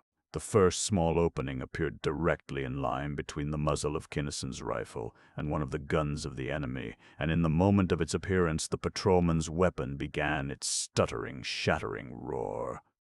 The Bosconians had seen the hot spot upon the wall, had known instantly what it meant, and were working frantically to swing their gun mounts around so as to interpose their durum shields and to bring their own rifles to bear. They had almost succeeded. Kinnison caught just the bulge of one suit of armor in his sights, but that was enough. The kinetic energy of the stream of metal tore him out of the saddle. He was literally riddled while still in air. 2 savage bursts took care of the semi-portables and their operators. As has been intimated, the shields of the semis were not designed to withstand the type of artillery Kinnison was using.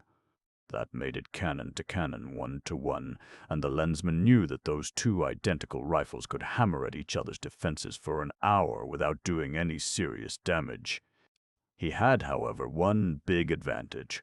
Being closer to the bulkhead, he could depress his line of fire more than could the Bosconian. He did so, aiming at the clamps, which were not built to take very much of that sort of punishment.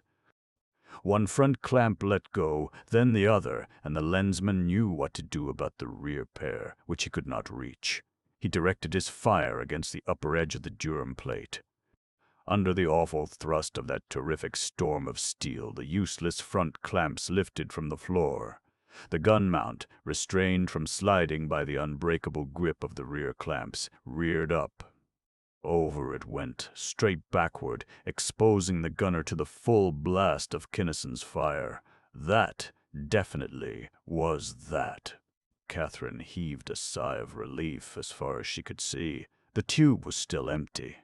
"That's my pop," she applauded inaudibly to herself. "Now," she breathed, "if the darling has just got jets enough to figure out what may be coming at him down this tube, and sense enough to run back home before it can catch him." Kinnison had no suspicion at all that any danger to himself might lie within the tube. He had no desire, however, to land alone in a strange and possibly half-crippled enemy ship in the exact center of an enemy base, and no intention whatever of doing so. Moreover, he had once come altogether too close to permanent immolation in a foreign space because of the discontinuance of a hyperspatial tube while he was in it, and once was once too many. Also, he had just got done leading with his chin, and once of that too was once too many.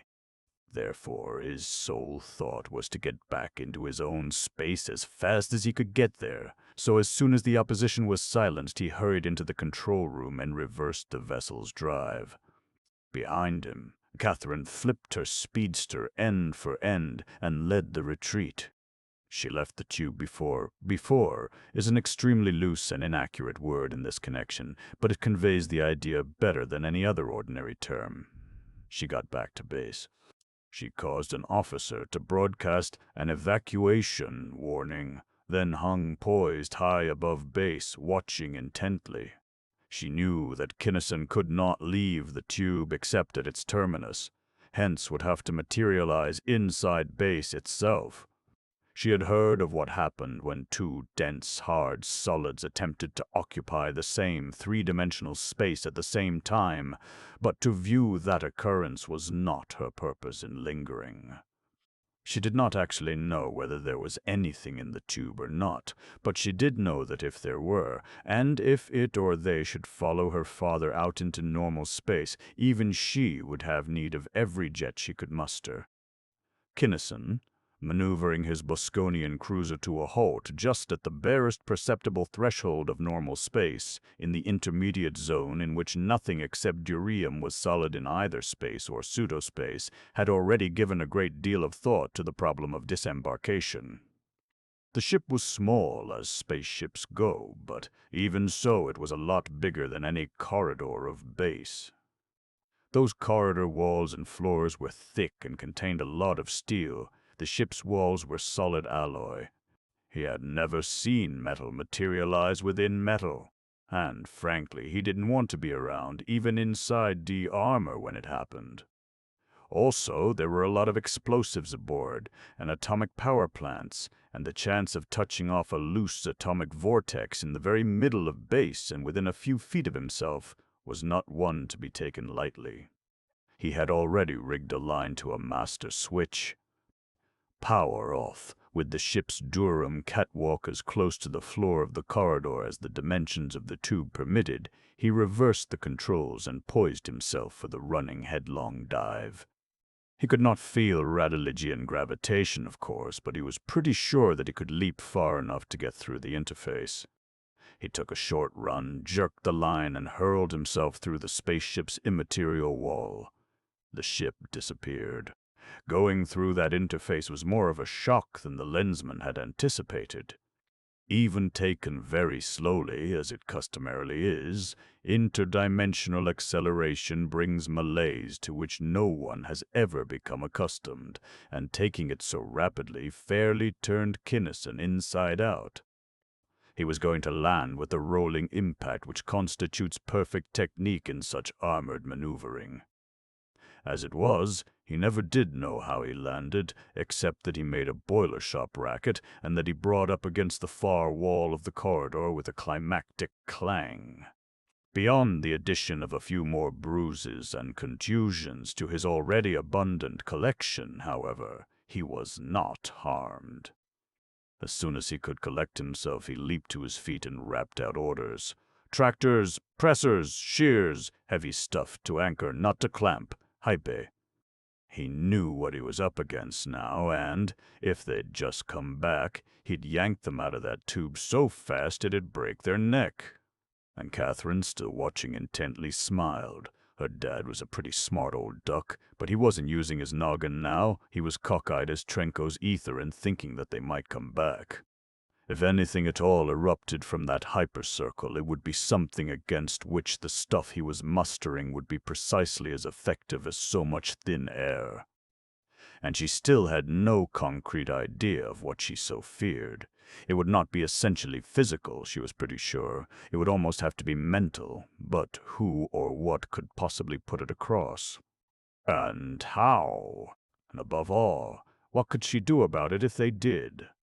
Eyes narrowed, brow furrowed in concentration, she thought as she had never thought before, and the harder she thought, the more clouded the picture became. For the first time in her triumphant life, she felt small, weak, impotent. It was in that hour that Catherine Kinnison really grew up. The tube vanished. She heaved a tremendous sigh of relief. They, whoever they were, having failed to bring Kinnison to them, this time, were not coming after him. This time. Not an important enough game to play to the end? No, that wasn't it. Maybe they weren't ready. But the next time, Mentor the Arisian had told her bluntly, the last time she had seen him, to come to him again when she had found out that she did not know everything there was to be known. Deep down she had believed that that day would never come. Now, however, it had. This escape, if it had been an escape, had taught her much. "Mother!" She shot a call to distant Clovia. "I'm on Radalix. Everything's on the green. Dad has just knocked a flock of Bosconians into an outside loop and come through QX. I've got to do a little flit, though, before I come home. Bye." Kinnison stood intermittent guard over base for 4 days after the hyperspatial tube had disappeared before he gave up, before he did any very serious thinking upon what he should do next. Could he and should he keep on as Sibley White? He could and he should, he decided. He hadn't been gone long enough for White's absence to have been noticed. Nothing whatever connected White with Kinnison.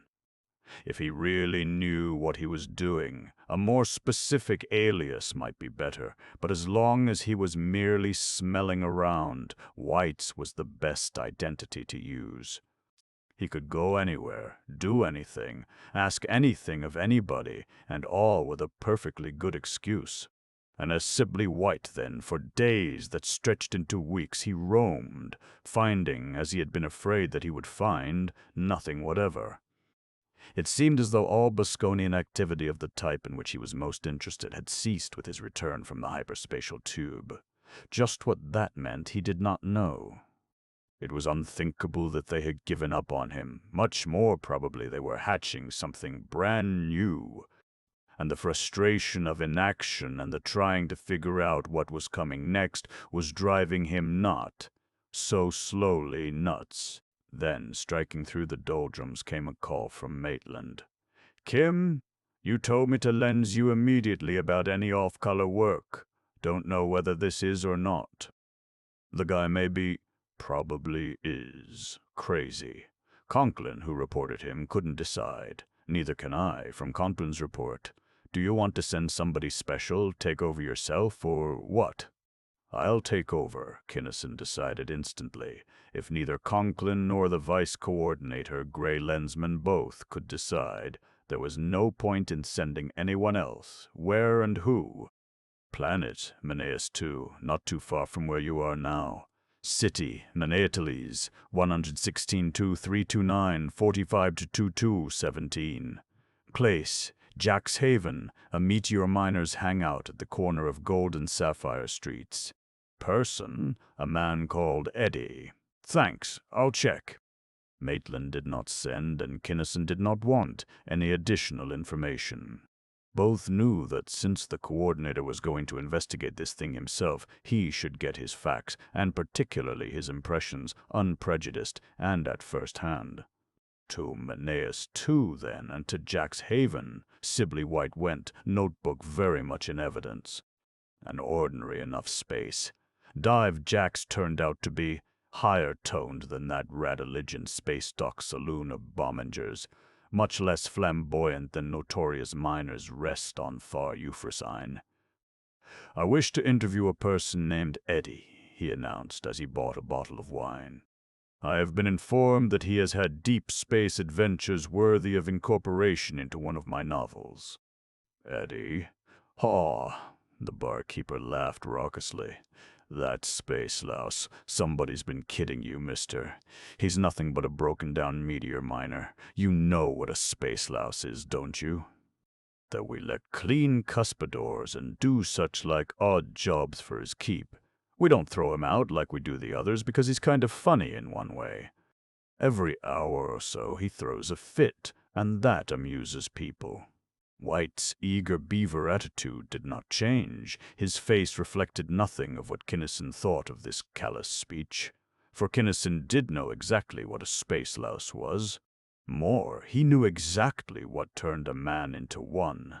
Ex-meteor miner himself, he knew what the awesome depths of space, the ever-present dangers, the privations, the solitude, the frustrations, did to any mind not adequately integrated.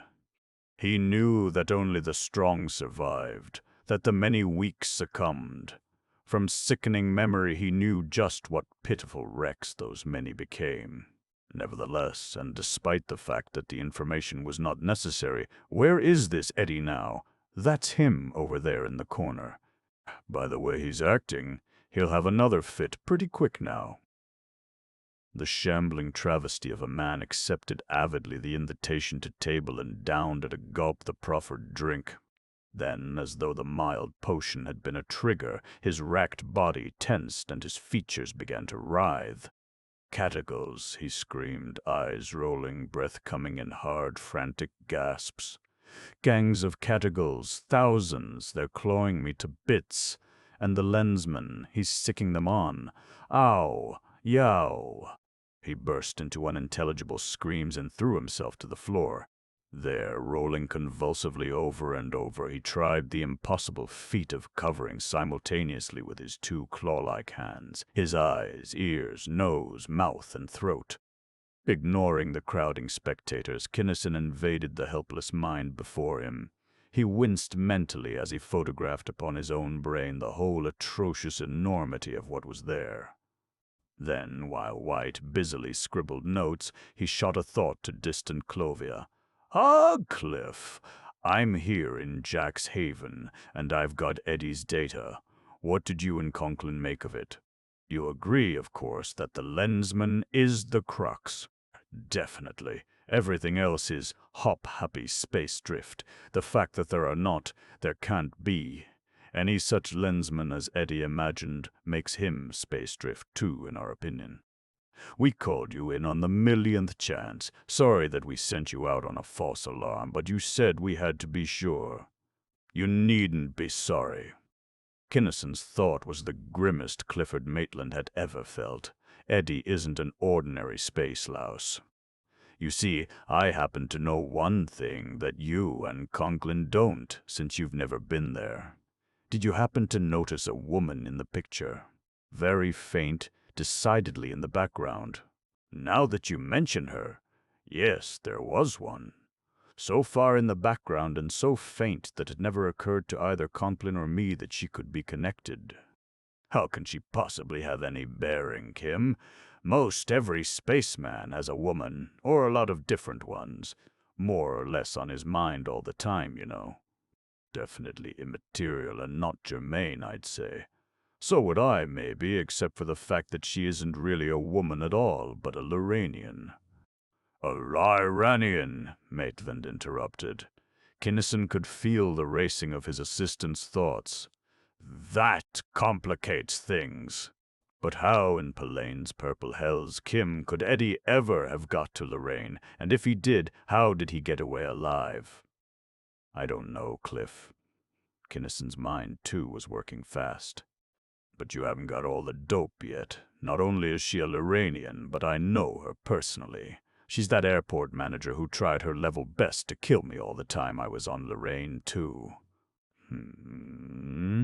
Maitland tried to digest that undigestible bit. Tried and failed. That would seem to make the Lensman real, too, then. Real enough, at least, to investigate, much as I hate to think of the possibility of a Lensman going that far off the beam. Maitland's convictions died hard. Unless, could there be any possibility of coincidence? Coincidence is out. Don't think it's a trap, either. Hasn't got the right earmarks. You'll handle this yourself, then. Check. At least I'll help. There may be people better qualified than I am to do the heavy work. I'll get them at it. Thanks, Cliff Clear Ether. He lined a thought to his wife, and after a short, warmly intimate contact, he told her everything that had happened. So you see, beautiful, he concluded, your wish is coming true. I couldn't keep you out of this if I wanted to. So check with the girls, put on your lens, take off your clothes, and go to work. I'll do that. Clarissa laughed, and her soaring spirit flooded his mind. Thanks, my dear. Then and only then did Kimball Kinnison, master therapist, pay any further attention to that which lay contorted upon the floor. But when White folded up his notebook and left the place, the derelict was resting quietly and in a space of time long enough so that the putative writer of space operas would not be connected with the cure. Those fits would end. Moreover, Eddie would return whole. To the void, he would become what he had never before been, a successful meteor miner. Lensmen pay their debts even to spiders and to worms. 9. Her adventure in the hyperspatial tube had taught Catherine Kinnison much. Realizing her inadequacy and knowing what to do about it, she drove her speedster at high velocity to Arisia. Unlike the second stage Lensman, she did not even slow down as she approached the planet's barrier, but, as one sure of her welcome, merely threw out ahead of her an identifying thought. Ah, daughter Catherine, again you are in time. Was there, or was there not, a trace of emotion, of welcome, even of affection, in that usually utterly emotionless thought? Land as usual. She neutralized her controls as she felt the mighty beams of the landing engine take hold of her little ship. Upon previous visits she had questioned nothing. This time she was questioning everything. Was she landing or not? Directing her every force inwardly, she probed her own mind to its profoundest depths. Definitely she was her own mistress throughout. No conceivable mind could take hers over so tracelessly. As definitely, then, she was actually landing. She landed. The ground upon which she stepped was real. So was the automatic flyer, neither plane nor helicopter, which whisked her from the spaceport to her familiar destination, an unpretentious residence upon the grounds of an immense hospital. The graveled walk, the flowering shrubs, and the indescribably sweet and pungent perfume were real, as were the tiny pain and the drop of blood which resulted when a needle-sharp thorn pierced her incautious finger. Through automatically opening doors, she made her way into the familiar, comfortable, book-lined room which she knew was Mentor's study. And there, at his big desk, unchanged, sat Mentor. A lot like her father, but older, much older. About 90, she had always thought, even though he didn't look over 60. This time, however, she drove a probe and got the shock of her life. Her thought was stopped, cold, not by superior mental force, which she could have taken unmoved, but by a seemingly ordinary thought screen, and her fast disintegrating morale began visibly to crack. Is all this, are you real or not? She burst out finally. If it isn't, I'll go mad. That which you have tested and I are real for the moment and as you understand reality. Your mind in its present state of advancement cannot be deceived concerning such elementary matters. But it all wasn't before, or don't you want to answer that? Since the sure knowledge will affect your growth, I will answer. It was not. This is the first time that your speedster has landed physically upon Arisia. The girl shrank appalled. You told me to come to you again when I had learned that I did not know everything there was to know, she finally forced herself to say. I learned that in the tube, but I did not realize until just now that I don't know anything. Do you really think, Mentor, that there is any use at all in going on with me? She concluded bitterly. Much, he assured her. Your development has been eminently satisfactory, and your present mental condition is both necessary and sufficient. Well, I'll be a spur. Catherine bit off the expletive and frowned. What were you doing to me before then, when I thought I got everything? Power of mind, he informed her. Sheer power and penetration and control, depth and speed, and all the other factors with which you are already familiar. But what is left? I know there is, lots of it, but I can't imagine what. Scope, Mentor replied gravely. Each of those qualities and characteristics must be expanded to encompass the full sphere of thought. Neither words nor thoughts can give any adequate concept of what it means. A practically wide-open two-way will be necessary. This cannot be accomplished, daughter, in the adolescent confines of your present mind. Therefore, enter fully into mine. She did so, and after less than a minute of that awful contact slumped to the floor.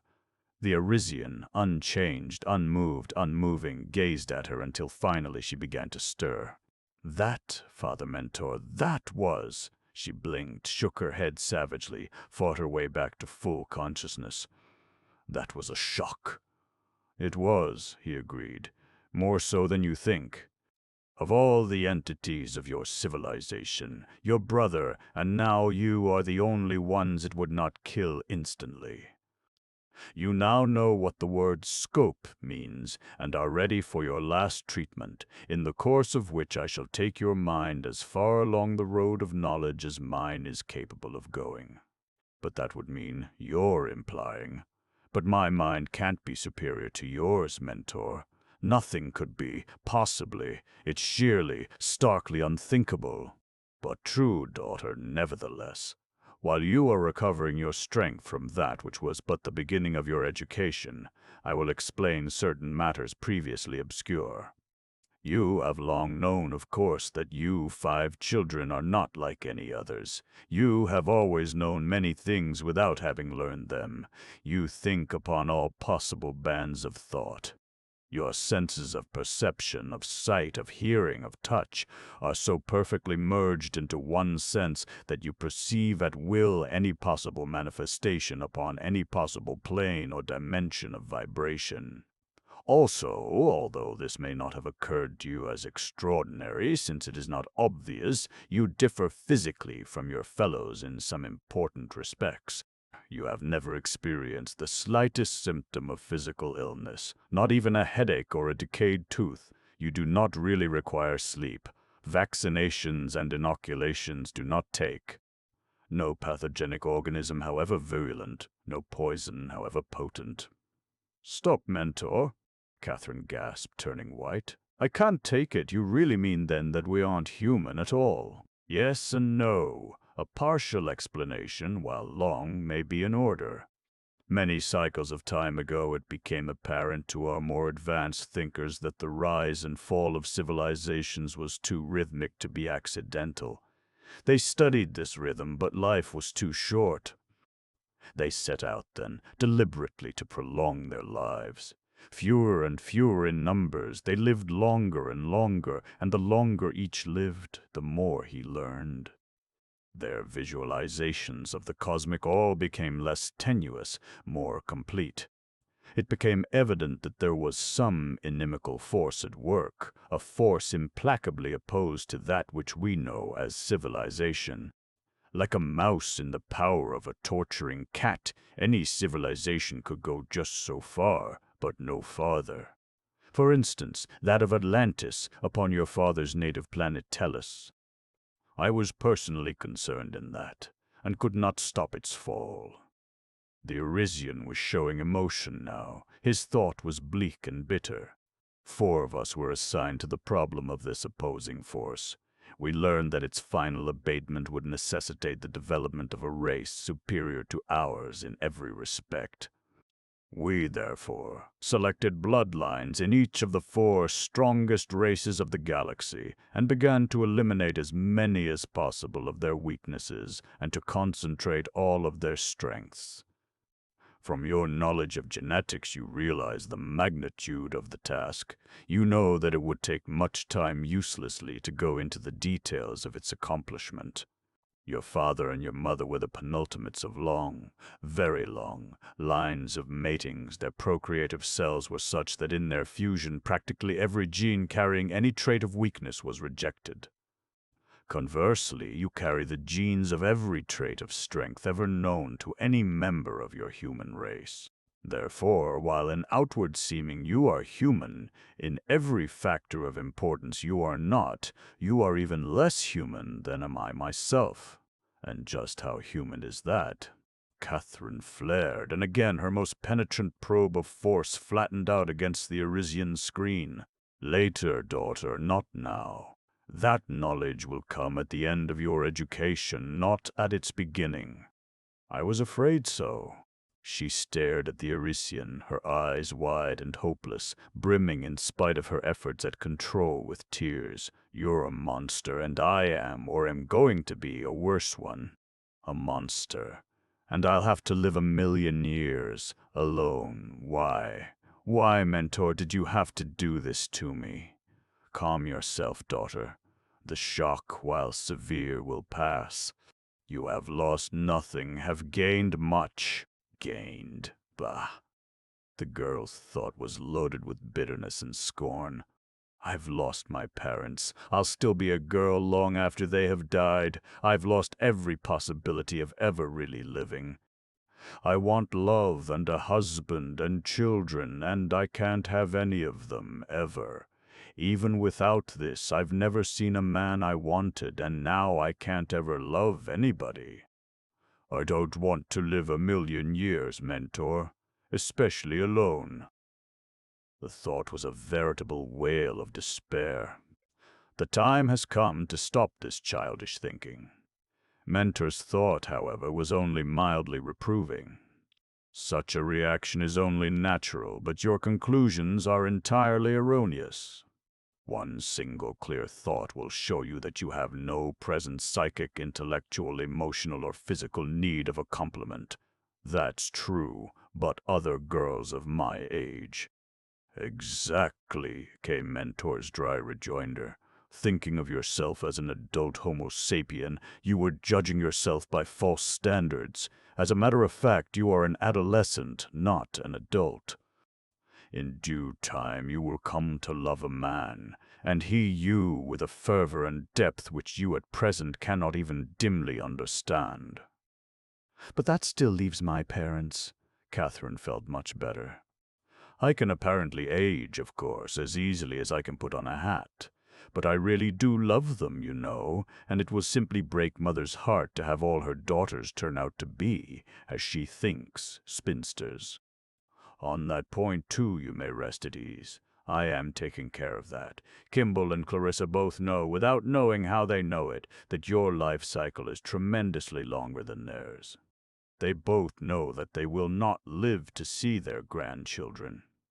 Be assured, daughter, that before they pass from this cycle of existence into the next, about which I know nothing, they shall know that all is to be supremely well with their line, even though to civilization at large it shall apparently end with you. 5. End with us? What do you mean? You have a destiny, the nature of which your mind is not yet qualified to receive.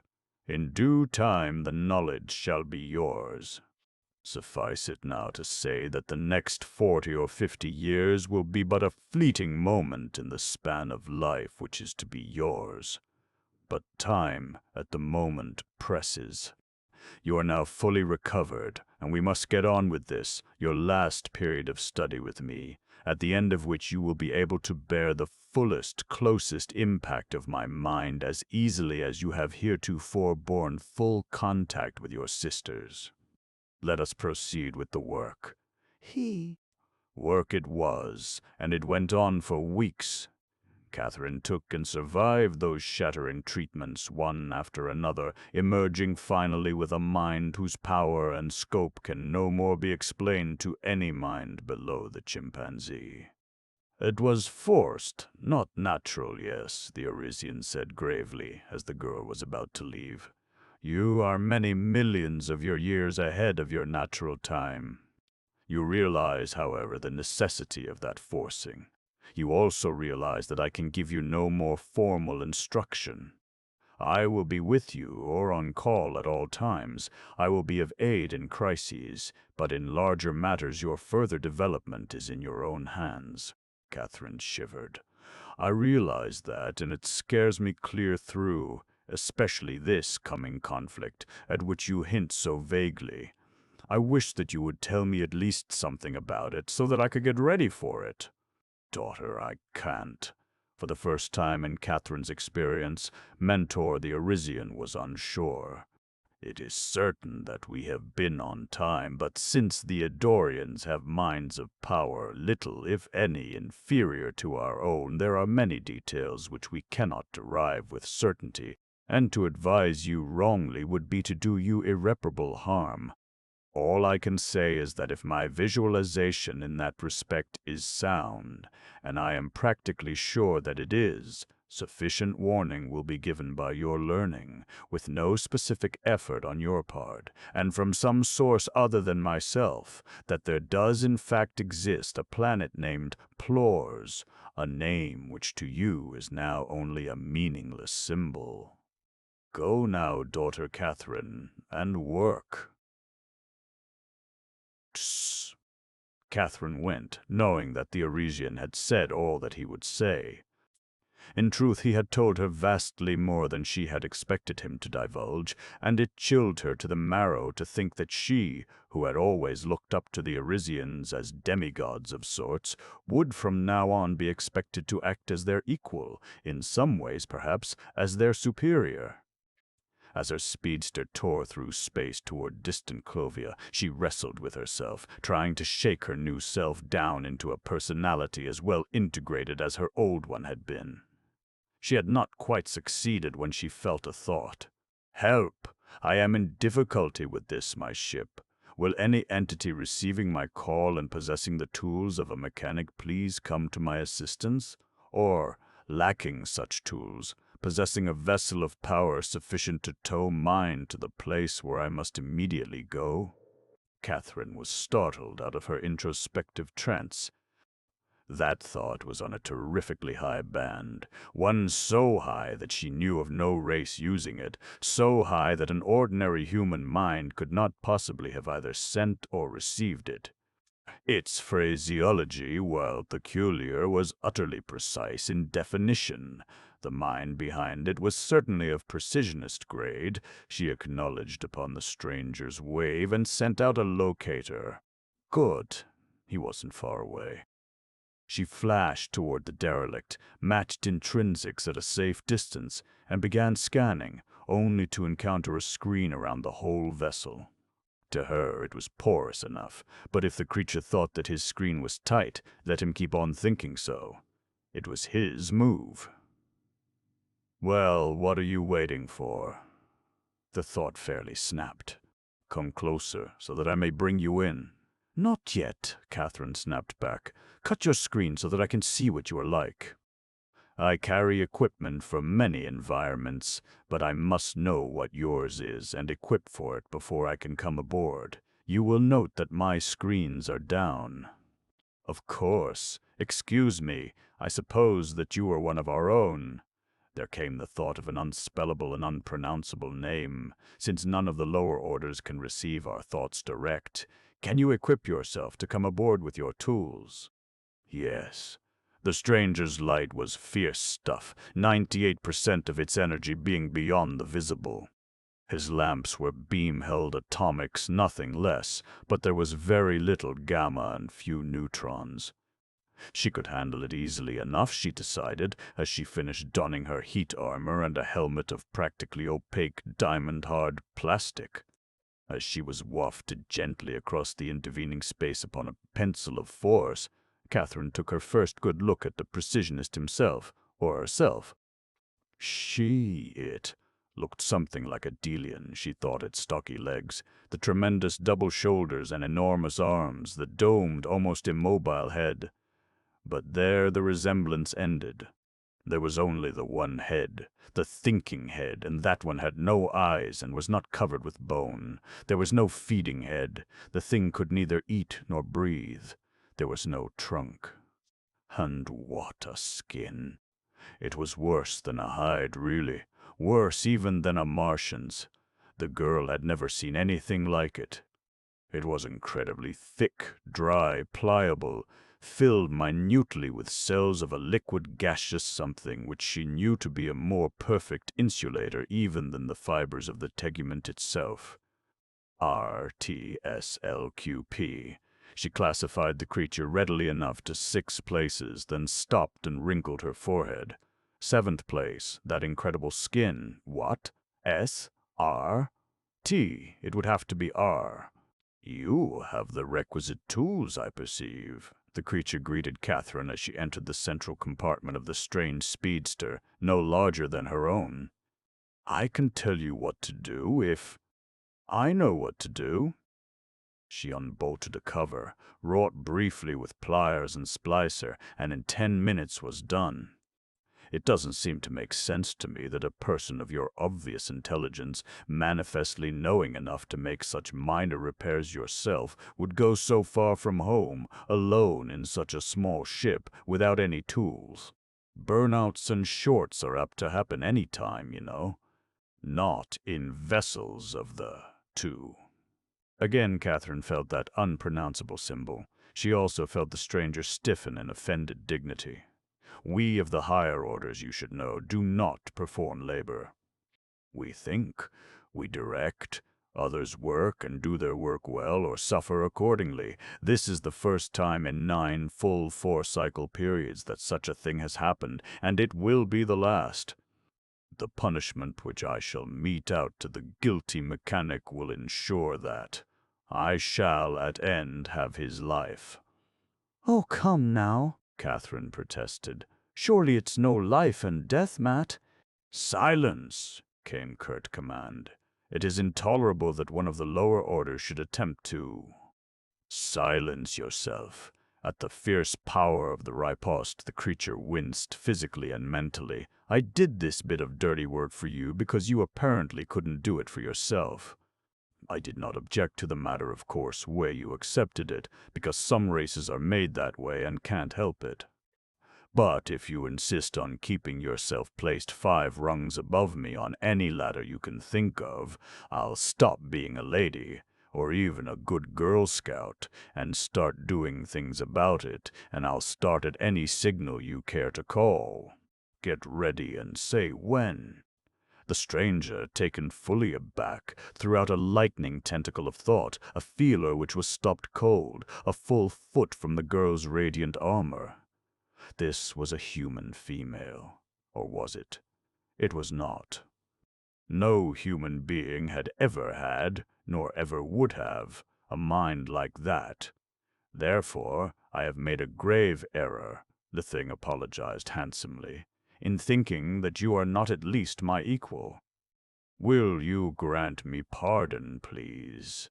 Certainly, if you don't repeat it. But I still don't like the idea of your having that mechanic skinned alive, she thought intensely, lip caught between strong white teeth. Perhaps there is a way. Where are you going, and when do you want to get there? To my home planet, pointing out mentally its location in the galaxy. I must be there in 200 of your GP hours. I see. Catherine nodded her head. You can, if you promise that you will do nothing whatever to punish your mechanic. And remember that I can tell whether you really mean it or not. As I promise, so I do. But suppose that I do not promise. In that case, you'll get there in about 100,000 GP years, frozen stiff. For I shall fuse your Bergenholm down so that it can't ever be fixed.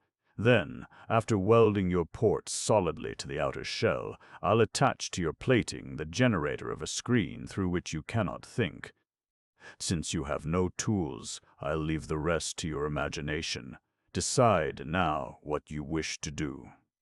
I promise not to harm the mechanic in any way. He surrendered stiffly and made no undue protest at Catherine's entrance into his mind to make sure that the promise would be kept. Flushed by her easy conquest of a mind which she would previously have been unable to touch, and engrossed in the problem of setting her own tremendously enlarged mind to rights, why should it have occurred to the girl that there was anything worthy of investigation concealed in the depths of that chance-met stranger's mentality? Returning to her own speedster, she shed her armor and shot away, and it was just as well for her peace of mind that she was not aware of the tight-beamed thought even then speeding from the flitter so far behind her to dread and distant Plore. But it was very definitely not a human female. I could not touch it. It may very well have been one of the accursed Arisians themselves. But since I did nothing to arouse its suspicions, I got rid of it easily enough. Spread the warning. X. While Catherine Kinnison was working with her father in the hyperspatial tube and with Mentor of Arisia, and while Camilla and Tregensee were sleuthing the inscrutable X, Constance was also at work. Although she lay flat upon her back, not moving a muscle, she was working as she had never worked before. Long since she had put her indetectable speedster into the control of a director by chance. Now, knowing nothing and caring less of where she and her vessel might be or might go, physically completely relaxed, she drove her sensories out to the full limit of their prodigious range and held them there for hour after hour. Wursel-like, she was not consciously listening for any particular thing. She was merely increasing her already incredibly vast store of knowledge. 100% receptive, attached to and concerned with only the brain of her physical body, her mind sped at large, sampling, testing, analyzing, cataloging every item with which its most tenuous fringe came in contact.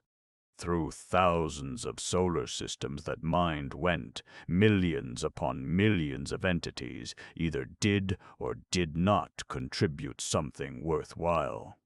Suddenly there came something that jarred her into physical movement, a burst of thought upon a band so high that it was practically always vacant. She shook herself, got up, lighted an alsaconite cigarette, and made herself a pot of coffee. This is important, I think, she mused. I'd better get to work on it while it's fresh. She sent out a thought tuned to Wursel, and was surprised when it went unanswered. She investigated, finding that the Valantian's screens were full up and held hard. He was fighting overlords so savagely that he had not felt her thought. Should she take a hand in this brawl? She should not, she decided, and grinned fleetingly. Her erstwhile tutor would need no help in that comparatively minor chore. She would wait, rest up a bit, and eat before she called him. Wursel, con-calling. What goes on there, fellow old snake? She finally launched her thought. You stuck that sharp tail of yours into some of my business, I hope. I hope so, Wursel sent back. Been quite a while since I saw you close up. How about coming aboard? Coming at max, and she did. Before entering the Velen, however, she put on a personal gravity damper set at 980 centimeters.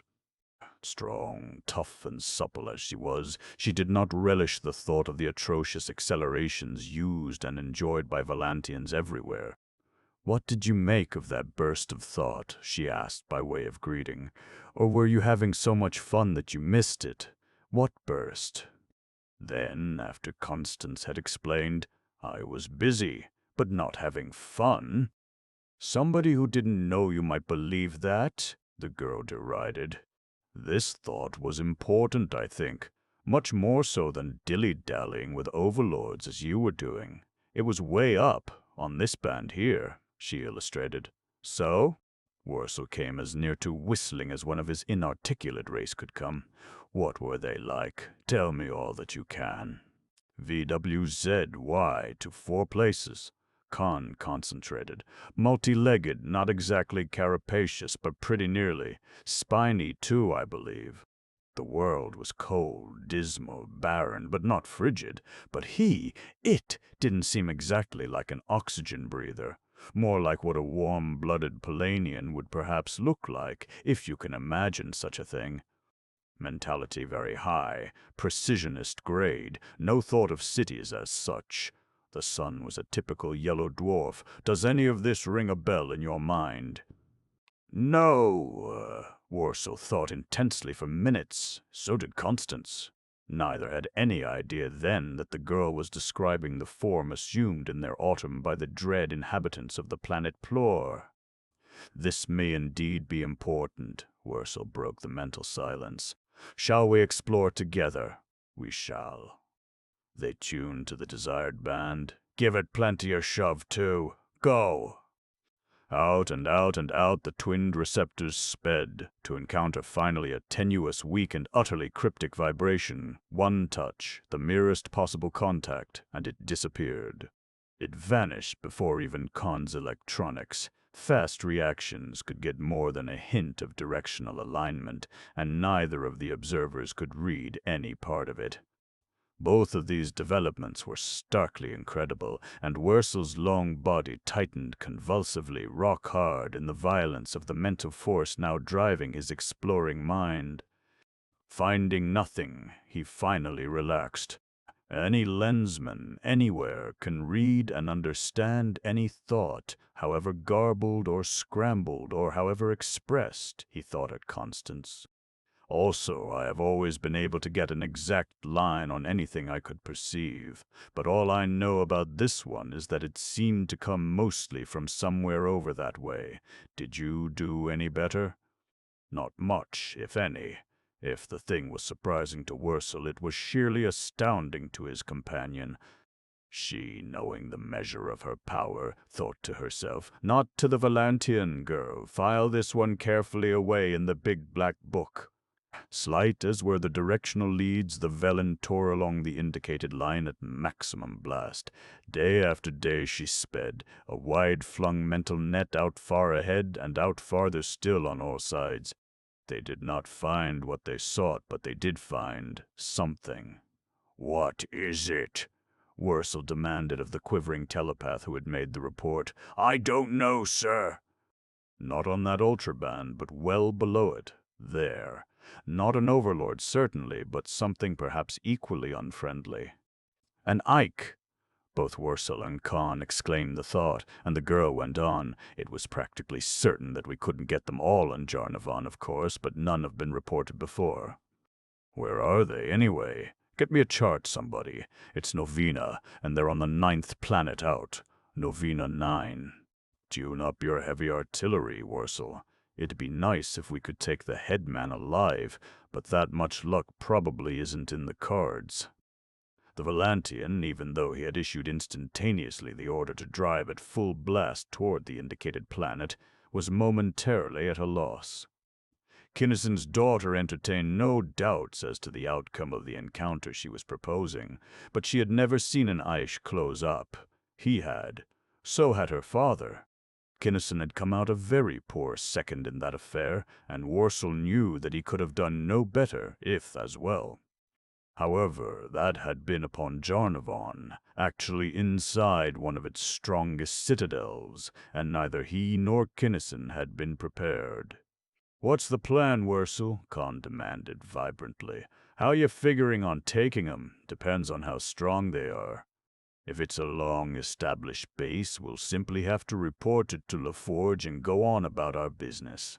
If, as seems more probable from the fact that it hasn't been reported before, it is a new establishment of refugees from Jarnavon, or possibly only a grounded spaceship so far, we'll go to work on them ourselves. We'll soon be close enough to find out. QX, and a fleeting grin passed over Khan's vivacious face. For a long time she had been working with Mentor the Arisian, specifically to develop the ability to Wursel, and now was the best time she ever would have to put her hard schooling to test. Hence, master of hallucination though he was, the Valantian had no hint of realization when his Clovian companion, working through a channel which he did not even know existed, took control of every compartment of his mind. Nor did the crew in particular or en masse suspect anything amiss when she performed the infinitely easier task of taking over theirs. Nor did the unlucky Ike, when the flying Velen had approached their planet closely enough to make it clear that their establishment was indeed a new one, being built around the nucleus of a crippled Bosconian battleship. Except for their commanding officer, they died then and there. And Khan was to regret bitterly later that she had made this engagement such a one-girl affair. The battleship apparently was not in shape to meet the Valon in open space, since it did not, but it could have operated and to all seeming did operate as a formidable fortress indeed from its fixed position on the ground. Under the fierce impact of its offensive beams, the Valantians saw their very wall shields flame violet. In return, they saw their mighty secondary beams stopped cold by the Bosconians' inner screens, and had to bring into play the inconceivable energies of their primaries before the enemy's spaceship fortress could be knocked out. And this much of the battle was real. Instrument and recorder tapes could be and were being doctored to fit, but spent primary shells could not be simulated. Nor was it thinkable that this tremendous ship and its incipient base should be allowed to survive. Hence, after the dreadful primaries had quieted the Ike's main batteries and had reduced the groundworks to flaming pools of lava, needle beamers went to work on every minor and secondary control board. Then, the great vessel definitely helpless as a fighting unit, Wursel and his hard-bitten crew thought that they went, screened, full-armored, armed with semi-portables and delameters, joyously into the hand-to-hand combat which each so craved. Wursel and two of his strongest henchmen attacked the armed and armored Bosconian captain. After a satisfying, terrific struggle, in the course of which all three of the Valantians, and some others, were appropriately burned and wounded, they overpowered him and carried him bodily into the control room of the Velan. This part of the episode, too, was real, as was the complete melting down of the Bosconian vessel which occurred while the transfer was being made. Shh. Then, while Khan was engaged in the exceedingly delicate task of withdrawing her mind from Wursel's without leaving any detectable trace that she had ever been in it, there happened the completely unexpected, the one thing for which she was utterly unprepared. The mind of the captive captain was wrenched from her control as palpably as a loosely held stick is snatched from a physical hand, and at the same time there was hurled against her impenetrable barriers, an attack which could not possibly have stemmed from any Ikean mind. If her mind had been free, she could have coped with the situation, but it was not. She had to hold Wursel. She knew with cold certainty what would ensue if she did not. The crew. They could be blocked out temporarily. Unlike the Valantian Lensman, no one of them could even suspect that he had been in a stasis unless it were long enough to be noticeable upon such timepieces as clocks. The procedure, however, occupied a millisecond or so of precious time, and a considerably longer interval was required to withdraw with the required tracelessness from Wursel's mind. Thus, before she could do anything except protect herself and the Valantian from that surprisingly powerful invading intelligence, all trace of it disappeared, and all that remained of their captive was a dead body. Worsel and Constance stared at each other, wordless, for seconds. The Valantian had a completely and accurately detailed memory of everything that had happened up to that instant, the only matter not quite clear being the fact that their hard-won captive was dead. The girl's mind was racing to fabricate a bulletproof explanation of that startling fact. Worsel saved her the trouble. It is, of course, true, he thought at her finally, that any mind of sufficient power can destroy by force of will alone the entity of flesh in which it resides. I never thought about this matter before in connection with the Eif, but no detail of the experience your father and I had with them on Jarnavan would support any contention that they do not have minds of the requisite power, and today's battle, being purely physical, would not throw any light on the subject. I wonder if a thing like that could be stopped, that is, if we had been on time. That's it, I think. Khan put on her most disarming, most engaging grin in preparation for the most outrageous series of lies of her long career. And I don't think it can be stopped. At least I couldn't stop him.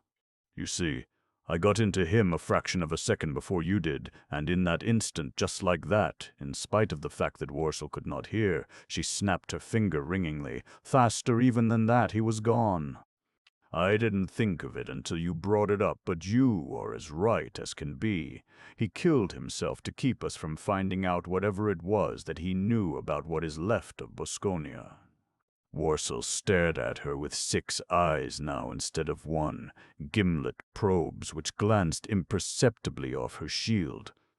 He was not consciously trying to break down her barriers. To his fullest perception they were already down, no barriers were there.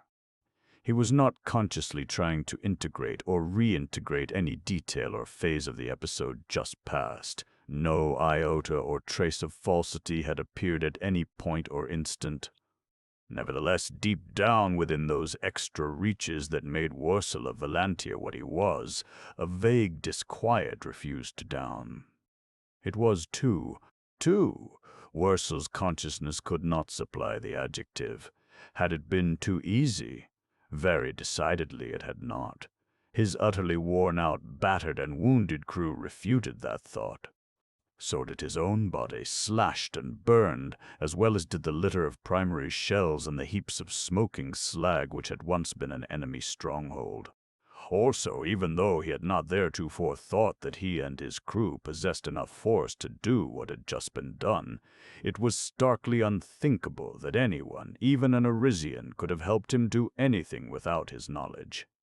Particularly, how could this girl, daughter of Kinnison, although she was, possibly have stuff enough to play unperceived, the part of guardian angel to him, Worsel of Valantia? Least able of all the second-stage lensmen to appreciate what the children of the lens really were, he did not, then or ever, have any inkling of the real truth.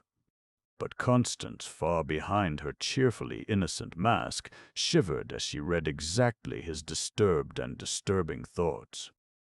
For, conversely, an unresolved enigma would affect him more than it would any of his fellow L2s. He would work on it until he did resolve it, one way or another. This thing had to be settled now. And there was a way, a good way. See. But I did help you, you big lug, she stormed, stamping her booted foot in emphasis. I was in there every second, slugging away with everything I had. Didn't you even feel me, you dope? She allowed a thought to become evident, widened her eyes in startled incredulity. You didn't, she accused hotly. You were reveling so repulsively in the thrill of body-to-body fighting, just like you were back there in that cavern of overlords, that you couldn't have felt a thought if it was driven into you with a D2P presser. And I'll bet credits to Millows that I did help you too, that if I hadn't been in there pitching, dulling their edges here and there at critical moments, you'd have had a time getting them at all. I'm going to flit right now, and I hope I never see you again as long as I live. This vicious counterattack, completely mendacious though it was, fitted the facts so exactly that Worsel's inchoate doubts vanished. Moreover, he was even less well-equipped than our human men to cope with the peculiarly feminine weapons Constance was using so effectively. Wherefore the Volantian capitulated, almost abjectly, and the girl allowed herself to be coaxed down from her high horse and to become her usual sunny and impish self. But when the Valen was once more on course and she had retired to her cabin, it was not to sleep. Instead, she thought, was this intellect of the same race as the one whose burst of thought she had caught such a short time before, or not? She could not decide, not enough data. The first thought had been unconscious and quite revealing, this one simply a lethal weapon driven with a power the very memory of which made her gasp again. They could, however, be the same. The mind with which she had been en rapport could very well be capable of generating the force she had felt. If they were the same, they were something that should be studied intensively and at once, and she herself had kicked away her only chance to make that study. She had better tell somebody about this, even if it meant confessing her own bird-brained part, and get some competent advice. Who? Kit? No. Not because he would smack her down. She ought to be smacked down. But because his brain wasn't enough better than her own to do any good. In fact, it wasn't a bit better than hers. Mentor. At the very thought she shuddered mentally and physically. She would call him in fast enough, regardless of consequences to herself, if it would do any good. But it wouldn't. She was starkly certain of that. He wouldn't smack her down like Kit would, but he wouldn't help her either. He'd just sit there and sneer at her while she stewed hotter and hotter in her own juice. In a childish, perverted, and grossly exaggerated way. Daughter Constance, you are right. The Arisian's thought rolled sonorously into her astounded mind. You got yourself into this. Get yourself out. One promising fact, however, I perceive, although seldom and latent, you at last begin really to think. In that hour, Constance Kinnison grew up. 11. Any human or near-human lensman would have been appalled by the sheer loneliness of Nadrek's long vigil. Almost any one of them would have cursed, fluently and bitterly, when the time came at which he was forced to concede that the being for whom he lay in wait was not going to visit that particular planet. But utterly unhuman Nadrek was not lonely. In fact, there was no word in the vocabulary of his race even remotely resembling the term in definition, connotation, or implication. From his galaxy-wide study he had a dim, imperfect idea of what such an emotion or feeling might be, but he could not begin to understand it, nor was he in the least disturbed by the fact that Kandron did not appear. Instead, he held his orbit until the minute arrived at which the mathematical probability became .998 that his proposed quarry was not going to appear. Then, as matter-of-factly as though he had merely taken half an hour out for lunch, he abandoned his position and set out upon the course so carefully planned for exactly this event. The search for further clues was long and uneventful, but monstrously, unhumanly patient, Nadrek stuck to it until he found one. True, it was so slight as to be practically non-existent, a mere fragment of a whisper of Zwilnick instruction, but it bore Kandron's unmistakable imprint. The Palanian had expected no more. Kandron would not slip. Momentary leakages from faulty machines would have to occur from time to time, but Kandron's machines would not be at fault either often or long at a time. Nadrek, however, had been ready. Course after course of the most delicate spotting screen ever devised had been out for weeks. So had tracers, radiation absorbers, and every other insidious locating device known to the science of the age. The standard detectors remained blank, of course, no more so than his own conveyance would that of the Onlonian be detectable by any ordinary instruments. And as the Palanian speedster shot away along the most probable course, some 50 delicate instruments in its bow began stabbing that entire region of space with a pattern of needles of force through which a terrestrial barrel could not have floated untouched. Thus, the Bosconian craft, an inherently indetectable speedster, was located, and in that instant was speared by 3 modified CRX tracers. Nadrek then went inert and began to plot the other speedster's course.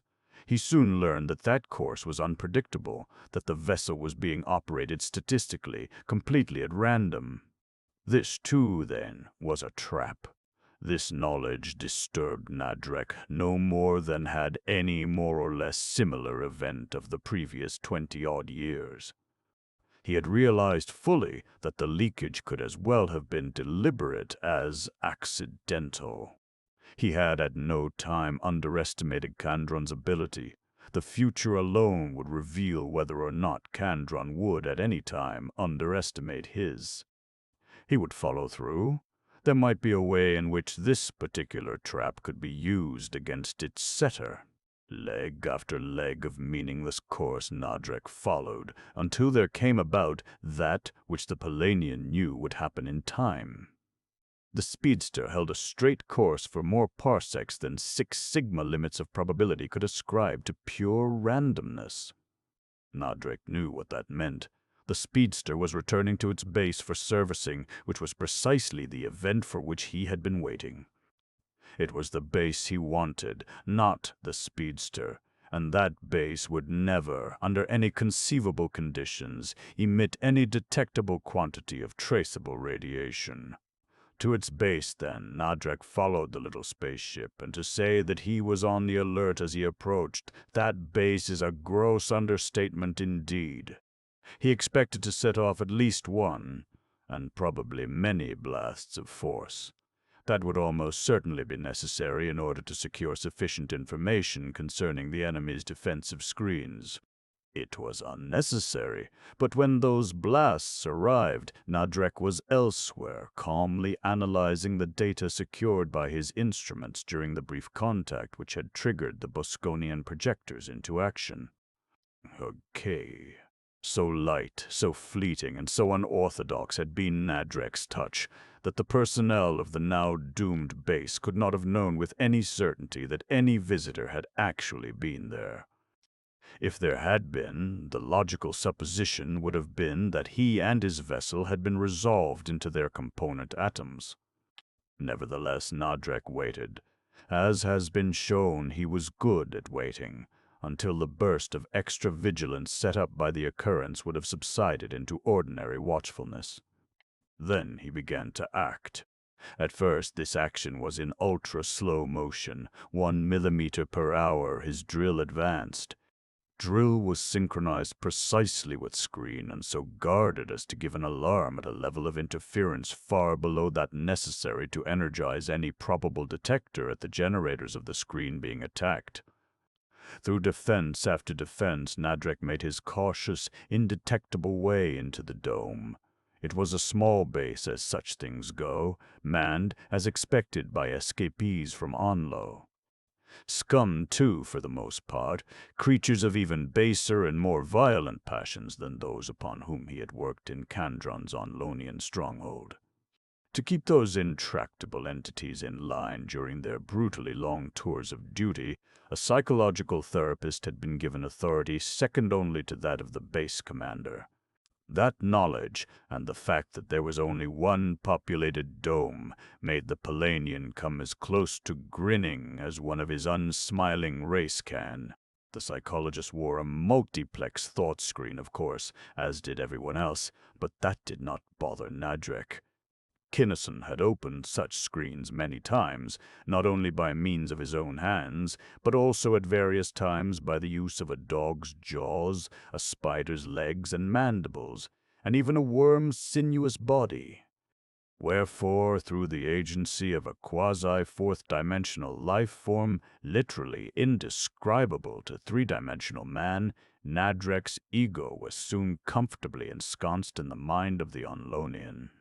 That entity knew in detail every weakness of each of his personnel.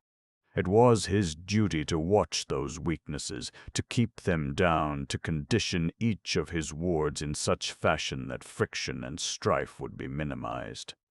Now, however, he proceeded to do exactly the opposite, One hated another. That hate became a searing obsession, requiring the concentration of every effort upon ways and means of destroying its object. One feared another.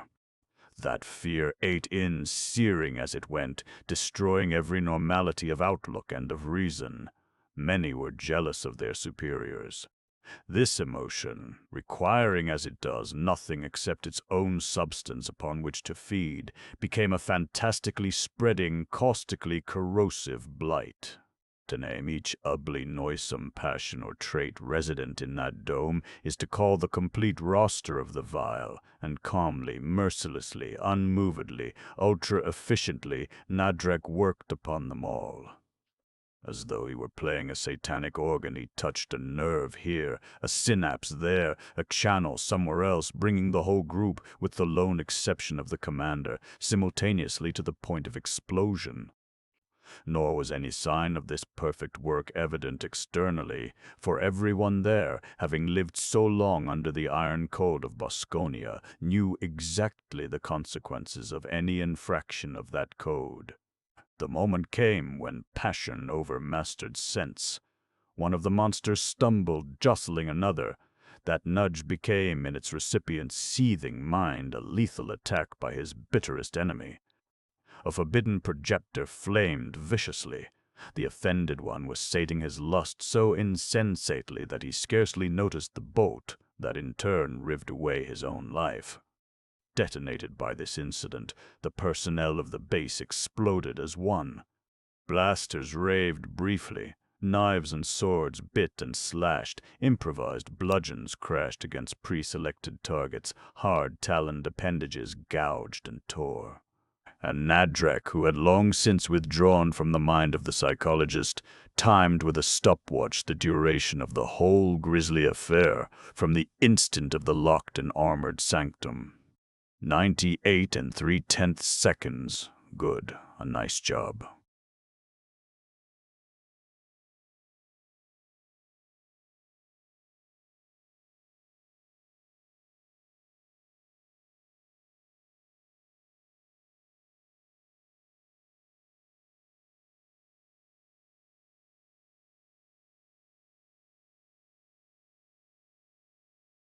The base commander, as soon as it was safe to do so, rushed out of his guarded room to investigate. Amazed, disgruntled, dismayed by the to him completely inexplicable phenomenon he had just witnessed, he fell an easy prey to the Polanian Lensman. Nadrek invaded his mind and explored it channel by channel, finding, not entirely unexpectedly, that this number one knew nothing whatever of interest. Nadrek did not destroy the base. Instead, after setting up a small instrument in the commander's office, he took that unfortunate wight aboard his speedster and drove off into space. He immobilized his captive, not by loading him with manacles, but by deftly severing a few essential nerve trunks. Then he really studied the Onlonian's mind, line by line this time, almost cell by cell. A master, almost certainly Kandron himself, had operated here. There was not the slightest trace of tampering, no leads to or indications of what the activating stimulus would have to be. All that the fellow now knew was that it was his job to hold his base inviolate against any and every form of intrusion, and to keep that speedster flitting around all over space on a director. By chance as much as possible of the time, leaking slightly a certain signal now and then.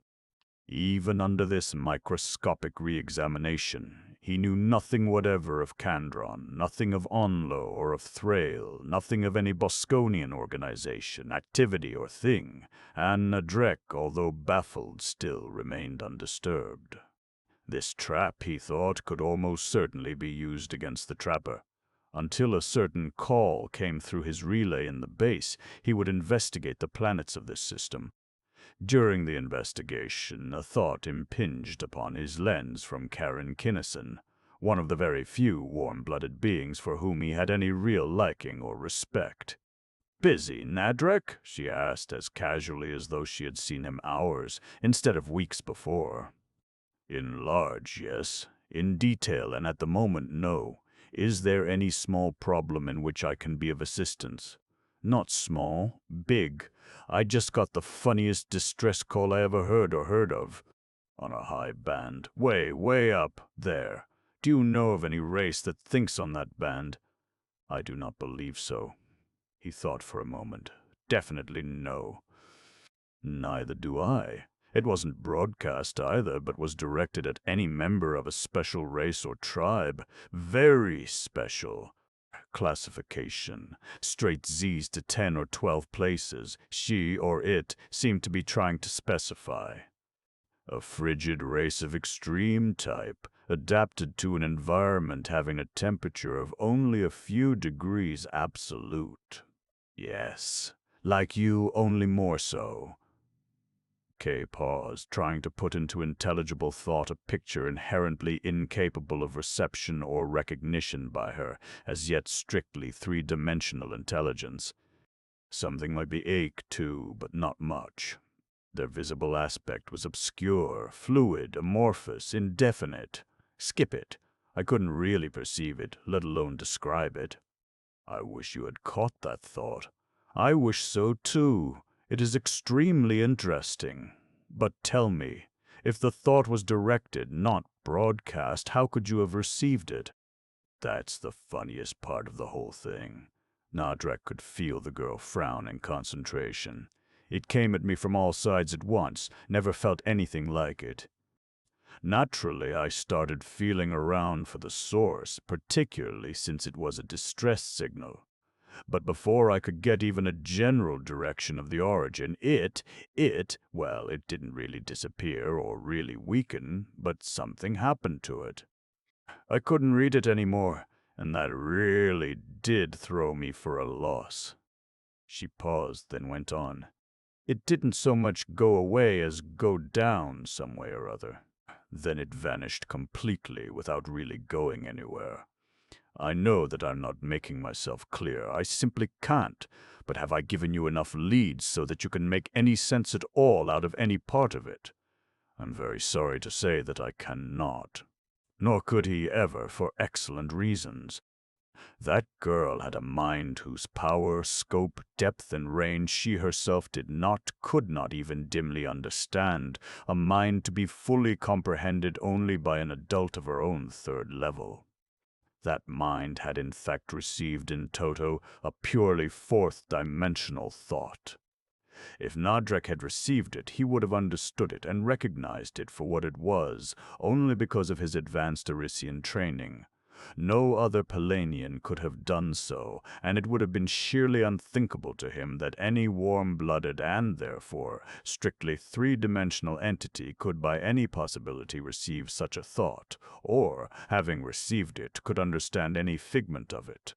Nevertheless, if he had really concentrated the full powers of his mind upon the girl's attempted description, he might very well have recognized in it the clearest possible three-dimensional delineation of such a thought, and from that point he could have gone on to a full understanding of the children of the lens. However, he did not so concentrate. It was constitutionally impossible for him to devote real mental effort to any matter not immediately pertaining to the particular task in hand.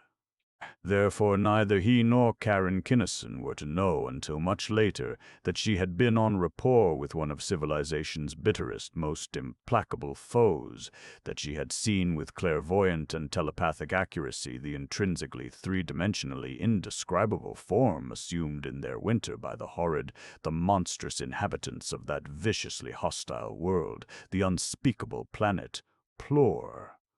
I was afraid you couldn't. Kay's thought came clear. That makes it all the more important. Important enough for you to drop whatever it is that you're doing now and join me in getting to the bottom of it, if you could be made to see it, which, of course, you can't. I am about to take Kandron, and nothing in the universe can be as important as that, Nadrek stated quietly, as a simple matter of fact. You have observed this that lies here? Yes. Karen, en rapport with Nadrek, was, of course, cognizant of the captive, but it had not occurred to her to mention the monster. When dealing with Nadrek, she, against all the tenets of her sex, exhibited as little curiosity as did the coldly emotionless Lensman himself. Since you bid so obviously for the question, why are you keeping it alive, or rather, not dead? Because he is my sure link to Kandron. If Nadrek of Palain ever was known to gloat, it was then. He is Kandron's creature, placed by Kandron personally as an agency of my destruction. Kandron's brain alone holds the key compulsion which will restore his memories.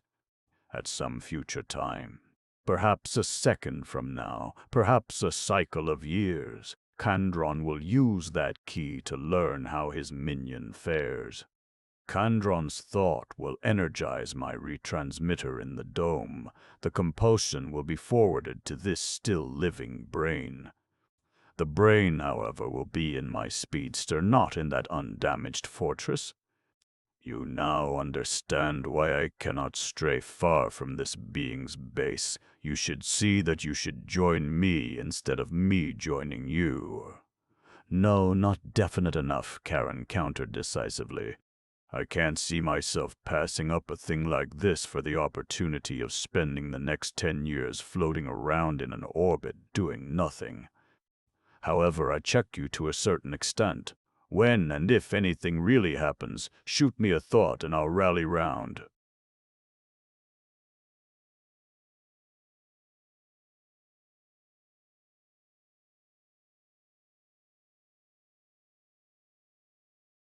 The linkage broke without formal adieus. Nadrek went his way, Karen went hers. She did not, however, go far along the way she had had in mind. She was still precisely nowhere in her quest when she felt a thought, of a type that only her brother or an Arisian could send. It was Kit. Hi, Kay. A warm brotherly contact. How are you doing, sis? Are you growing up? I'm grown up. What a question. Don't get stiff, Kay. There's method in this. Got to be sure. All trace of levity gone, he probed her unmercifully. Not too bad at that for a kid. As Dad would express it, if he could feel you this way, your 29 numbers, Brunel harder than a diamond drill. Plenty of jets for this job, and by the time the real one comes, you'll probably be ready. Cut the rigmarole, Kit, she snapped, and hurled a vicious bolt of her own. If Kit did not counter it as easily as he had handled her earlier efforts, he did not reveal the fact. What job? What do you think you're talking about?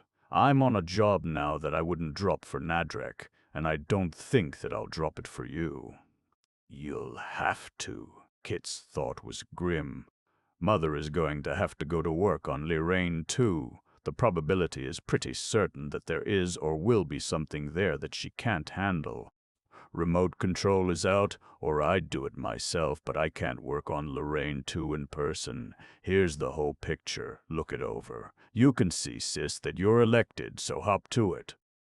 I won't, she stormed. I can't. I'm too busy. How about asking Con or Kat or Cam?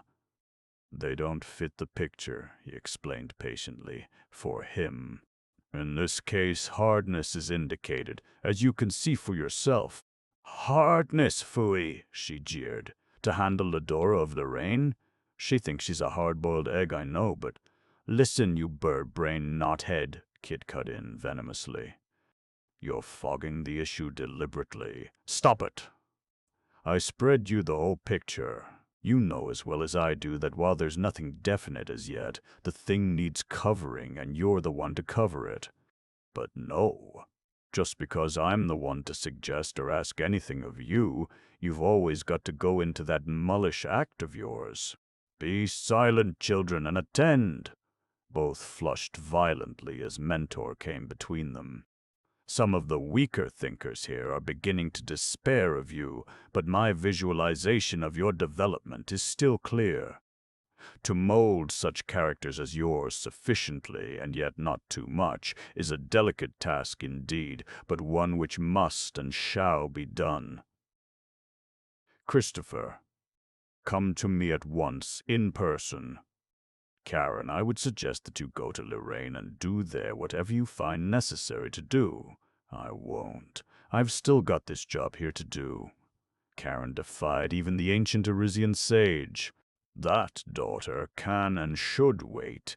I tell you solemnly, as a fact, that if you do not go to Lorraine, you will never get the faintest clue to that which you now seek.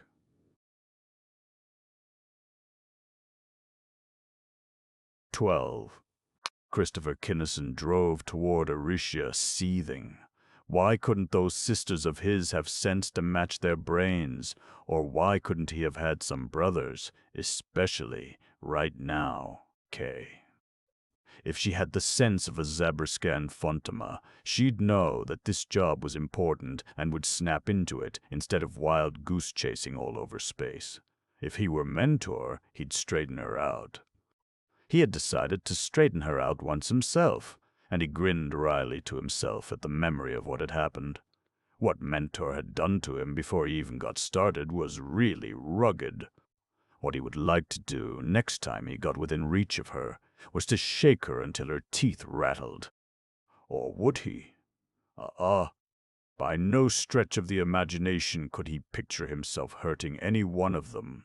They were swell kids, in fact the finest people he had ever known. He had roughhoused and wrestled with them plenty of times, of course. He liked it, and so did they. He could handle any one of them. He surveyed without his usual complacence his 200+ pounds of meat, bone, and gristle. He ought to be able to, since he outweighed them by 50 or 60 pounds, but it wasn't easy. Worse than Valerians, just like taking on a combination of boa constrictor and catigal, and when Cat and Con ganged up on him that time, they mauled him to a pulp and nothing flat. But jetback. Weight wasn't it, except maybe among themselves. He had never met a Valerian yet whose shoulders he couldn't pin flat to the mat in 100 seconds, and the very smallest of them outweighed him 2 to 1. Conversely, although he had never thought of it before, what his sisters had taken from him without even a bruise would have broken any ordinary woman up into a mess of compound fractures. They must be, made of different stuff. His thoughts took a new tack. The kids were special in another way, too, he had noticed lately, without paying it any particular attention. It might tie in. They didn't feel like other girls.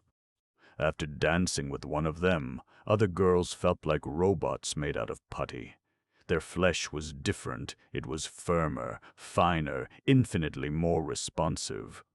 Each individual cell seemed to be endowed with a flashing, sparkling life, a life which, interlinking with that of one of his own cells, made their bodies as intimately one as were their perfectly synchronized minds. But what did all this have to do with their lack of sense? QX, they were nice people. QX, he couldn't beat their brains out either physically or mentally. But there ought to be some way of driving some ordinary common sense through their fine-grained, thick, hard, tough skulls. Thus it was that Kit approached Aricia in a decidedly mixed frame of mind. He shot through the barrier without slowing down and without notification. Inerting his ship, he fought her into an orbit around the planet.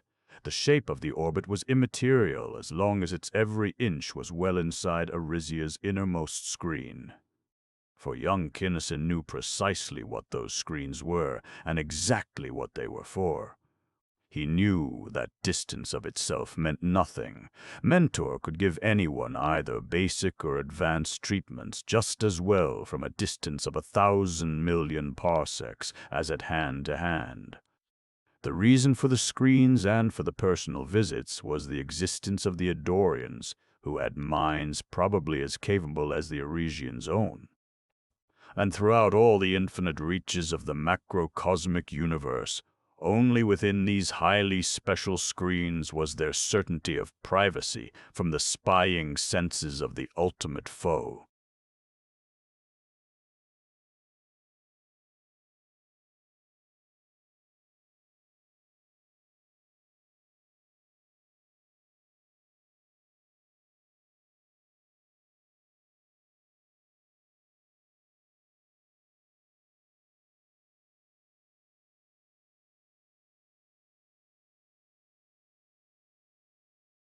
"The time has come, Christopher, for the last treatment I am able to give you," Mentor announced without preamble, as soon as Kit had checked his orbit. "Oh, so soon? I thought you were pulling me in to pin my ears back for fighting with Kay, the dim-wit.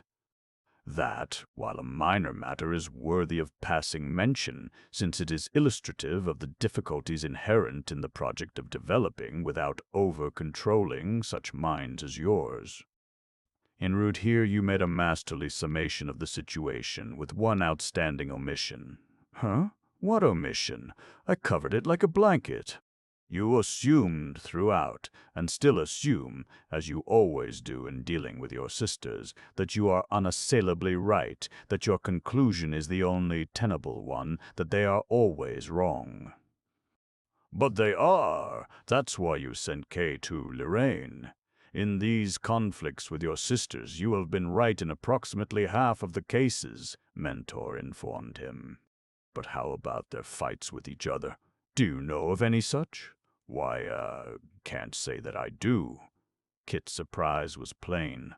"But since they fight with me so much, they must—" "That does not follow, and for a very good reason. We may as well discuss that reason now, as it is a necessary part of the education which you are about to receive. You already know that your sisters are very different, each from the other. Know now that each was specifically developed to be so completely different that there is no possible point which could be made an issue between any two of them." It took some time for Kit to digest that news. "Then where do I come in that they all fight with me at the drop of a hat?" "That, too, while regrettable, is inevitable. Each of your sisters, as you may have suspected, is to play a tremendous part in that which is to come. The Lensman, we of Arisia, all will contribute, but upon you, children of the Lens, especially upon the girls, will fall the greater share of the load. Your individual task will be that of coordinating the whole, a duty which no Arisian is or ever can be qualified to perform. You will have to direct the efforts of your sisters, reinforcing every heavily attacked point with your own incomparable force and drive, keeping them smoothly in mesh and in place. As a side issue, you will also have to coordinate the feebler efforts of us, of Arisia, the Lensman, the patrol, and whatever other minor forces we may be able to employ." "Holy Clono's claws." Kit was gasping like a fish. "Just where, Mentor, do you figure I'm going to pick up the jets to swing that load? And as to coordinating the kids, that's out. I'd make just one suggestion to any one of them and she'd forget all about the battle and tear into me. No, I'll take that back. The stickier the going, the closer they rally round." "Right.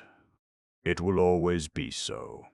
Now, youth, that you have these facts, explain these matters to me, as a sort of preliminary exercise." "I think I see," Kit thought intensely.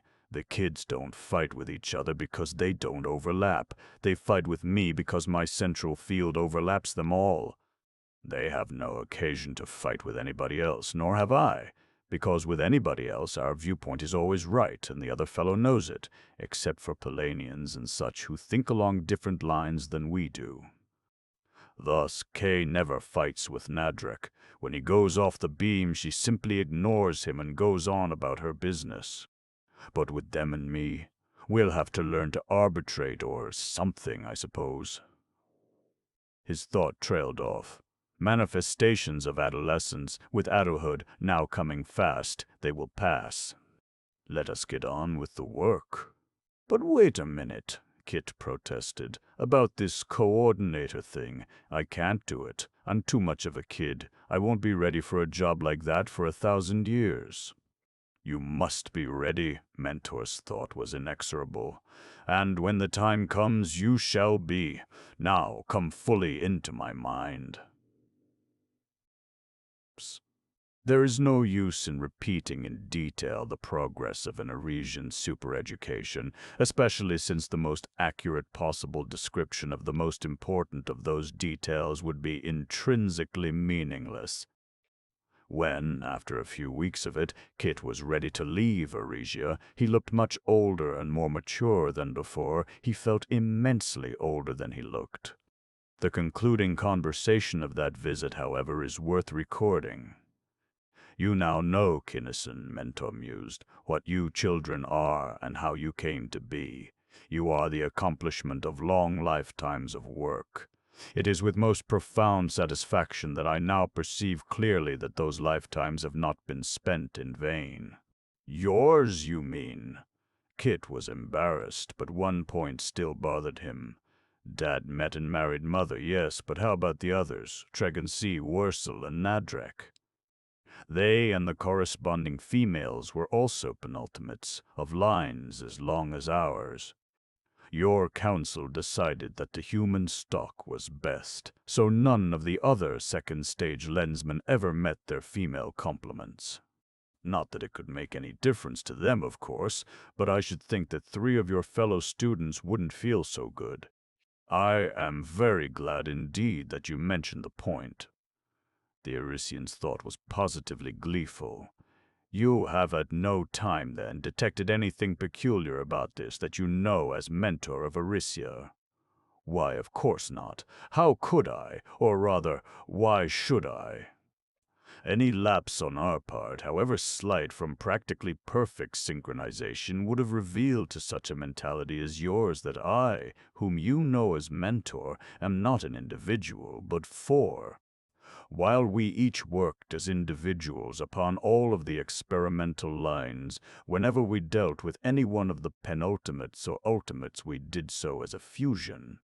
This was necessary not only for your fullest possible development, but also to be sure that each of us had complete data upon every minute facet of the truth. While it was in no sense important to the work itself to keep you in ignorance of Mentor's plurality, the fact that we could keep you ignorant of it, particularly now that you have become adult, showed that our work was being done in a really workmanlike fashion. Kit whistled, a long, low whistle which was tribute enough to those who knew what it meant. He knew what he meant, but there were not enough words or thoughts to express it. "But you're going to keep on being mentor, aren't you?" he asked. "I am. The real task, as you know, lies ahead." QX. You say that I'm a dolt. I'm not. You imply that I'm more than several notches above you in qualifications. I could laugh myself silly about that one if it wasn't so serious. Why, any one of you Arisians has forgotten more than I know and could tie me up into bow knots. There are elements of truth in your thought. That you can now be called adult, however, does not mean that you have attained your full power, only that you are able to use effectively the powers you have and are able to acquire other and larger powers. "But what are those powers?" Kit demanded. "You've hinted on that same theme 1,000 times, and I don't know what you mean any better than I did before." "You must develop your own powers." Mentor's thought was as final as fate. "Your mind is potentially far abler than mine. You will in time come to know my mind in full. I never will be able to know yours. For the lesser but full mind, to attempt to instruct in methodology the greater, although emptier one, is to set that greater mind in an undersized mold, and thus to do it irreparable harm. You have the abilities and the powers. You will have to develop them yourself by the perfection of techniques concerning which I can give you no instructions whatever." "But surely you can give me some kind of a hint," Kit pleaded. "I'm just a kid, I tell you. I don't even know how or where to begin." Under Kit's startled mental gaze, Mentor split suddenly into 4 parts, laced together by a pattern of thought so intricate and so rapid as to be unrecognizable. The parts fused, and again Mentor spoke. "I can point the way in only the broadest, most general terms. It has been decided, however, that I can give you 1 hint, or, more properly, 1 illustration. The surest test of knowledge known to us is the visualization of the cosmic all. All science is, as you know, 1. The true key to power lies in the knowledge of the underlying reasons for the succession of events. If it is pure causation, that is, if any given state of things follows as an inevitable consequence because of the state existing an infinitesimal instant before, then the entire course of the macrocosmic universe was set for the duration of all eternity in the instant of its coming into being.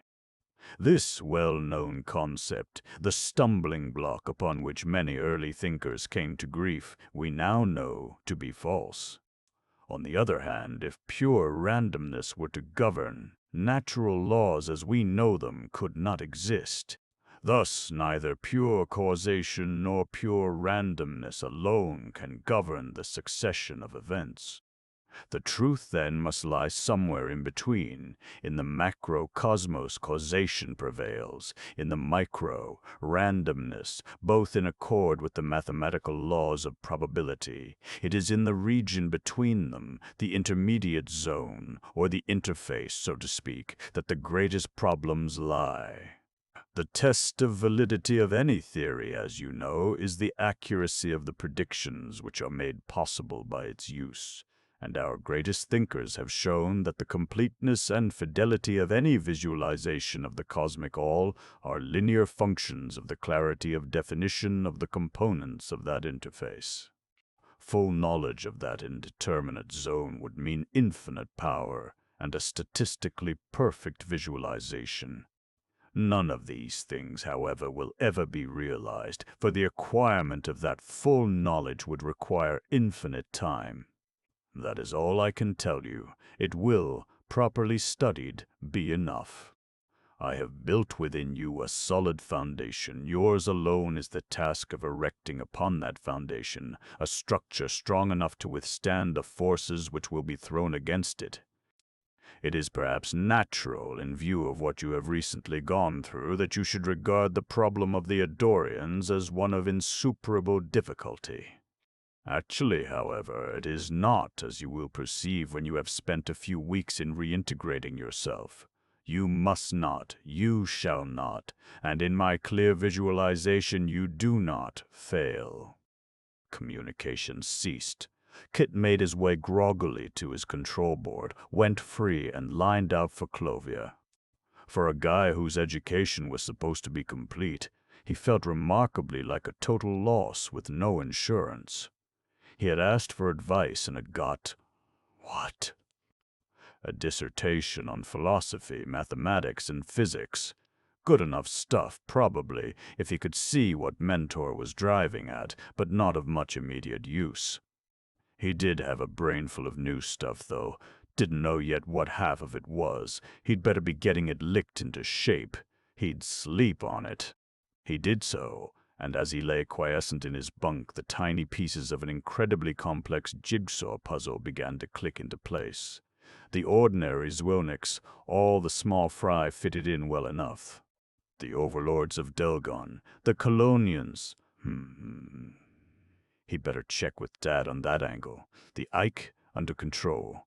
Kandron of Onlo, ditto. X was in safe hands. Cam had already been alerted to watch her step. Some planet named Plur. What in all the purple hells of Palan had Mentor meant by that crack? Anyway, that piece didn't fit anywhere, yet. That left Eddore, and at the thought a series of cold waves raced up and down the young Lensman's spine. Nevertheless, Eddore was his oyster, his and nobody else's. Mentor had made that plain enough. Everything the Arisians had done for umpteen million years had been aimed at the Eddorians. They had picked him out to MC the show, and how could a man coordinate an attack against something about which he knew nothing? And the only way to get acquainted with Eddore and its denizens was to go there. Should he call in the kids? He should not. Each of them had her hands full of her own job, that of developing her full self. He had his, and the more he studied the question, the clearer it became that the first number on the program of his self-development would have to be, a single-handed expedition against the key planet of civilization's top-ranking foes. He sprang out of his bunk, changed his vessel's course, and lined out a thought to his father. "Dad? Kit. Been flitting around out Arisia way and picked up an idea that I want to pass along to you. It's about Colonians. What do you know about them? They're blue? I don't mean that. I know you don't. There were Helmuth, Jalta, Prelin, Crown and Shield, all I can think of at the moment. Big operators, sun and smart homeburs, if I do say so myself, as shouldn't, but they're all ancient history. Hold it, maybe I know of a modern one, too, Eddie's Lensman. The only part of that picture that was sharp was the lens, since Eddie was never analytically interested in any of the hundreds of types of people he met, but there was something about that Lensman. I'll bring him back and focus him as sharply as I can. There." Both men studied the blurred statue posed in the gray lensman's mind. "Wouldn't you say he could be a Colonian?" Check.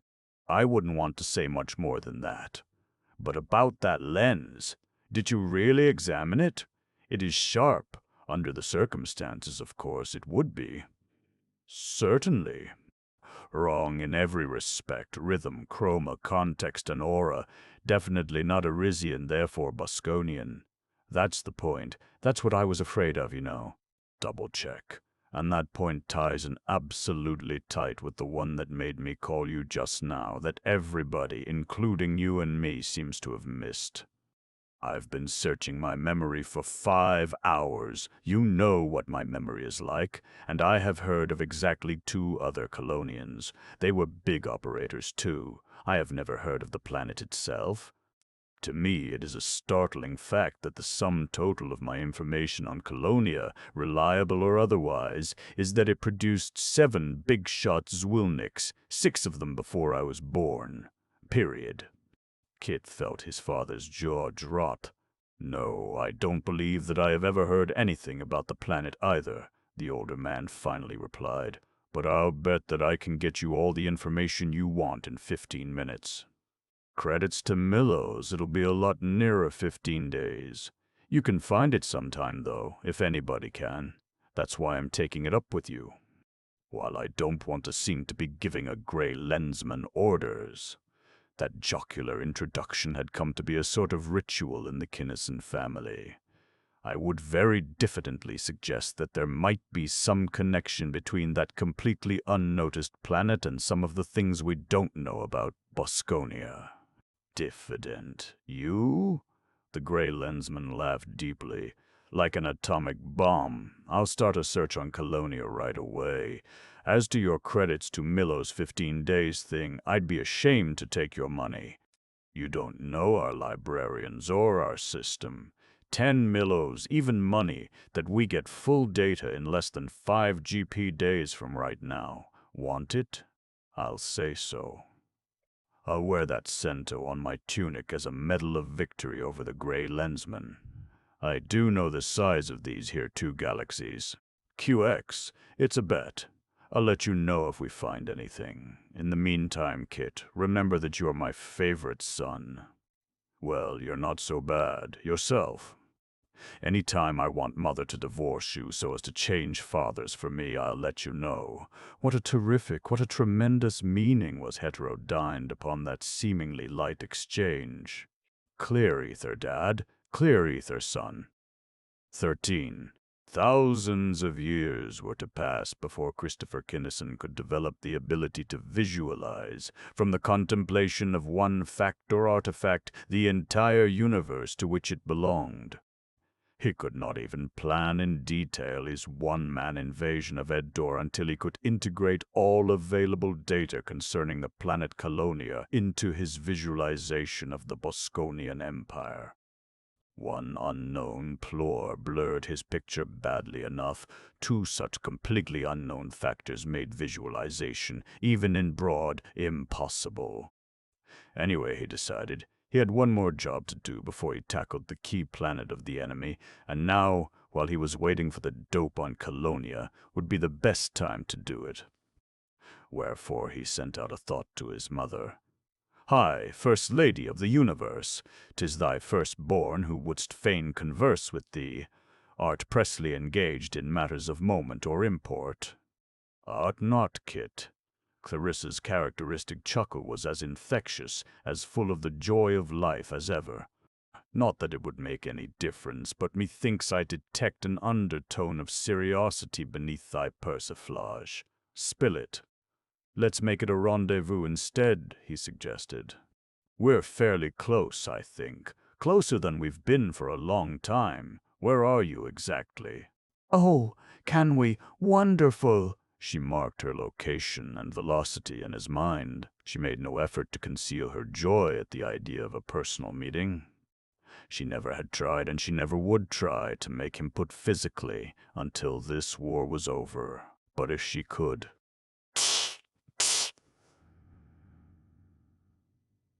QX. Hold your course and speed. I'll be seeing you in 83 minutes. In the meantime, it'll be just as well if we don't communicate, even by lens. Why, son, nothing definite, just a hunch is all. Bye, gorgeous. The two speedsters approached each other, inerted, matched intrinsics, went free, flashed into contact, sped away together upon Clarissa's original course. Hi, Mums. Kit spoke into a visiphone. I should, of course, come to you, but it might be better if you come in here. I've got some special rigs set up here that I don't want to leave. QX? He snapped on one of the special rigs as he spoke, a device which he himself had built and installed, the generator of a screen which would detect upon every possible band and channel of thought or of intrusion. Why, of course! She came and was swept off her feet in the exuberance of her tall son's embrace, a greeting which she returned with a fervor at least the equal of his own. It's nice, Mother, seeing you again. Words, or thoughts even, were so inadequate. Kit's voice was a trifle rough. His eyes were not... It is nice, she agreed, snuggling her spectacular head even more firmly into the curve of his shoulder. Mental contact is better than nothing, of course, but this is perfect. Just as much a menace to navigation as ever, aren't you? He held her at arm's length and shook his head in mock disapproval. Do you think it's quite right for one woman to have so much of everything when all the others have so little of anything? Honestly, I don't. She and Kit had always been exceptionally close. Now her love for and her pride in this splendid creature, her son and her firstborn, simply would not be denied. You're joking, I know, but that strikes too deep for comfort. I wake up in the night to wonder why, of all the women in existence, I should be so lucky, especially in my children. QX, skip it. Kit was shying away. She should have known better than to try in words even to skirt the profound depths of sentiment which both she and he knew so well were there. Get back onto the beam, gorgeous. You know what I meant. Look at yourself in a mirror someday, or do you, perchance? Once in a while, maybe twice. She giggled unaffectedly. You don't think that all this charm and glamour comes without effort, do you? But maybe you'd better get back on the beam yourself. I know that you didn't come all these parsecs out of your way to say pretty things to your mother, even though I admit that they've built up my ego no end. On target, dead center. Kit had been grinning, but he sobered quickly. I wanted to talk to you about Lorraine and the job you're figuring on doing out there. Why? She demanded. Do you know anything about it? Unfortunately, I don't. Kit's black frown of concentration reminded her forcibly of his father's characteristic scowl. Guesses, suspicions, theories, not even good hunches. But I wondered. He paused, embarrassed as a schoolboy, then went on with a rush. Would you mind it too much if I went into something pretty personal? You know I wouldn't, son. In contrast to Kit's usual clarity and precision of thought, the question was highly ambiguous, but Clarissa covered both angles. I can conceive of no subject, event, action, or thing in either my life or yours, too intimate or too personal to discuss with you in full. Can you? No, I can't, but this is different. As a woman, you're tops the finest and best that ever lived. This statement, made with all the matter-of-factness of stating that a triangle had 3 corners, thrilled Clarissa through and through. As a gray lensman, you're over the rest of them like a cirrus cloud. But you should rate full handle some day, and that is, you. You mean that I don't measure up? She asked quietly. I know very well that I don't, and admitting an evident fact should not hurt my feelings a bit. Don't interrupt, please, as Kit began to protest. In fact, it is sheerest effrontery. It has always bothered me terribly, Kit, to be classed as a lensman at all, considering what splendid men they all are, and what each one of them had to go through to earn his lens. You know as well as I do that I have never done a single thing to earn or to deserve it. It was handed to me on a silver platter. I'm not worthy of it, Kit, and all the real lensmen know that I'm not. They must know it, Kit. They must feel that way. Did you ever express yourself in exactly that way before, to anybody? You didn't, I know. Kit, stop sweating. This was going to be easier than he had feared. I couldn't, Kit. It was too deep. But as I said, I can talk anything over with you. QX. We can settle that fast enough if you will answer just one question. Do you honestly believe that you would have been given the lens if you were not absolutely worthy of it? Perfectly, in every minute particular. Why, I never thought of it that way. Probably not. No, certainly not. Clarissa's somber mien lightened markedly. But I still don't see how or why. Clear enough, Kit interrupted. You were born with what the rest of them had to work so hard for, with stuff that no other woman anywhere ever had. Except the girls, of course, Clarissa corrected half absently. Except the kids, he concurred. It could do no harm to agree with his mother's statement of a self-evident fact. He crossed the room and adjusted a couple of dials. His vessel's screens would not now react to the thoughts of Mentor of Aricia, but would still announce the presence of any possible other. You can take it from me as one who knows that the other lensmen know that you've got plenty of jets. They all know also that the Arisians never did and never will make a lens for anybody who hasn't got what it takes.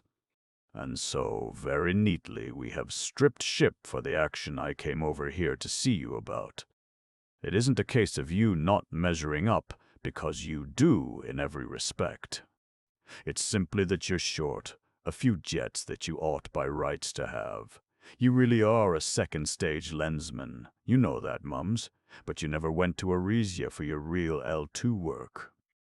I hate to see you blast off without full equipment into what may prove to be a big-time job, especially when you're so eminently able to take it.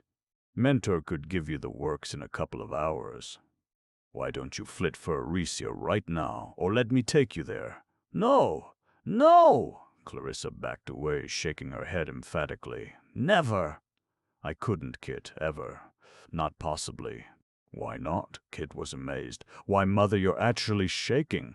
I know I am. I can't help it. That's why. He's the only thing in the entire universe that I'm really afraid of.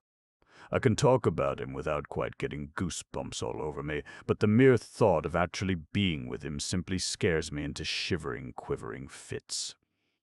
I see. It might very well work that way at that. Does Dad know it?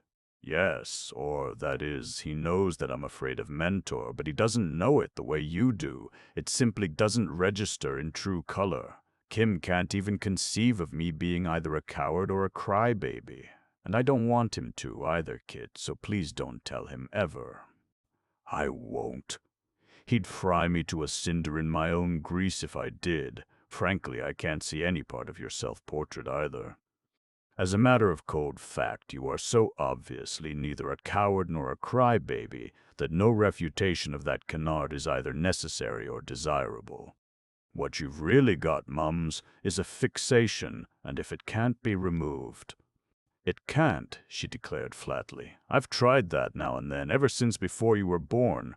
Whatever it is, it's a permanent installation, and it's really deep.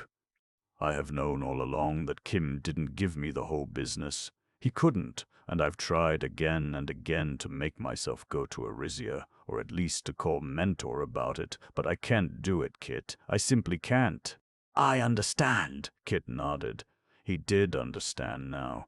What she felt was not, in essence and at bottom, fear at all. It was worse than fear, and deeper. It was true revulsion, the basic, fundamental, subconscious, sex-based reaction of an intensely vital human female against a mental monstrosity who had not had a sexual thought for countless thousands of her years. She could neither analyze nor understand her feeling, but it was as immutable, as ineradicable, and as old as the surging tide of life itself. But there's another way, just as good, probably better, as far as you're concerned. You aren't afraid of me, are you? What a question. Of course I'm not. Why do you mean you? Her expressive eyes widened. You children, especially you, are far beyond us, as of course you should be, but can you, Kit? Really? Kit keyed a part of his mind to an ultra-high level. I know the techniques, Mentor, but the first question is, should I do it? You should. The time has come when it is necessary.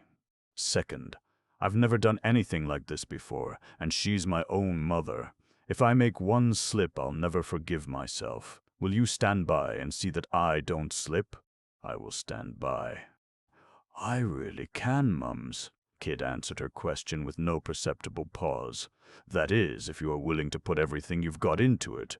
Just letting me into your mind isn't enough. You'll have to sweat blood. You'll think that you've been run through a hammer mill and spread out on a Dagonian torture screen to dry. No need for worry on that score, my son. All the passionate intensity of Clarissa's being was in her vibrant voice. If you just knew how utterly I have been longing for it, I'll work, and whatever you give me I can take. I'm sure of that. And, not to work under false pretenses, I'd better tell you how I know. Mentor showed me what to do and told me to do it. Mentor, Kit agreed. He knew that it was a psychological impossibility for you to work with him, and that you could and would work with me, so he appointed me a committee of one. Clarissa was reacting to this news as it was inevitable that she should react, and to give her time to steady down, he went on. Mentor also knew, and so do you and I, that even though you are afraid of him, you know what he is and what he means to civilization. It was necessary for me to tell you this so that you would know without any tinge of doubt that I am not a half-baked kid setting out to do a man's job of work. Jet back, Kit. I may have thought a lot of different things about you at times, but half-baked was never one of them. That is your own thinking, not mine. I wouldn't wonder, Kit grinned wryly. My ego could stand some stiffening right now. This isn't going to be funny. You're too fine a woman, and I think too much of you, to enjoy the prospect of mauling you around so unmercifully. Why, Kit! Her mood was changing fast. Her old-time impish smile came back in force. You aren't weakening, surely? Shall I hold your hand? Aha! Cold feet, he admitted. It might be a smart idea at that, holding hands. Physical linkage. Well, I'm as ready as I ever will be, I guess. Whenever you are, say so. And you'd better sit down before you fall down. QX, Kit, come in. Kit came, and at the first terrific surge of his mind within hers, the red Lensman caught her breath, stiffened in every muscle, and all but screamed in agony. Kit's fingers needed their strength as her hands clutched his and closed in a veritable spasm. She had thought that she knew what to expect, but the reality was different, much different. She had suffered before. On Liraine, too, although she had never told anyone of it, she had been burned and wounded and beaten. She had borne 5 children. This was as though every poignant experience of her past had been rolled into one, raised to the 9th power, and stabbed deep into the tenderest, most sensitive centers of her entire being. And Kit, boring in and in and in, knew exactly what to do, and now that he had started, he proceeded unflinchingly and with exact precision to do what had to be done. He opened up her mind as she had never dreamed it possible for a mind to open. He separated the tiny jammed compartments, each completely from every other. He showed her how to make room for this tremendous expansion and watched her do it against the shrieking protests of every cell and fiber of her body and of her brain. He drilled new channels everywhere, establishing an inconceivably complex system of communication lines of infinite conductivity.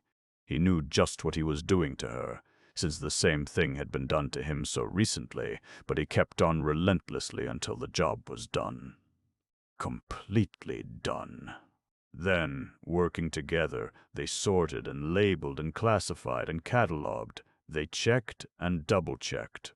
Finally she knew, and Kit knew that she knew every hitherto unplumbed recess of her mind and every individual cell of her brain. Every iota of every quality and characteristic, every scrap of knowledge she had ever acquired or ever would acquire, would be at her command instantaneously and effortlessly.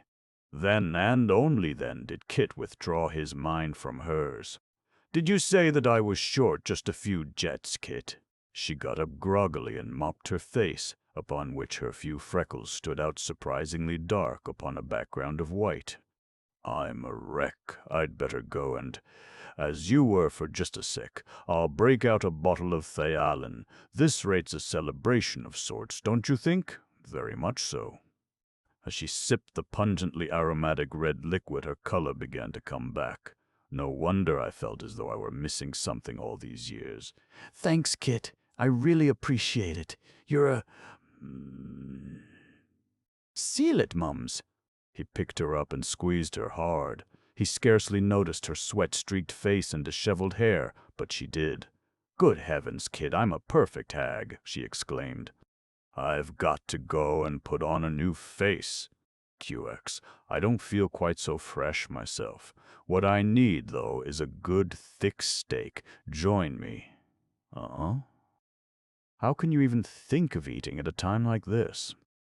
Same way you can think of war paint and feathers, I suppose. Different people, different reactions. QX, I'll be in there and see you in 15 or 20 minutes. Flit. She left, and Kit heaved an almost explosive sigh of relief. Mighty good thing she hadn't asked too many questions. If she had become really curious, he would have had a horrible time keeping her away from the fact that that kind of work never had been done and never would be done outside of solid multiply Arisian screen. He ate, cleaned up, ran a comb through his hair, and, when his mother was ready, crossed over into her speedster. Whee-hoo, Kit whistled descriptively. "What a 7-sector call-out! Just who do you think you're going to knock out of the ether on Lyrane 2? Nobody at all." Clarissa laughed. "This is all for you, son, and maybe a little bit for me, too." I'm stunned. You're a blinding flash and a deafening report, but I've got to do a flit, gorgeous. So clear. Wait a minute. You can't go yet. I've got questions to ask you about these new networks and things. How do I handle them? Sorry, you've got to develop your own techniques. You know that already. In a way. I thought maybe, though, I could wheedle you into helping me a little. I should have known better, but tell me, all Lensmen don't have minds like this, do they? I'll say they don't. They're all like yours was before, but not as good. Except the other L2s, of course. Dad, Wursel, Tregency, and Nadrek. Theirs are more or less like yours is now, but you've got a lot of stuff that they haven't. Huh? She demanded. Such as? Way down, there. He showed her. You worked all of that area yourself. I only showed you how without getting in too close. Why? Oh, I see. You would. Life force. I would have lots of that, of course. She did not blush, but Kit did. Life force was a pitifully inadequate term indeed for that which civilization's only Lensman mother had in such measure, but they both knew what it was. Kit ducked. You can always tell all about a lensman by looking at his lens. It's an absolute diagram of his whole mind. You've studied Dad's, of course. Yes. 3 times as big as the ordinary ones, or mine, and much finer and brighter. But mine isn't, Kit. It wasn't, you mean. Put it on and look at it now. She opened a drawer, and even before she could snap the bracelet around her wrist, her eyes and mouth became 3 round O's of astonishment. She had never seen that lens before, or anything like it. It was 3 times as big as hers, 7 times as fine and as intricate, and 10 times as bright. "Why, this isn't mine," she gasped. "But this is where I put—" "Sneeze, gorgeous," Kit advised. "Cobwebs. It lit up, didn't it? You aren't thinking a lick. Your mind changed, so your lens had to. See?" "I see." Clarissa looked deep into her son's eyes, her face again paling under her makeup. "Now I'm going to get personal, Kit. Would you let me look at your lens?" "You never seem to wear it. I haven't seen it since you graduated." "Sure. Why not?" He reached into a pocket. "I take after you, that way. Neither of us gets any kick out of throwing his weight around." His lens flamed upon his wrist. It was larger in diameter than Clarissa's and thicker. Its texture was finer, its colors were brighter, harsher, and seemed somehow more solid. Both studied both lenses for a moment, then Kit seized his mother's hand, brought their wrists together, and stared. "That's it," he breathed. "That's it. That's IT, just as sure as Clono has got teeth and claws." "What's it? What do you see?" she demanded. "I see how and why I got the way I am. And if the kids had lenses, theirs would be the same. Remember Dad's? Look at your dominants. Notice that every one of them is duplicated in mine. Blank them out of mine and see what you've got left. Pure Kimball Kinnison, with just enough extras thrown in to make me an individual instead of a carbon copy. Credits to Milos. This is what comes of having lensmen on both sides of the family. No wonder we're freaks. Don't know whether I'm in favor of it or not. I don't think that they should produce any more Lady Lensmen, do you? Maybe that's why they never did." "Don't try to be funny," she reproved, but her dimples were again in evidence. "If it would result in more people like you and your sisters, I would be very much in favor of it, but some way or other I doubt it. I know that you're squirming to go, so I won't hold you any longer. What you just found out about lenses is fascinating. For the rest of it, well, thanks, son, and clear ether." "Clear ether, Mother. This is the worst part of being together, leaving so quick. I'll see you again, though, soon and often. If you get stuck, yell, and one of the kids or I, or all of us, will be with you in a split second." He gave her a quick, hard hug, kissed her enthusiastically, and left. He did not tell her, and she never did find out, that his discovery of one of the secrets of the lens was made to keep her from asking questions which he could not answer. The Red Lensman was afraid that she would not have time to put her new mind in order before reaching Lorraine too, but, being naturally a good housekeeper, she did. More, so rapidly and easily did her mind now work, she had time to review and to analyze every phase of her previous activities upon that planet, and to lay out in broad her first lines of action. She wouldn't put on the screws at first, she decided. She would let them think that she didn't have any more jets than before. Helen was nice, but a good many of the others, especially that airport manager, were simply quadruply distilled vixens. She'd take it easy at first, but she'd be very sure that she didn't get into any such jams as last time. She coasted down through Lorraine's stratosphere, and poised high above the city she remembered so well. Helen of Lorraine! She sent out a sharp, clear thought. "That is not your name, I know, but we did not learn any other." She broke off, every nerve taut. Was that, or was it not, Helen's thought, cut off, wiped out by a guardian block before it could take shape? Who are you, stranger, and what do you want? The thought came almost instantly from a person seated at the desk of the chief executive of the planet. Clarissa glanced at the sender and thought that she recognized the face. Her new channels functioned instantaneously. She remembered every detail. Lensman Clarissa, formerly of Sol 3, unattached. I remember you, Eddore, although you were only a child when I was here. Do you remember me? Yes. I repeat, what do you want? The memory did not decrease Leddore's hostility. I would like to speak to the former elder person, if I may. You may not. It is no longer with us. Leave at once, or we will shoot you down. Think again, Eddore. Clarissa held her tone even and calm. Surely your memory is not so short that you have forgotten the Dauntless and its capabilities. I remember. You may take up with me whatever it is that you wish to discuss with my predecessor, elder person. You are familiar with the Bosconian invasion of years ago. It is suspected that they are planning new and galaxy-wide outrages and that this planet is in some way involved. I have come here to investigate the situation. We will conduct our own investigations, Eddore declared curtly. We insist that you and all other foreigners stay away from this planet. You investigate a galactic condition. In spite of herself, Clarissa almost let the connotations of that question become perceptible. If you give me permission, I will land alone. If you do not, I shall call the Dauntless, and we will land in force. Take your choice. Land alone, then, if you must land, Eddore yielded seethingly. Land at our city airport. Under those guns.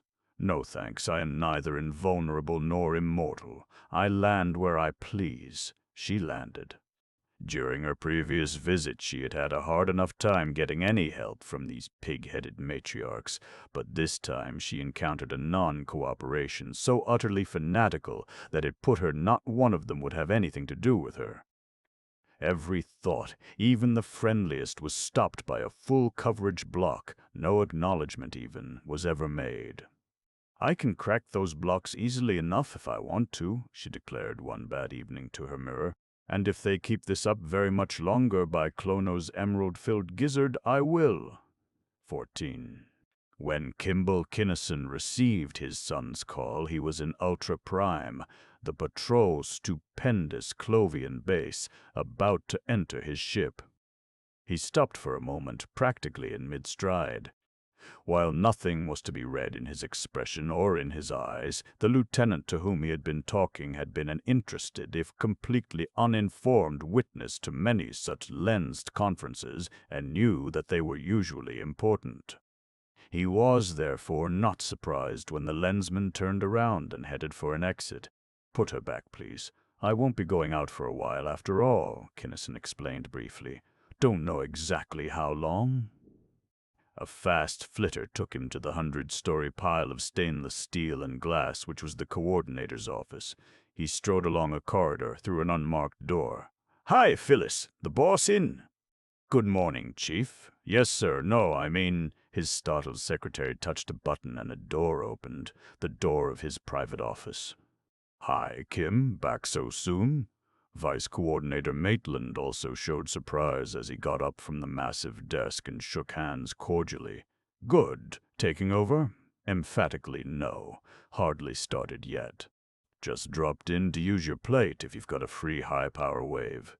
"QX. Certainly. If not, you can free one fast enough. Communications." Kinnison touched a stud. "Will you please get me, Thrail? Library 1, Principal Librarian Nadine Ernley, plate to plate." This request was surprising enough to the informed. Since the coordinator practically never dealt personally with anyone except lensmen, and usually unattached lensmen at that, it was a rare event indeed for him to use any ordinary channels of communication.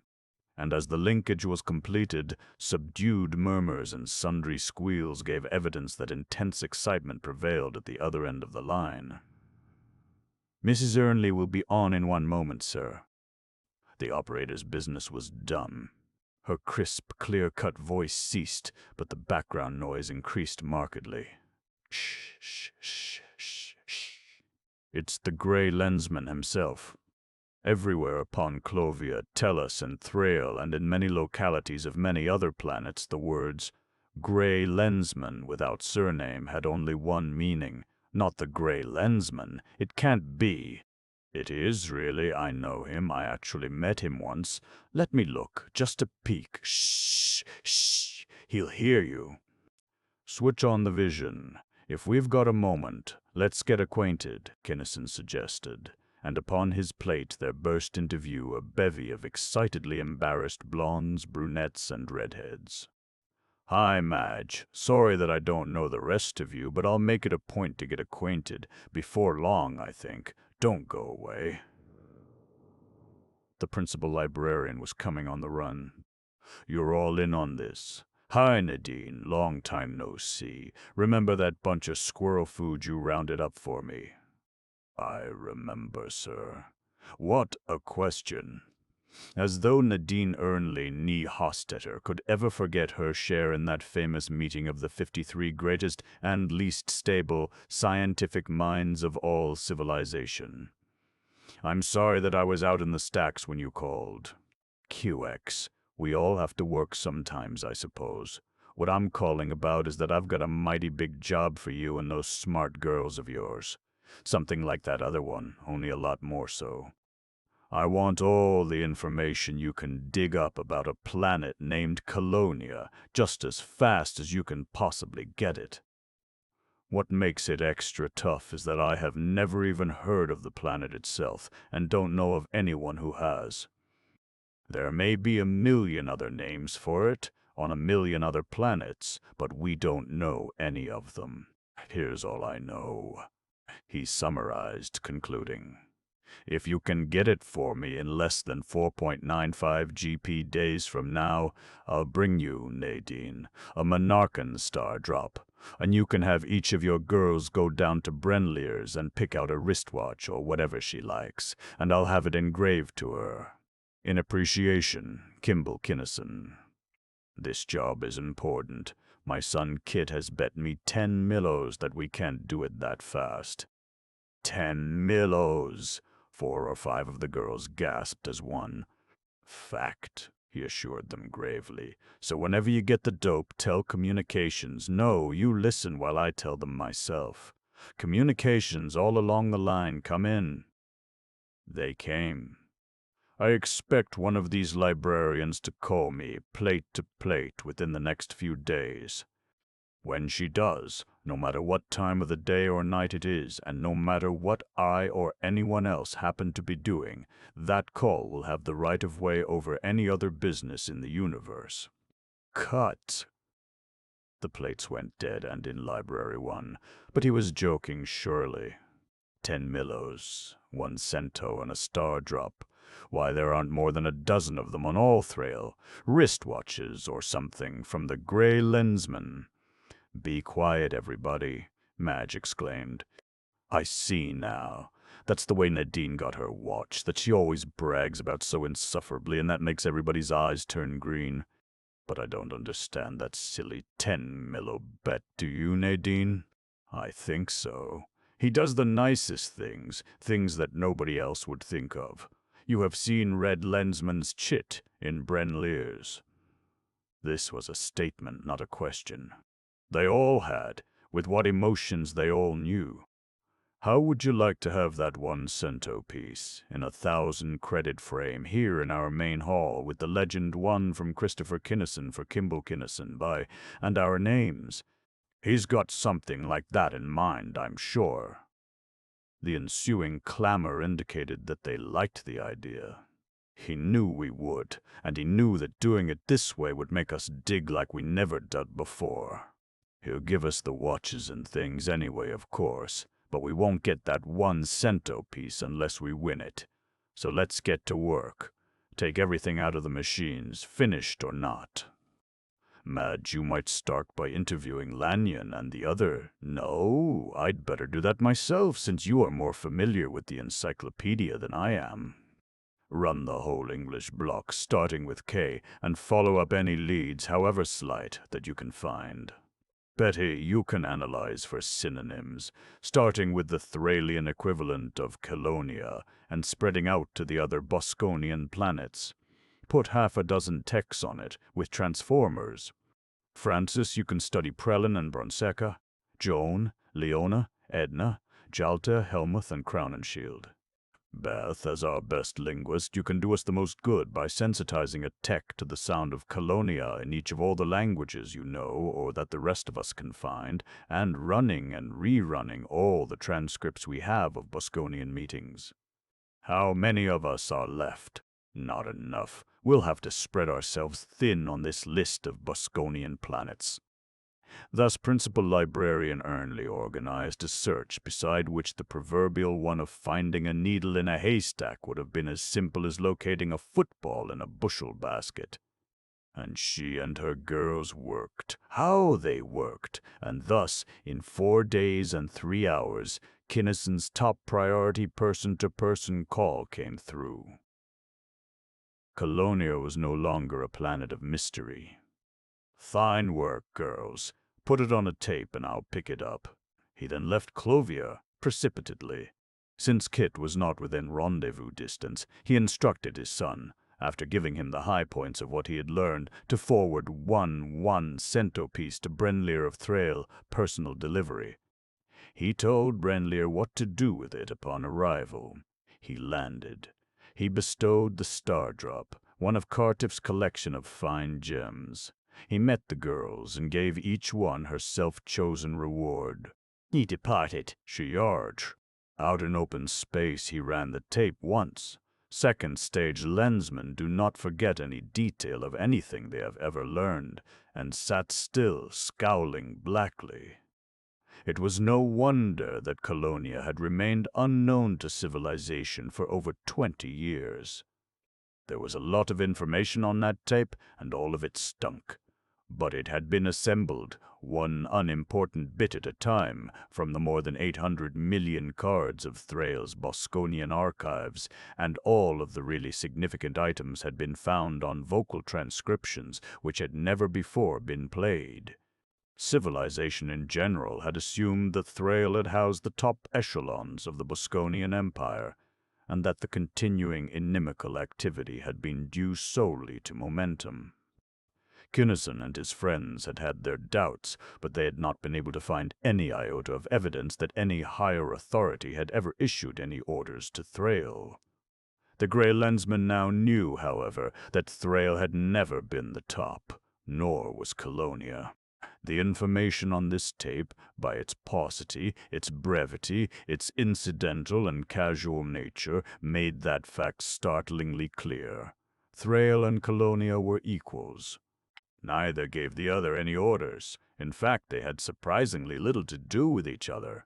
While Thrail formally directed the activities of 500,000 or so planets, and Colonia apparently still did much the same, their field of action had not overlapped at any point. His conquest of Thrail, hailed so widely as such a triumph, had got him precisely nowhere in the solution of the real problem. It might be possible for him to conquer Colonia in a similar fashion, but what would it get him? Nothing. There would be no more leads upward from Colonia than there had been from Thrall. How, in all of Noshab Kemming's variegated and iridescent hells, was he going to work this out?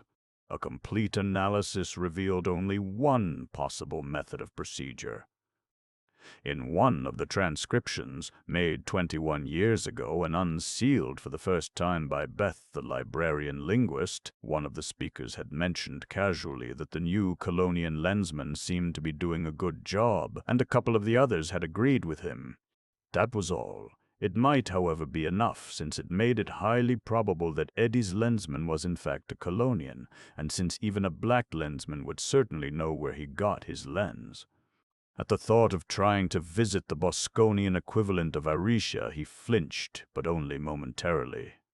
Invasion, or even physical approach, would of course be impossible, but any planet, even Arisia itself, could be destroyed. If it could be found, that planet would be destroyed. He had to find it. That was probably what Mentor had been wanting him to do all the time. But how? In his various previous enterprises against Bosconia, he had been a gentleman of leisure, a dock walloper, a meteor miner, and many other things. None of his already established aliases would fit on Colonia, and besides, it was very poor technique to repeat himself, especially at this high level of opposition. To warrant appearance on Colonia at all, he would have to be an operator of some kind. Not too small, but not big enough so that an adequate background could not be synthesized in a hurry. A Zwilnik, an actual drug runner with a really worthwhile cargo, would be the best bet. His course of action decided, the gray Lensman started making calls. He first called Kit, with whom he held a long conversation. He called the captain of his battleship yacht, the Dauntless, and gave him many and explicit orders. He called Vice Coordinator Maitland and various other unattached lensmen who had plenty of weight in narcotics, public relations, criminal investigation, navigation, homicide, and many other apparently totally unrelated establishments of the Galactic Patrol. Finally, after 10 solid hours of mind-racking labor, he ate a tremendous meal and told Clarissa, he called her last of all, that he was going to go to bed and sleep for one whole GP week. Thus it was that the name of Bradlow Thyron began to obtrude itself above the threshold of galactic consciousness. For 7 or 8 years that name had been below the middle of the patrol's long black list of the wanted. Now it was well up toward the top. That notorious Zwilnik and his villainous crew had been chased from one side of the first galaxy to the other. For a few months it had been supposed that they had been blown out of the ether. Now, however, it was known definitely that he was operating in the second galaxy, and he and every one of his cutthroat gang, fiends who had blasted thousands of lives with the noxious wares, were wanted for piracy, drug-mongering, and first-degree murder. From the patrol standpoint, the hunting was very poor. GP planetographers have charted only a small percentage of the planets of the second galaxy, and only a few of those are peopled by the adherents of civilization. Therefore it required some time, but finally there came the message for which Kinnison was so impatiently waiting. A Bosconian pretty big-shot drub master named Harkleroy, on the planet Fleston 2, city Nelto, coordinates so-and-so, fitted his specifications to a T, a middle-sized operator neither too close to nor too far away from Colonia. And Kinnison, having long since learned the lingua franca of the region from a local meteor miner, was ready to act. He wanted her when he needed her. Then, seated at his speedster's communicator, he put through regular channels a call to the Bosconian. "Hark, Leroy, I've got a proposition you'll be interested in." "Where and when do you want to see me? What makes you think I want to see you at all?" a voice snarled, and the plate showed a gross, vicious face. "Who are you, scum?" "Who I am is nobody's business, and if you don't clamp a baffle on that mouth of yours, I'll come down there and shove a glop-skinner's glove so far down your throat you can sit on it." At the first defiant word, the Zwilnik began visibly to swell, but in a matter of seconds he recognized Bradlow Thyron, and Kinnison knew that he did. That pirate could and would be expected to talk back to anybody. "I didn't recognize you at first," Harkleroy almost apologized. "We might do some business at that. What have you got?" "Cocaine, heroin, bentlum, hashish, nitrolabe, most anything a warm-blooded oxygen breather would want. The prize package, though, is 2 kilograms of clear quill thionite." "Thionite, 2 kilograms." The Flestan's eyes gleamed. "Where and how did you get it?" "I asked the lensman on Trenko to make it for me, special, and he did." "So you won't talk, huh?" Kinnison could see Harkleroy's brain work. "Thyron could be made to talk later. We can maybe do business at that. Come down here right away." "I'll do that, but listen," and the lensman's eyes burned into the Zwilnik's. I know what you're figuring on, and I'm telling you right now not to try it if you want to keep on living. You know that this ain't the first planet I ever landed on, and if you've got a brain, you know that a lot of guys smarter than you are have tried monkey business on me, and I'm still here. So watch your step." The Lensman landed, and made his way to Harkleroy's inner office in what seemed to be an ordinary enough, if somewhat oversized, suit of light space armor. But it was no more ordinary than it was light. It was a powerhouse, built of durium 1/4 of an inch thick. Kinnison was not walking in it. He was merely the engineer of a battery of 2,000 horsepower motors. Unaided, he could not have lifted one leg of that armor off the ground. As he had expected, everyone he encountered wore a thought screen, nor was he surprised at being halted by a blaring loudspeaker in the hall, since the Zwilnik's search beams were being stopped 4 feet away from his armor. "Halt! Cut your screens or we'll blast you where you stand!" "Yeah? At your age, Harkleroy, I told you I had a lot of stuff up my sleeve besides my arm, and I meant it. Either I come as I am or I flit somewhere else to do business with somebody who wants this stuff bad enough to act like half a man. Smatter, afraid you ain't got blasters enough in there to handle me." This taunt bit deep, and the visitor was allowed to proceed. As he entered the private office, however, he saw that Harkleroy's hand was poised near a switch whose closing would signal a score or more of concealed gunners to burn him down. They supposed that the stuff was either on his person or in his speedster just outside. Time was short. "I abase myself. That's the formula you insist on, ain't it?" Kinnison sneered without bending his head a millimeter. Harkleroy's finger touched the stud. "Dauntless! Come down!" Kinnison snapped out the order. Hand, stud, and a part of the desk disappeared in the flare of Kinnison's beam. Wall ports opened, projectors and machine rifles erupted vibratory and solid destruction. Kinnison leaped toward the desk, the attack slowing down and stopping as he neared and seized the big shot.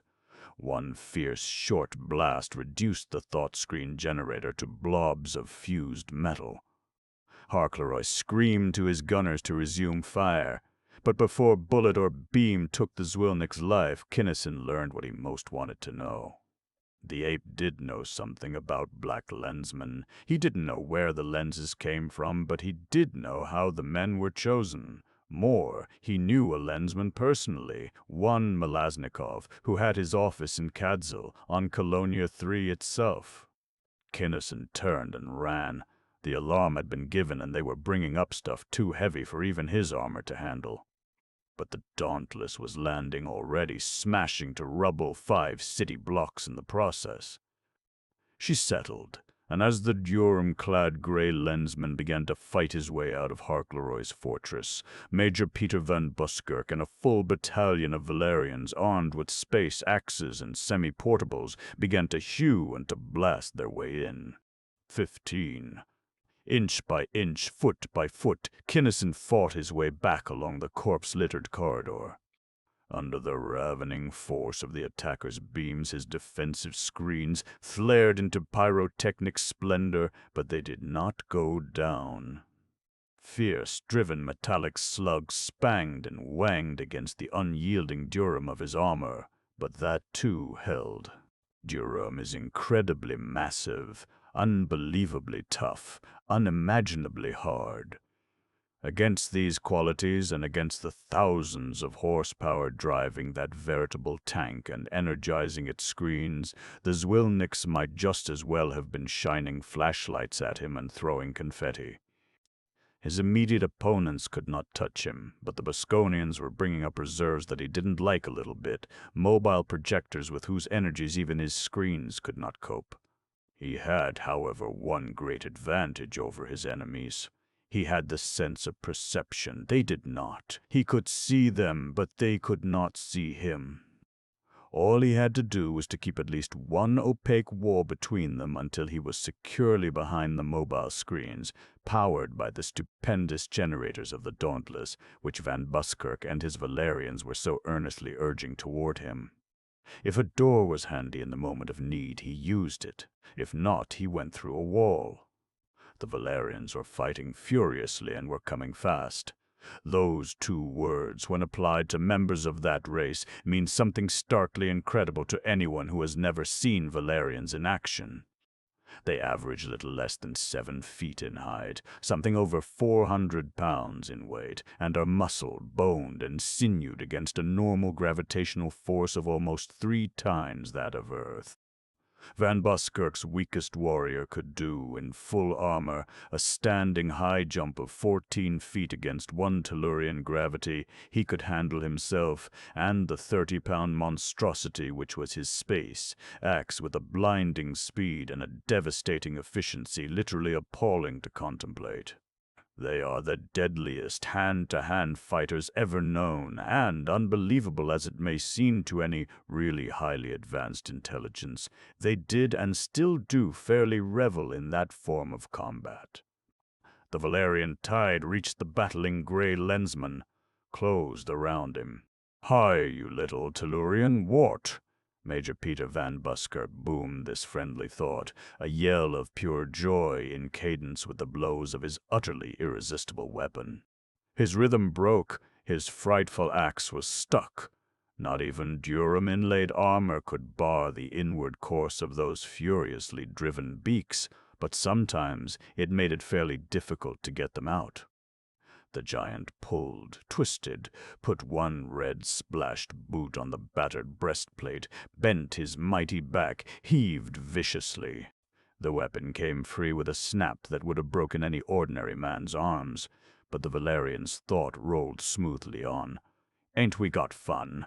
Oh, Bus, you big Valerian baboon." Kinnison thought back in kind. "Thought maybe we would need you and your gang. Thanks for the ride, but back now and fast." Although the Valerians did not like to retreat after even a successful operation, they knew how to do it. Hence, in a matter of minutes, all the survivors, and their losses had been surprisingly small, were back inside the Dauntless. "You picked up my speedster, Frank." It was a statement, not a question, directed at the young Lensman standing beside the chief pilot's board. "Of course, sir." "They're massing fast, and without any hostile demonstration, as you said they would." He nodded unconcernedly at the plate, which showed the sky dotted with warlike shapes. "No maulers?" "None detectable as yet. QX." Original orders stand. At detection of one mauler, execute Operation Able without further instructions. Tell everybody that, while the announcement of Operation Able will put me out of control instantly and automatically, until such announcement, I will give instructions. What they will be like, I haven't the foggiest notion. It depends on what his nibs upstairs decides to do. It's his move next. As though the last phrase were a cue, a burst of noise rattled from the speaker, of which only the words Bradlow-Thyron were intelligible to the unlensed members of the crew. That name, however, explained why they were not being attacked. Yet, Colonia had heard much of that intransigent and obdurate pirate, and of the fabulous prowess of his ship, and Kinnison was pretty sure that they were much more interested in his ship than in him. "I can't understand you," the gray Lensman barked, in the polyglot language he had so lately learned. "Talk, pigeon." "Very well. I see that you are indeed Bradlow-Thyron, as we were informed. What do you mean by this outrageous attack? Surrender. Disarm your men, take off their armor, and march them out of your vessel, or we will blast you as you lie there. Mendenai, Vice Admiral, speaking. I abase myself." "Kinnison." Thyron did not sneer, exactly, and he did incline his stubborn head perhaps 1 millimeter, but he made no move to comply with the orders so summarily issued. Instead, "What kind of planet is this, anyway?" he demanded hotly. I come here to see this louse Harkleroy because a friend of mine tells me that he's a big shot and so interested in my line that we can do a lot of business with each other. I give the lug fair warning, too. Tell him plain that I've been around plenty and that if he tries to give me the works, I'll rub him out like a pencil mark. So what happens? In spite of what I just tell him, he tries dirty work on me, and I go to work on him, which he certainly has got coming to him.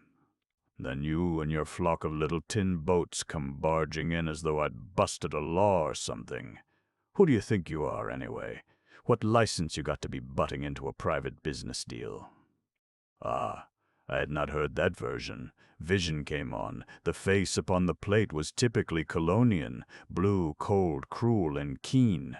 Harkleroy was warned, you say? Definitely. I warned him plenty, definitely. Ask any of the Zwilniks in that private office of his. Most of them are still alive, and they all must have heard it. The plate fogged. The speaker again gave out gibberish. The Lensman knew, however, that the commander of the cruisers above them was indeed questioning the dead Zwilnik's guards. They knew that Kinnison's story was being corroborated in full. You interest me. The Bosconian's language again became intelligible to the group at large. We will forget Harkleroy. Stupidity brings its own reward, and the property damage is of no present concern. From what I have been able to learn of you, you have never belonged to that so-called civilization. I know for a fact that you are not, and never have been, one of us. How have you been able to survive, and why do you work alone? How is easy enough, by keeping one jump ahead of the other guy like I did with your pal here, and by being smart enough to have good engineers put into my ship everything that any other one ever had, and everything they could dream up besides. As to why, that's simple too. I don't trust anybody except myself. If nobody except myself ever knows what I'm going to do, or when, nobody except myself is ever going to be able to stick a knife into me when I ain't looking. See? So far, it's paid off big. I'm still around and still healthy, while them that trusted other guys ain't. I see. Crude but graphic. The more I study you, the more convinced I become that you would be a worthwhile addition to our force. No deal, Mendenai, Kinnison interrupted, shaking his unkempt head positively. I never yet took orders from no boss, and I ain't going to, never. You misunderstand me, Thyron. The Zwilnik was queerly patient and much too forbearing. Kinnison's insulting omission of his title should have touched him off like a rocket. I was not thinking of you in any minor capacity, but as an ally. An entirely independent ally, working with us in certain mutually advantageous undertakings. Such as? Kinnison allowed himself to betray his first sign of interest. You may be talking sense now, brother, but what's in it for me? Believe me, there's got to be plenty. There will be plenty. With the ability you have already shown, and with our vast resources back of you, you will take more every week than you have been taking in a year. Yeah? People like you just love to do things like that for people like me. What do you figure on getting out of it? Kinnison wondered, and lensed a sharp thought to his junior at the board. On your toes, Frank. He's stalling for something, and I'm betting it's maulers. None detectable yet, sir. We stand to gain, of course, the pirate admitted smoothly.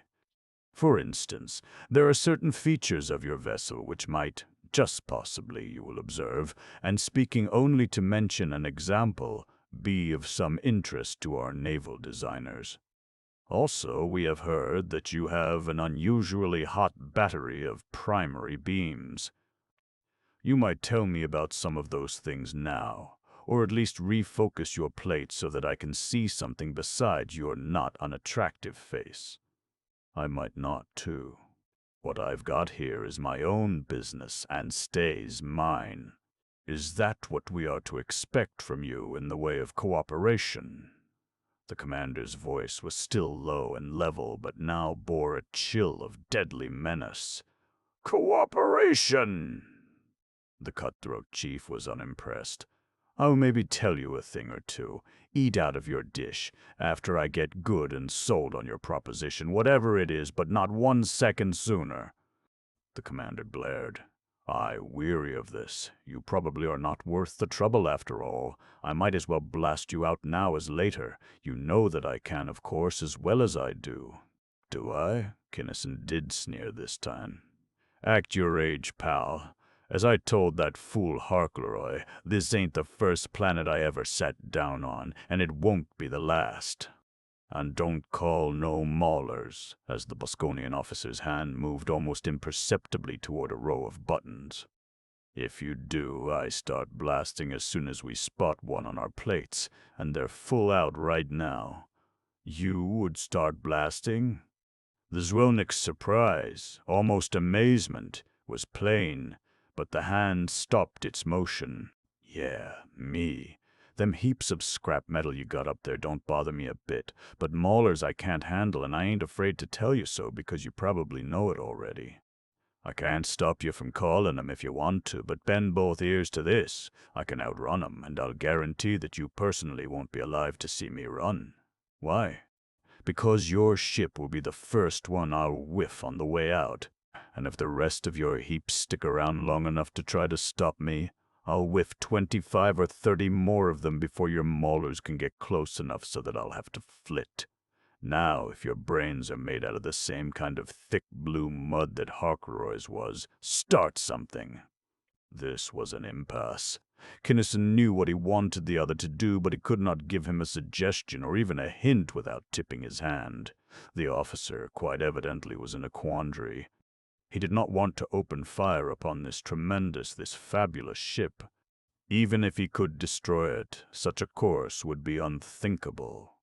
Unless, indeed, the very act of destruction would brand as false rumor the tales of invincibility and invulnerability which had heralded its coming, and thus would operate in his favor at the court-martial so sure to be called. He was very much afraid, however, that those rumors were not false, a view which was supported very strongly both by Thyron's undisguised contempt for the Bosconian warships threatening him, and by his equally frank declaration of his intention to avoid engagement with craft of really superior force. Finally, however, the Bosconian perceived one thing that did not quite fit. "Was Tom, if you are as good as you claim to be, why aren't you doing a flit right now?" Mendenai asked smoothly. "If you could get away, I should think that you'd be doing it. We've got stuff, you know, that's both heavy and fast." "Because I don't want to flit, that's why. Use your head, pal." This was better. Mendenai had shifted the conversation into a line upon which the Lensman could do a bit of steering. "I had to leave the Eddore, yet here in the second. You folks need certain kinds of stuff that I've got, and I need other kinds that you've got. So we could do a nice business if you wanted to." That was what I had in mind with Harkleroy, but he got greedy.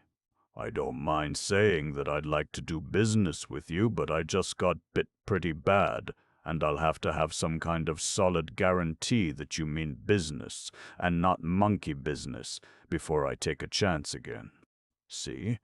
I see. The idea's good, but its execution may prove difficult. I could give you my word, which I assure you has never been broken." "Don't make me laugh," Kinnison snorted. "Would you take mine? The case is different. I would not. Your point, however, is well taken. How about the protection of a high court of law? I will bring you an unalterable writ from any court you name." "Uh-huh," the gray Lensman dissented. "There never was no court yet that didn't take orders from the big shots who kept the fat cats fat, and lawyers are the crookedest crooks in the whole universe." "You'll have to do better than that, pal." "Well then, how about a Lensman? You know about Lensman, don't you?" "A Lensman?" Kinnison gasped. He shook his head violently. "Are you Lensman chased me from Alsakan to Vandamar once, and if I hadn't had a dose of hell's own luck, he'd have got me." Lensman chased me out of the use your brain. You're thinking of civilization's Lensman, particularly of gray Lensman. The officer was manifestly enjoying Thyron's passion. Ours, the black Lensmen, are different, entirely different. They have as much power, or more, but they use it as it should be used. They work with us right along. In fact, they have been bumping gray Lensmen off right and left lately. You mean that he could open up, for instance, your mind and mine, so that we could see that the other guy wasn't figuring on running in no stacked decks? And that he'd stand by and sort of referee this business deal we got on the fire? And do you know one yourself, personally? He could and would do all that. Yes, I know one personally. His name is Melaznikov, and his office is on Colonia 3, not an hour's flit from here. He may not be there at the moment, but he will come in if I call. How about it? Shall I call him now? Don't work up a sweat. Sounds like it might work, if we can figure out an approach. I don't suppose that you and him would come out to me in space? Hardly. After the way you have acted, you wouldn't expect us to, would you? That wouldn't be very bright of you. And since I want to do business, I guess I got to meet you part way. How would this be? You pull your ships away, out of range. My ship takes station right above this here Lensman's office. I go down in my speedster like I did here, and go inside to meet him and you. I'll wear my armor, and when I say it's real armor, I ain't just snapping my choppers neither. I can see only one slight flaw. The Bosconian was really trying to work out a mutually satisfactory solution. The Lensman will open our minds to you in proof, however, that we will have no intention of bringing up our maulers or other heavy stuff while we are in conference. Right then he'll show you that you hadn't better too. Kinnison grinned wolfishly. What do you mean? The officer demanded.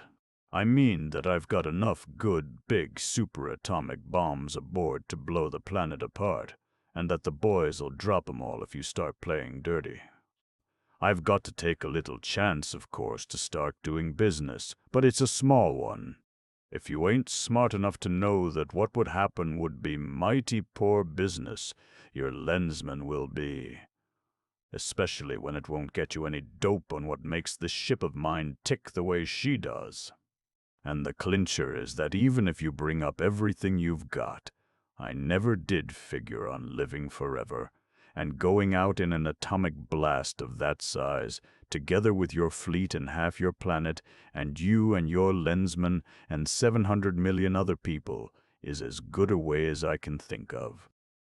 If the Lensman's examination bears that out, it will constitute an absolute guarantee, the officer agreed. Hard as he was, he could not conceal the fact that he had been shaken. Everything, then, is satisfactory. On the green. Are you ready to flit? We are ready. Call your Lensman, then, and lead the way. Boys, take her upstairs.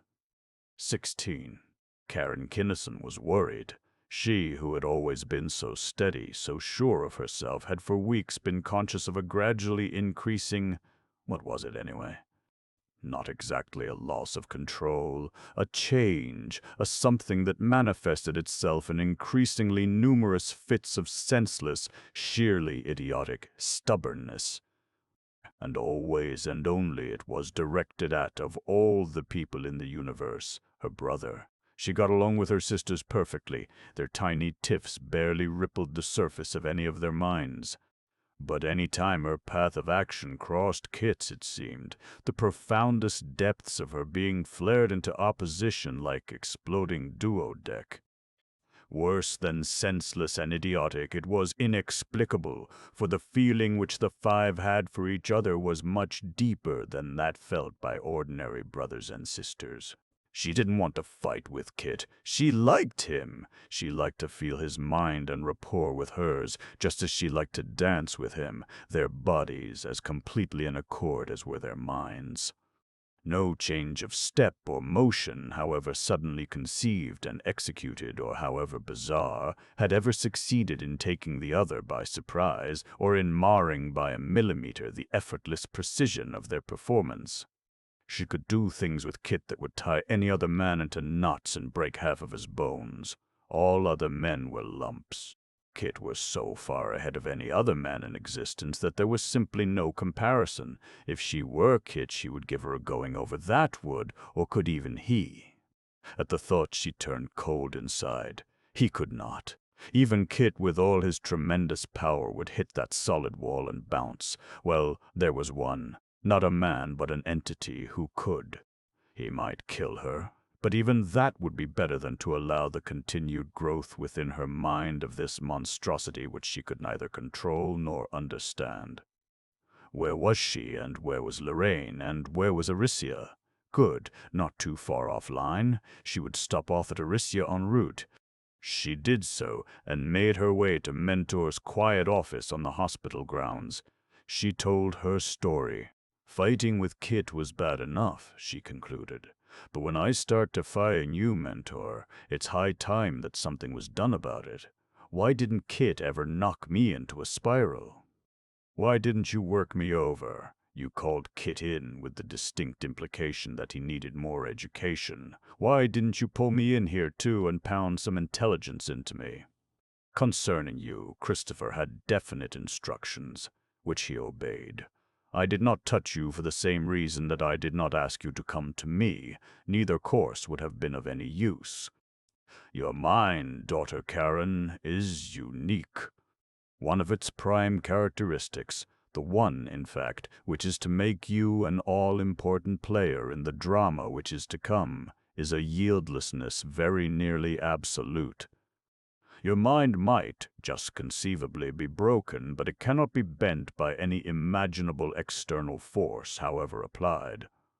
Thus it was inevitable from the first that nothing could be done about the untoward manifestations of this characteristic, until you yourself should recognize the fact that your development was not complete. It would be idle for me to say that during adolescence you have not been more than a trifle trying. I was not speaking idly when I said that the development of you has been a tremendous task. It is with equal seriousness, however, that I now tell you that the reward is commensurate with the magnitude of the undertaking. It is impossible to express the satisfaction I feel, the fulfillment, the completion, the justification, as you children come, one by one, each in his proper time, for final instruction. Oh, you mean then that there's nothing really the matter with me? Hard as Karen was, she trembled as her awful tension eased, that I was supposed to act that way. And can I tell Kit right away? No need. Your brother now knows that it was a passing phase. He shall know very shortly that it has passed. It is not that you were supposed to act as you acted. You could not help it. Nor could your brother nor I. From now on, however, you shall be completely the mistress of your own mind. Come fully, daughter Karen, into mine. She did so, and in a matter of time her formal education was complete. There is one thing that I don't quite understand, she began before she boarded her speedster. Consider it, and I am sure that you will, Mentor assured her. Explain it, whatever it is, to me. QX, I'll try. It's about Faustin and Dad. Karen cogitated. Faustin was, of course, an Eddorian. Your making Dad believe him to be an insane Arisian was a masterpiece. I see, of course, how you did that, principally by making Faustin's real shape exactly like the one he saw of you in Arisia. But his physical actions as Faustin— Go on, daughter. I am sure that your visualization will be sound. While acting as Faustin, he had to act as a Thralian would have acted, Kay decided with a rush. He was watched everywhere he went, and knew it. To display his real power would have been disastrous. Just like you Arisians, they have to keep in the background to avoid setting up an inferiority complex that will ruin everything for them. Faustin's actions then were constrained. just as they were when he was Grey Roger so long ago. Except that then he did make a point of unhuman longevity, deliberately to put an insoluble problem up to First Lensman Sams and his men. Just as you must have. You did coach Virgil Sam's mentor, and some of you Arisians were there, as men. We were. We wrought briefly as men, and died as men. Up to the present moment, no one has ever been the wiser. But you weren't Virgil Sams, please, Kay almost begged. Not that it would break me if you were, but even I would much rather you hadn't been. No, none of us was Sams, Mentor assured her. Nor Cleveland, nor Rodebush, nor Costigan, nor even Cleo Marsden. We worked with, coached, as you express it, those persons and others from time to time in certain small matters, but we were at no time integral with any of them. One of us was, however, Dr. Bergenholm.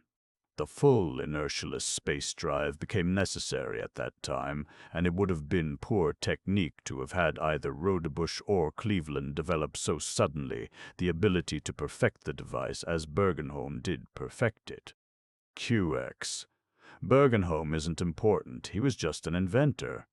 To get back onto the subject of Foston, when he was there on the flagship with Dad and in position to throw his full weight around, it was too late. You Arisians were on the job. You'll have to take it from there, though. I'm out beyond my depth, because you lack data. Know, then, daughter, that the planet Eddore is screened as heavily as is our own Arisia, by screens which can be extended at will to any desired point in space. In those last minutes, the Eddorian knew that Kinnison was neither alone nor unprotected. He called instantaneously for help, but help did not come. It could not. Eddore's screens were being attacked at every point by every force generable by the massed intellect of Arisia. They were compressed almost to the planet's surface. If the Eddorians had weakened those screens sufficiently to have sent through them a helping thought, every one of them would in that instant have perished. Nor could Foston escape from the form of flesh he was then energizing. I myself saw to that. Karen had never before felt the Arisian display emotion, but his thought was grim and cold. From that form which your father never did perceive, he passed into the next plane of existence. Karen shivered. It served him right. That clears everything up, I think. But are you sure, Mentor, that you can't, or rather shouldn't, teach me any more than you have? It's just about time for me to go, and I feel, well, incompetence is putting it very mildly indeed. To a mind of such power and scope as yours, in its present state of development, such a feeling is inevitable, nor can anyone except yourself do anything about it. Cold comfort, perhaps, but it is the stark truth that from now on your development is your own task, yours alone. As I have already told Christopher and Catherine, and will very shortly tell Camilla and Constance, you have had your last Arisian treatment. I will be on call to any of you at any instant of any day, to aid you or to guide you or to reinforce you at need, but of formal instruction there can be no more. Karen left Arisia and drove for Lorraine, her thoughts in a turmoil. The time part of. That meter jump, of course, is due to the fact that nothing about the heap is true or balanced, but most of it must be due to this cockeyed ether. Anyway, none of it is due to the usual causes, loose bars and faulty insulation. So my best guess is that she'll keep on doing her stuff while we do ours. One sure thing, she isn't going to fall apart even under that ungodly knocking, and I don't think that she's going to shake herself off of the planet. After Thorndyke's somewhat less than enthusiastic approval of his brainchild, the adventurers into that fantastic region attacked thee and were installed. Their meters jumped too, but the engineers were no longer worried about that. Those machines would run indefinitely, and a concerted sigh of relief arose when the improvised generator was shut down. Pits were dug. Atomic blasts and other engines were installed, as were many exceedingly complex instruments and mechanisms. A few tons of foreign matter on the planet's surface would now make no difference, but there was no relaxation of the extreme precautions against the transfer of any matter whatever from the planet to the spaceship. When the job was done, but before the cleanup, Thorndyke called his crew into conference. "Fellows, I know just what a beating you've been taking. We all feel as though we had been on a Delgonian clambake. Nevertheless, I've got to tell you something." Kinnison said that if we could get this one fixed up without too much trouble, it'd be a mighty good idea to have two of them. What do you say? Did we have too much trouble? He got exactly the reaction he had expected. "Lead us to it. Pick out the one you want. Trouble. It's all over. We can tow this scrap heap on a space line, match intrinsics with clamp-on drivers, and plant it anywhere." Another metal-studded, barren, lifeless world was therefore found and prepared, and no real argument arose until Thorndyke broached the matter of selecting the two men who were to stay with him and Henderson in the two lifeboats, which were to remain for a time near the two loose planets after Space Laboratory 12 had returned to normal space. Everybody wanted to stay. Each one was going to stay too, by all the gods of space, if he had to pull rank to do it. "Hold it!" Thorndyke commanded. "We'll do the same as we did before, then, by drawing lots. Quartermaster, Allardyce." "No." Uhlenhuth, formerly Atomic Technician 1C, objected vigorously and was supported by several others. "He's too clever with his fingers. Look what he did to the original draw." "We're not squawking about that one, you understand. A little fixing was QX back there, but we want this one to be honest." "Now that you mention it, I do remember hearing that things were not left entirely to chance." Thorndyke grinned broadly. "So you hold the pot yourself, Ollie, and Hank and I will each pull out one name." So it was. Henderson drew Uhlenhuth to that burly admiral's loud delight, and Thorndyke drew Nelson, the erstwhile chief communications officer. The two lifeboats disembarked, each near one of the newly loosened planets. Two men would stay on or near each of those planets to be sure that all the machinery functioned perfectly. They would stay there until the atomic blasts functioned perfectly. They would stay there until the atomic blasts went into action and it became clear that the Arisians would need no help in navigating those tremendous globes through nth space to the points at which two hyperspatial tubes were soon to appear. Long before the advanced scouts of the Grand Fleet were within surveying distance of Plor, Kit and his sisters had spread a completely detailed chart of its defenses in the tactical tank. A white star represented Plor's sun. A white sphere, the planet itself. White Ryerson string lights marked a portion of the planetary orbit. Points of white light, practically all of which were connected to the white sphere by red string lights, marked the directions of neighboring stars and the existence of sunbeams, installed and ready. Pink globes were loose planets, purple ones negaspheres, red points of light were, as before, Bosconian task force fleets. Blues were mobile fortresses. Bands of canary, yellow, and amber luminescence showed the locations and emplacements of sunbeam grids and deflectors. Layer after layer of pinks, purples, and blues almost hid the brilliant white sphere from sight. More layers of the same colors, not quite as dense, surrounded the entire solar system. Yellow and amber bands were everywhere. Kinnison studied the thing briefly, whistling unmelodiously through his teeth. The picture was familiar enough since it duplicated in practically every respect the chart of the neighborhood of the patrol's own Ultra Prime around Clovia. It did not require much study to make it clear that that defense could not be cracked by any concentration possible of any mobile devices theretofore employed in war. Just about what we expected, Kinnison thought to the group at large. Some new stuff, but not much. What I want to know, Kit and the rest of you, is there anything there that looks as though it was supposed to handle our new baby? Don't see anything myself. There is not, Kit stated definitely. We looked. There couldn't be anyway. It can't be handled. Looking backwards at it, they will probably be able to reconstruct how it was done, but in advance.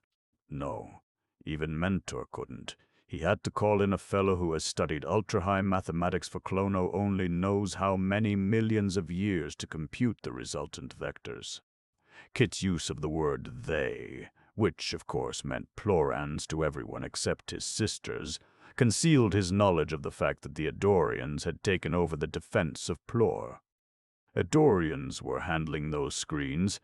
Eddorians were directing and correlating those far-flung task forces with a precision which Kinnison soon noticed. "Much smoother work than I ever saw them do before," he commented. "Suppose they have developed a Z9M9Z? Could be. They copied everything else you invented. Why not that? Again, the highly ambiguous they. No sign of it around Arisia, though, but maybe they didn't think they'd need it there. Or, more likely, they didn't want to risk it so far from home.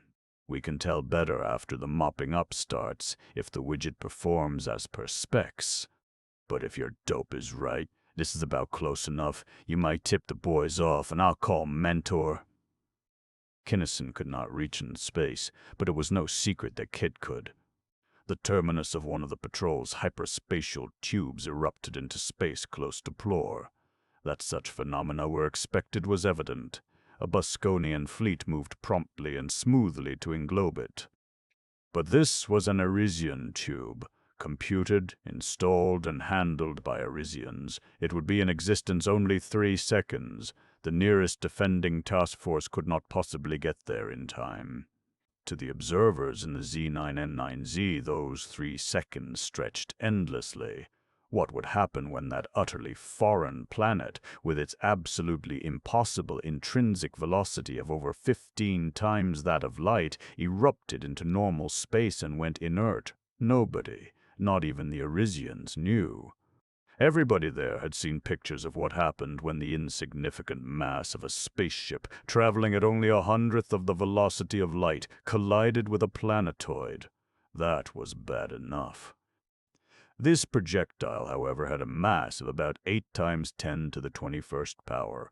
An 8 followed by 21 zeros, metric tons, would tend to travel 1,500 times as fast, and kinetic energy equals mass times velocity squared.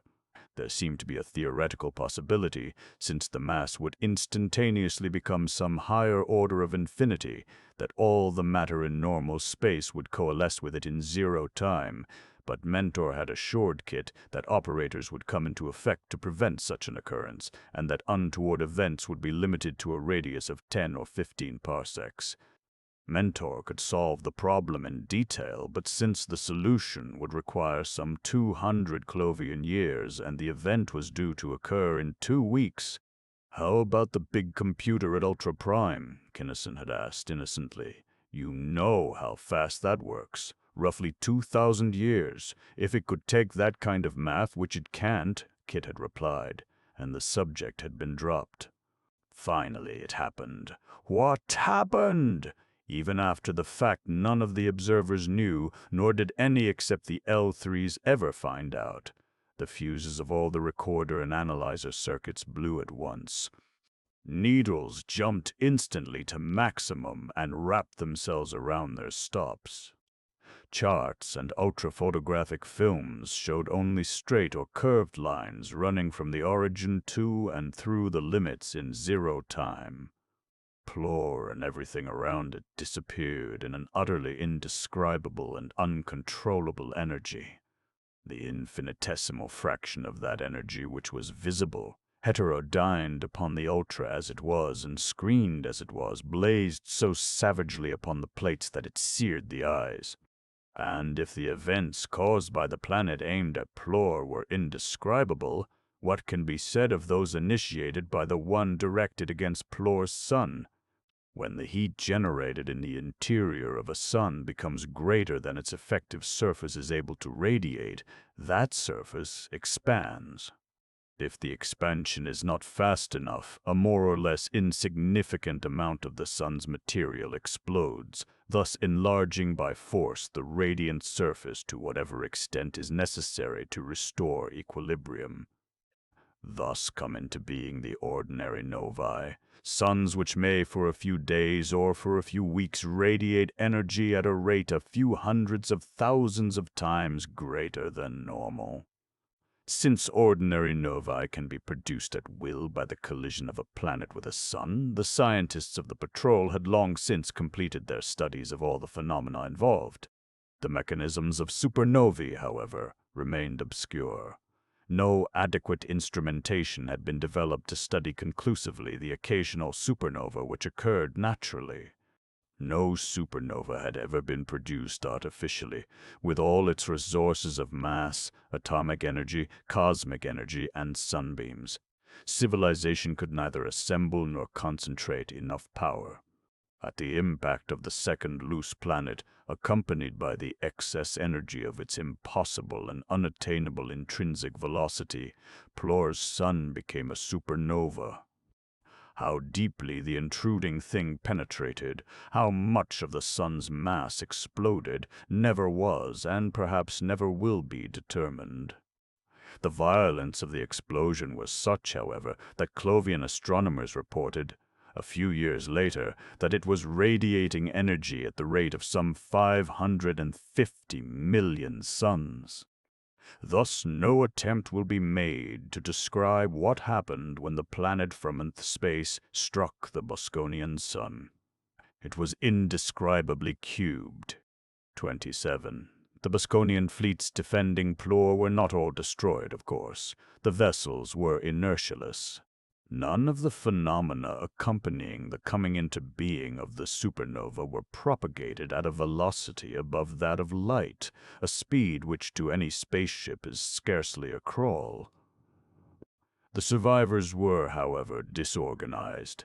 They had lost their morale when Plor was wiped out in such a spectacularly nerve-shattering fashion. Also, they had lost practically all of their high command, for the Plorans, instead of riding the ether as did patrol commanders, remained in their supposedly secure headquarters and directed matters from afar.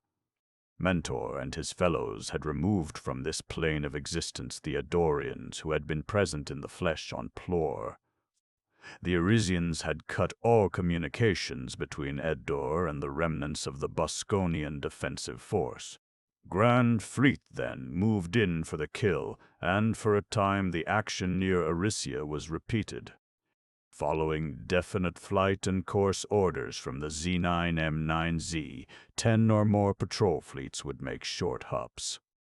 At the end of those assigned courses, they would discover that they had englobed a task force of the enemy.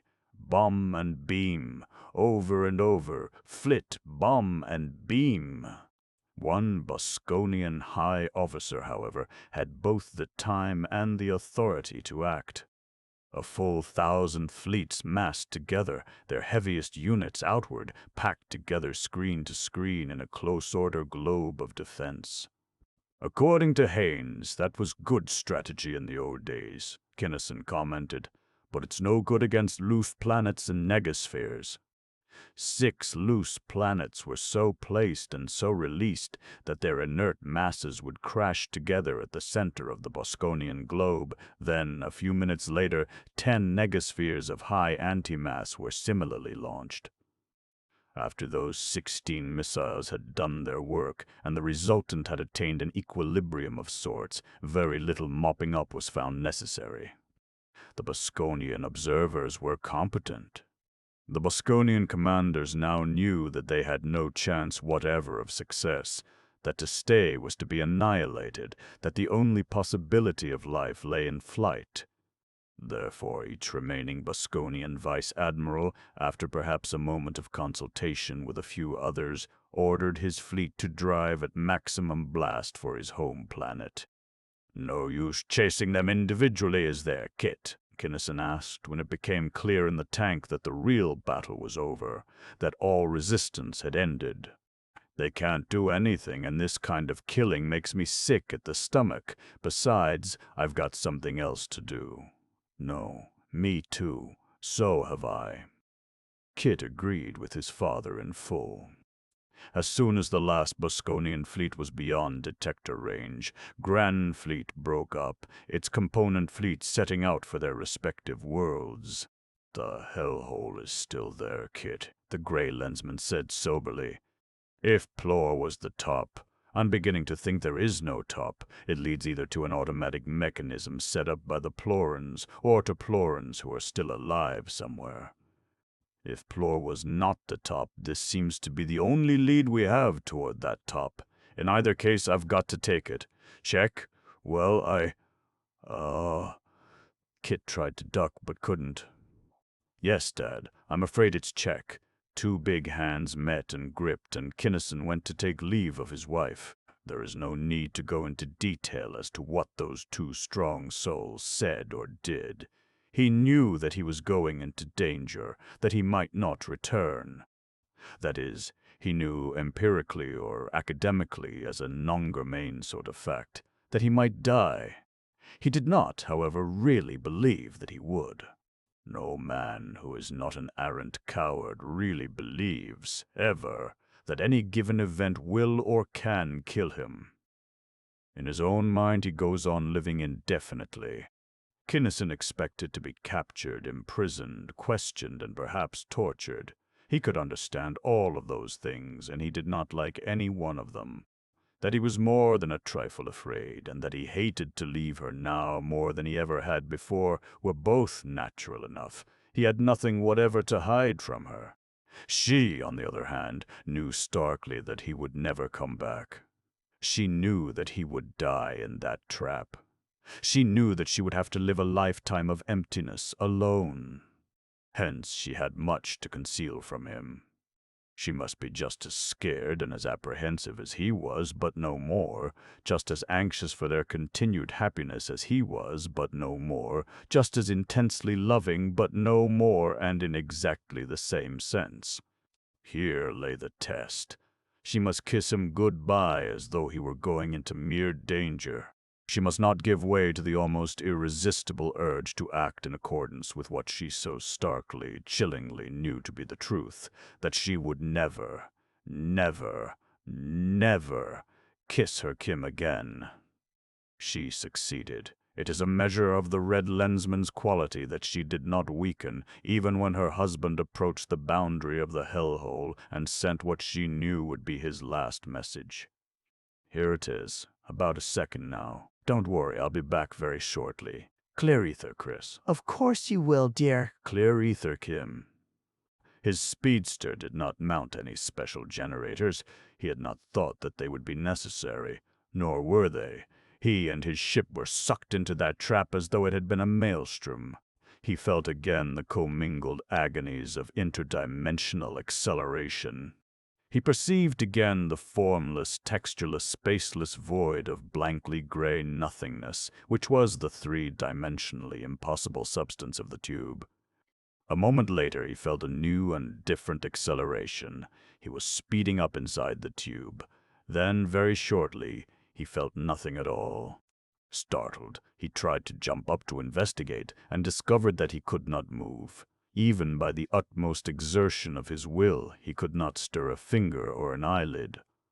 He was sensation as though it belonged to somebody else. Worse, for his heart was not beating. He was not breathing. He could not see. It was as though his every nerve, motor, and sensory, voluntary and involuntary, had been separately anesthetized. He could still think, but that was all.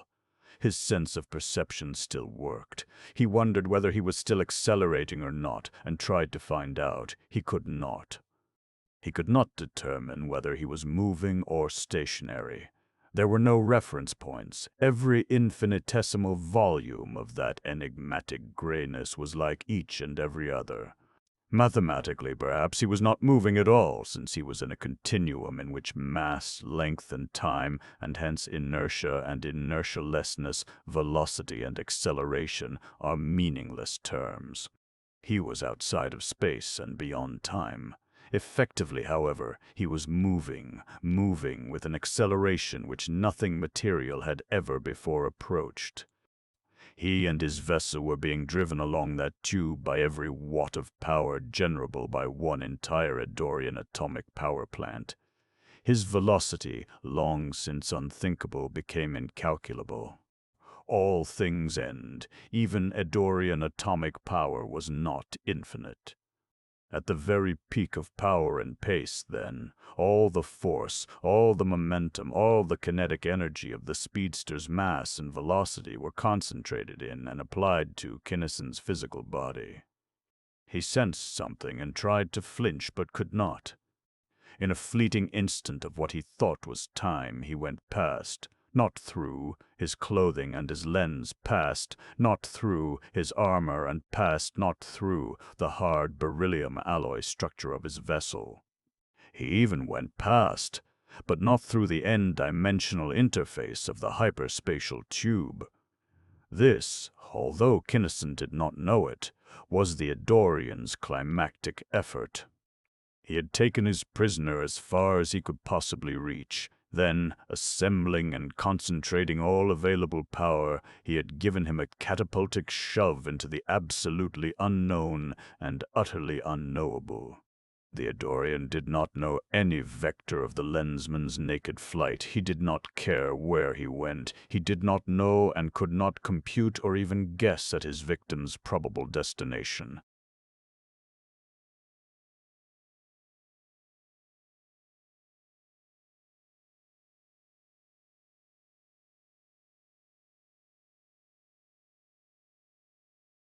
In what his spacehound's time sense told him was 1 second, Kinnison passed exactly 200 million foreign spaces. He did not know how he knew the precise number, but he did. Hence, in the patrol's measured cadence, he began to count groups of spaces of 100 million each. After a few days, his velocity decreased to such a value that he could count groups of single millions. Then thousands, hundreds, tens, until finally he could perceive the salient features of each space before it was blotted out by the next. How could this be, he wondered, but not foggily. His mind was as clear and as strong as it had ever been. Spaces were coexistent, not spread out like this. In the fourth dimension they were flat together like pages in a book, except thinner. This was all wrong. It was impossible. Since it could not happen, it was not happening. He had not been and could not be drugged.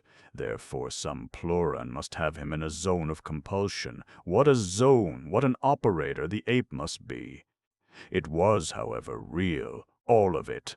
What Kinnison did not know then or ever was that he was actually outside the boundaries of space, actually beyond the confines of time. He was going past, not through, those spaces and those times. He was now in each space long enough to study it in some detail. He was an immense distance above this one, at such a distance that he could perceive many globular super-universes, each of which in turn was composed of billions of lenticular galaxies. Through it, closer now, galaxies only, the familiar random masses whose apparent lack of symmetrical grouping is due to the limitations of civilization's observers. He was still going too fast to stop. In the next space, Kinnison found himself within the limits of a solar system and tried with all the force of his mind to get in touch with some intelligent entity upon any one, of its planets. Before he could succeed, the system vanished and he was dropping, from a height of a few thousand kilometers, toward the surface of a warm and verdant world, so much like Tellus that he thought for an instant that he must have circumnavigated total space. The aspect, the ice caps, the cloud effects were identical. The oceans, however, while similar, were different, as were the continents. The mountains were larger and rougher and harder. He was falling much too fast. A free fall from infinity wouldn't give him this much speed. This whole affair was, as he had decided once before, absolutely impossible. It was simply preposterous to believe that a naked man, especially one without blood circulation or breath, could still be alive after spending as many weeks in open space as he had just spent.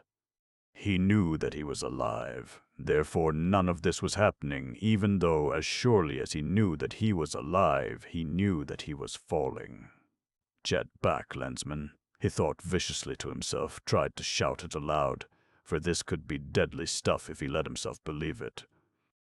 If he believed that he was falling from any such height, he would die in the instant of landing.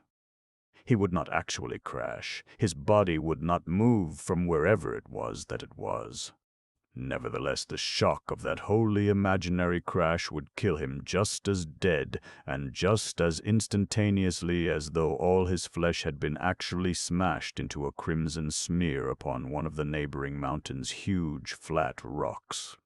"Pretty close, my bright young Ploran friend, but you didn't quite ring the bell," he thought savagely, trying with all the power of his mind to break through the zone of compulsion. "I admit that you're good, but I'm telling you that if you want to kill me, you'll have to do it physically, and I don't believe that you carry jets enough to swing the job. You might as well cut your zone, because this kind of stuff has been pulled on me by experts, and it hasn't worked yet." He was apparently falling feet downward toward an open, grassy mountain meadow surrounded by forests, through which meandered a small stream. He was so close now that he could perceive the individual blades of grass in the meadow and the small fishes in the stream, and he was still apparently at terminal velocity. Without his years of Spacehound's training in inertialess maneuvering, he might have died even before he landed, but speed did not affect him at all. He was used to instantaneous stops from light speeds. The only thing that worried him was the matter of inertia. Was he inert or free? He declared to himself that he was free. Or rather, that he had been, was, and would continue to be motionless. It was physically, mathematically, intrinsically impossible that any of this stuff had actually occurred. It was all compulsion, pure and simple, and he, Kimball Kinnison, Gray Lensman, would not let it get him down. He clenched his mental teeth upon that belief and held it doggedly. One bare foot struck the tip of a blade of grass, and his entire body came to a shockless halt. He grinned in relief. This was what he had wanted, but had not quite dared wholly to expect. There followed immediately, however, other events which he had not expected at all. His halt was less than momentary. In the instant of its accomplishment, he began to fall normally, the remaining 8 or 10 inches to the ground. Automatically, he sprung his space-trained knees to take the otherwise disconcerting jar. Automatically, his left hand snapped up to the place where his controls should have been. Legs and arms worked. He could see with his eyes. He could feel with his skin. He was drawing a breath, the first time he had breathed since leaving normal space. Nor was it an unduly deep breath. He felt no lack of oxygen. His heart was beating as normally as though it had never missed a beat. He was not unusually hungry or thirsty. But all that stuff could wait. Where was that Ploran? Kinnison had landed in complete readiness for strife. There were no rocks or clubs handy, but he had his fists, feet, and teeth, and they would do until he could find or make something better. But there was nothing to fight.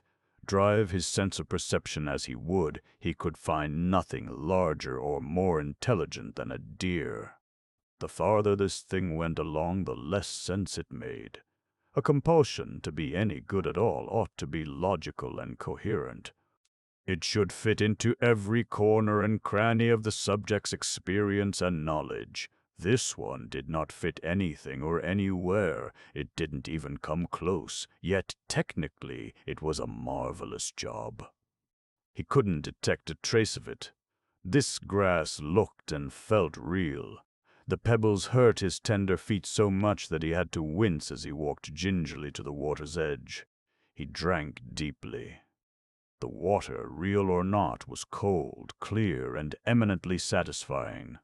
Listen, you misguided what? Is it? He thought probingly. You might as well open up now as later, whatever you've got in mind. If this performance is supposed to be non-fiction, it's a flat bust.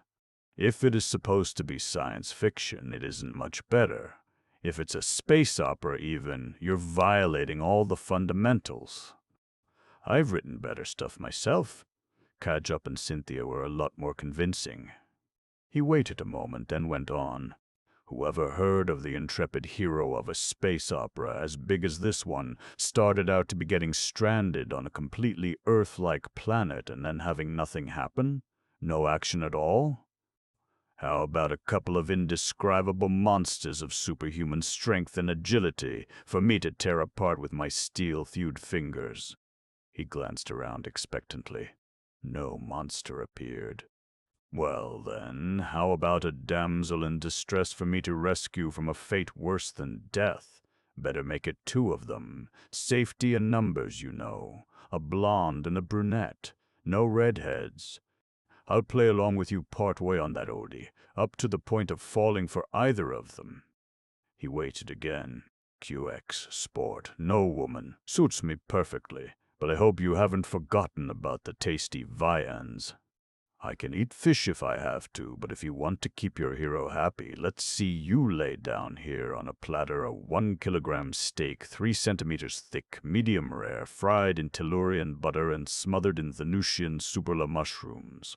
No steak appeared, and the gray Lensman recalled and studied intensively every detail of what had apparently happened. It still could not have occurred. He could not have imagined it. It could not have been compulsion or hypnosis. None of it made any kind of sense. As a matter of plain fact, however, Kinnison's first and most positive conclusion was wrong. His memories were factual records of actual events and things. He would eat well during his stay upon that nameless planet, but he would have to procure his own food. Nothing would attack him or even annoy him. For the Eddorians' binding, this is perhaps as good a word for it as any, since Gies implies a curse, was such that the gray Lensman could return to space and time only under such conditions and to such an environment as would not do him any iota of physical harm. He must continue alive and in good health for at least 50 more of his years. And Clarissa Kinnison, tense and strained, waited in her room for the instant of her husband's death. They too were one, with a oneness no other man and woman had ever known. If one died from any cause whatever, the other would feel it. She waited. 5 minutes, 10, 15, half an hour. She began to relax. Her fists unclenched, her shallow breathing grew deeper. 2 hours. Kim was still alive. A wave of happy, buoyant relief swept through her. Her eyes flashed and sparkled. If they hadn't been able to kill him in 2 hours, they never could. Her Kim had plenty of jets. Even the top minds of Bosconia could not kill her Kim.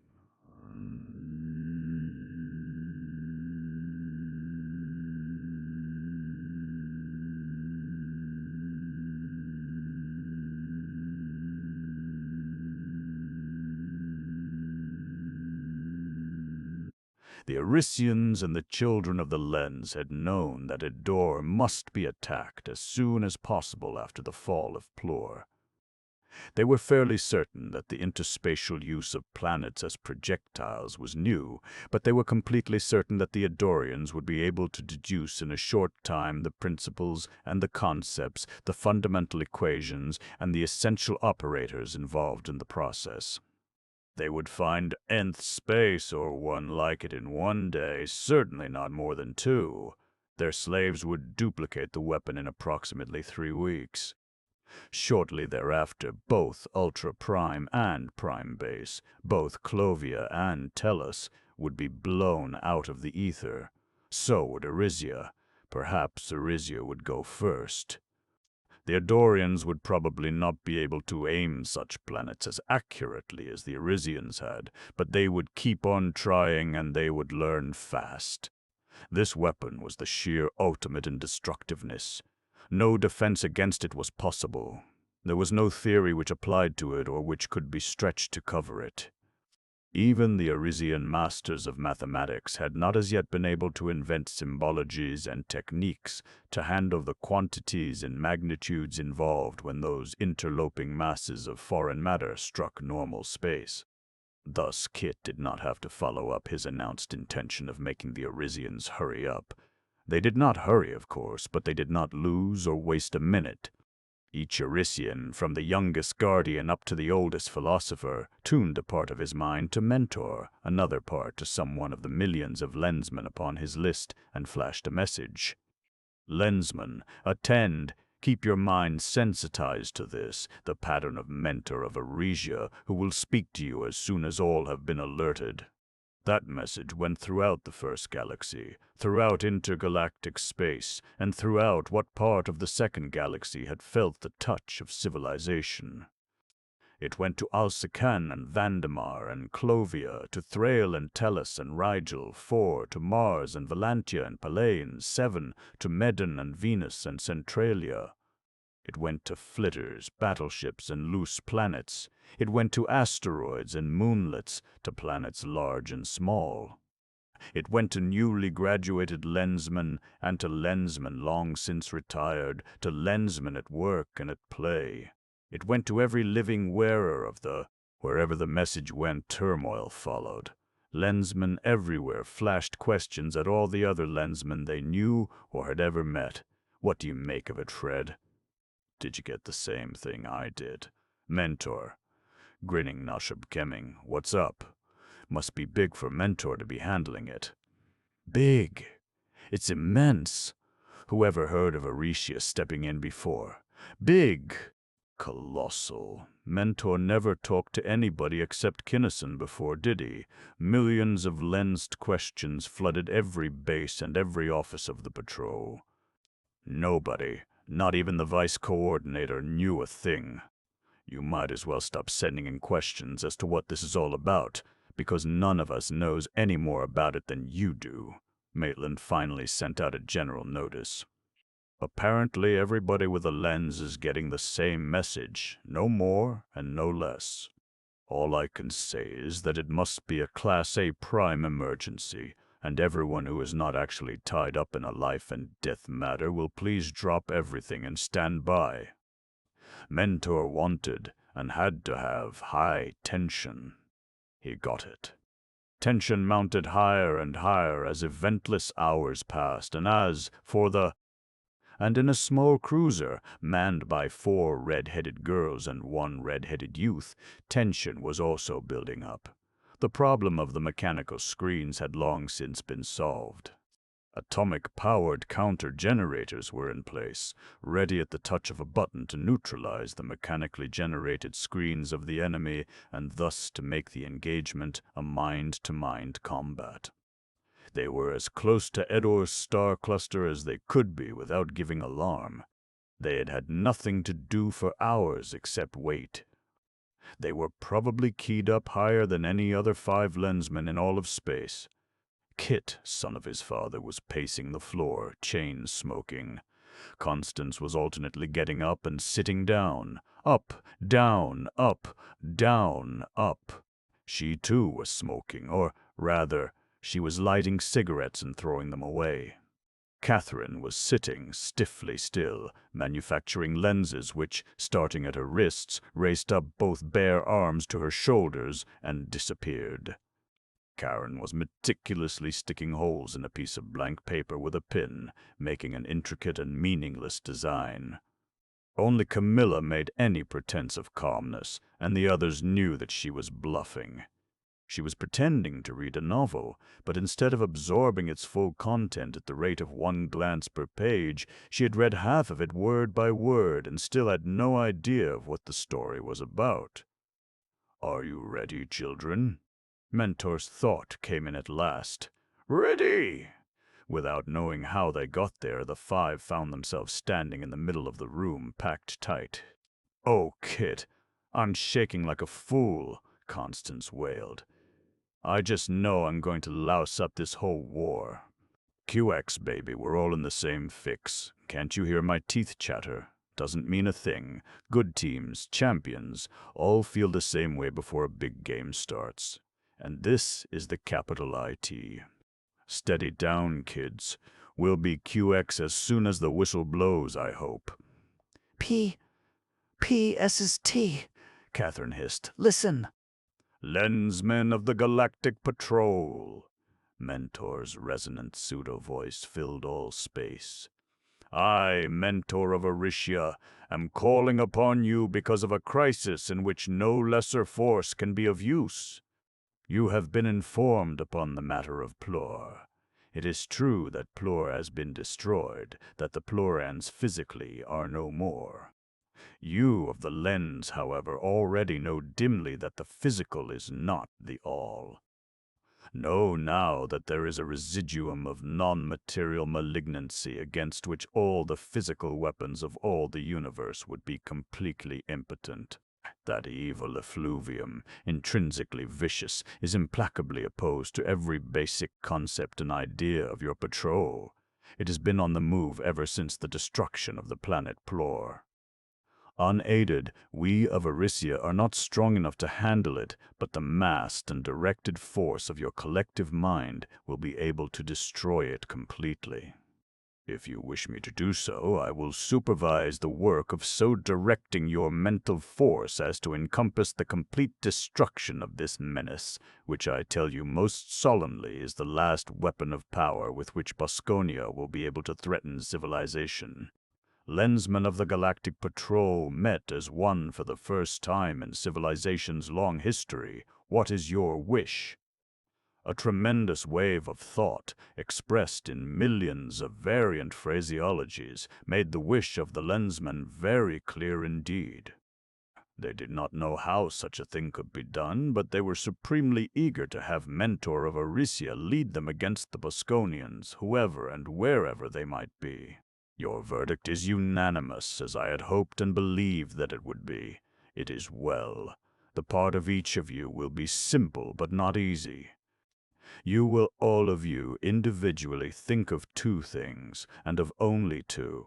First, of your love for and your pride in and your loyalty to your patrol. Second, of the clear fact that Bosconia must not and shall not triumph over civilization. Think these thoughts, each of you with all the strength that in him lies. You need not consciously direct those thoughts. Being attuned to my pattern, the force will flow at my direction. As it passes from you, you will replenish it, each according to his strength. You will find it the hardest labor you have ever performed, but it will be of permanent harm to none, and it will not be of long duration. 1 hour will suffice. Are you ready? We are ready. The crescendo roar of thought must have bulged the galaxy to its poles. Children, strike! The unit struck. The outermost Eddorian screen went down. It struck again almost instantly. Down went the second, the third, the fourth. It was that flawless unit, not Camilla, who detected and analyzed and precisely located the Eddorian guardsmen handling each of those far-flung screens. It was the unit, not Catherine and Kit, who drilled the pilot hole through each Eddorian's hard-held block and enlarged it into a working orifice. It was the unit, not Karen, whose impenetrable shield held stubbornly every circular mill of advantage gained in making such ingress. It was the unit, not Constance, who assembled and drove home the blasts of mental force in which the Eddorians died. No time whatever was lost in consultation or decision. Action was not only instantaneous, but simultaneous with perception. The children of the lens were not now 5, but 1.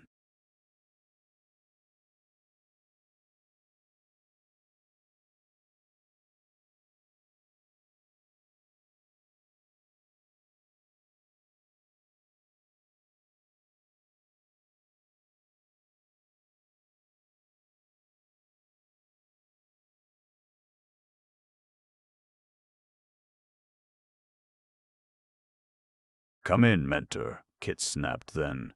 All your Arisians and all the Lensmen. Nothing specialized, just a general slam at the whole screen. This fifth screen is the works. They've got 20 men on it instead of 1, and they're top-notchers. Best strategy now is for us 5 to lay off for a second or two and show 'em what we've got in the line of defense, while the rest of you fellows give 'em hell. Arisia and the masked Lensman struck, a tidal wave of such tremendous weight and power that under its impact the fifth screen sagged flat against the planet's surface. Any one Lensman's power was small, of course, in comparison with that of any Eddorian, but every first-stage Lensman of the Galactic Patrol was giving, each according to his strength, and the output of one Lensman, multiplied by the countless millions, which was the number of Lensmen then at work, made itself tellingly felt. Countless. Yes. No one, not of Arisia, ever knew how many minds contributed to that stupendous flood of force. Bear in mind that in the Sun has, on the average, something over 1/3700 planets inhabited by intelligent life, that about 1/2 of these planets adhere to civilization, and that Tellus, an average planet, graduates approximately 100 Lensmen every year. "So far, Kit, so good," Constance panted. Although she was no longer trembling, she was still highly excited. "But I don't know how many more shots like that we've got left in the locker." "You're doing fine, Connie," Camilla soothed. "Sure you are, baby. You've got plenty of jets," Kit agreed. Except in moments of supreme stress, these personal, individual exchanges of by-thoughts did not interfere with the smooth functioning of the unit. "Fine work, all of you kids. I knew that we'd get over the shakes as soon as—" "Watch it," Camilla snapped. "Here comes the shockwave. Brace yourself, Kay. Hold us together, Kit." The wave came. Everything that the Eddorians could send. The unit's barrier did not waver. After a full second of it, a time comparable to days of continuous atomic bombing in ordinary warfare, Karen, who had been standing stiff and still, began to relax. "This is too easy," she declared. "Who is helping me? I can't feel anything, but I simply know that I haven't got this much stuff. You, Cam, or is it all of you?" Not one of the 5 was as yet thoroughly familiar with the operating characteristics of the unit. "All of us, more or less, but mostly Kit," Camilla decided after a moment's thought. "He's got the weight of an inert planet." "Not me," Kit denied vigorously. "Must be you other kids. Feels to me like Cat mostly. All I'm doing is just sort of leaning up against you a little, just in case. I haven't done a thing so far." "Oh no, sure not," Catherine giggled, an infectious chuckle inherited or copied directly from her mother. "We know it, and that you're going to keep on loafing all the rest of the day." "You wouldn't think of doing anything even if you could. Just the same, we're all mighty glad that our big brother is here." QX kids, seal the chatter. We've had time to learn that they can't crack us. So have they, by the way. So, let's get to work. Since the unit was now under continuous attack, its technique would have to be entirely different from that used previously.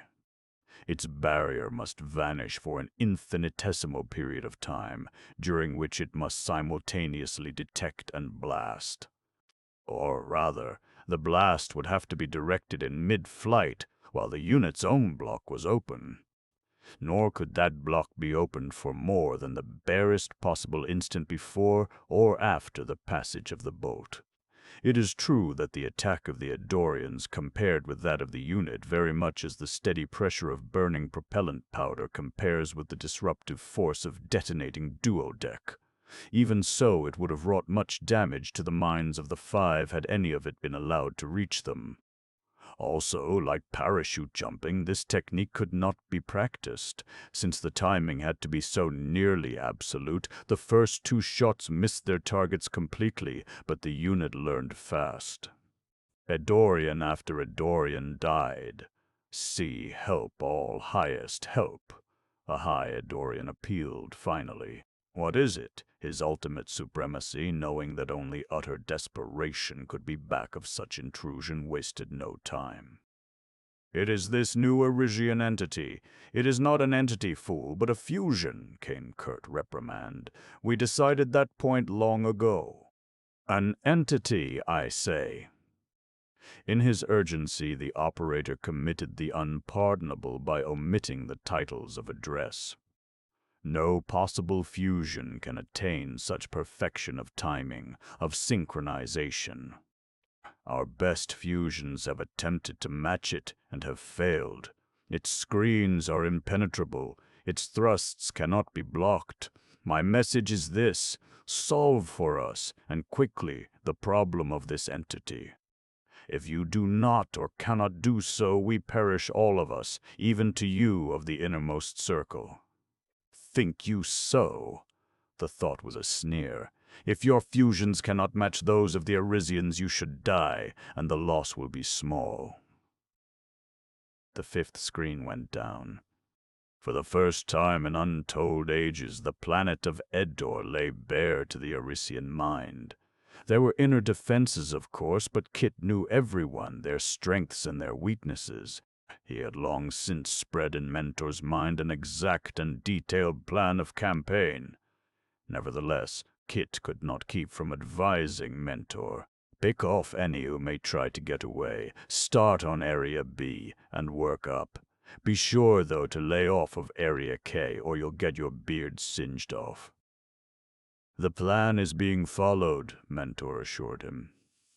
Children, you have done very well indeed. Rest now, and recuperate your powers against that which is yet to come.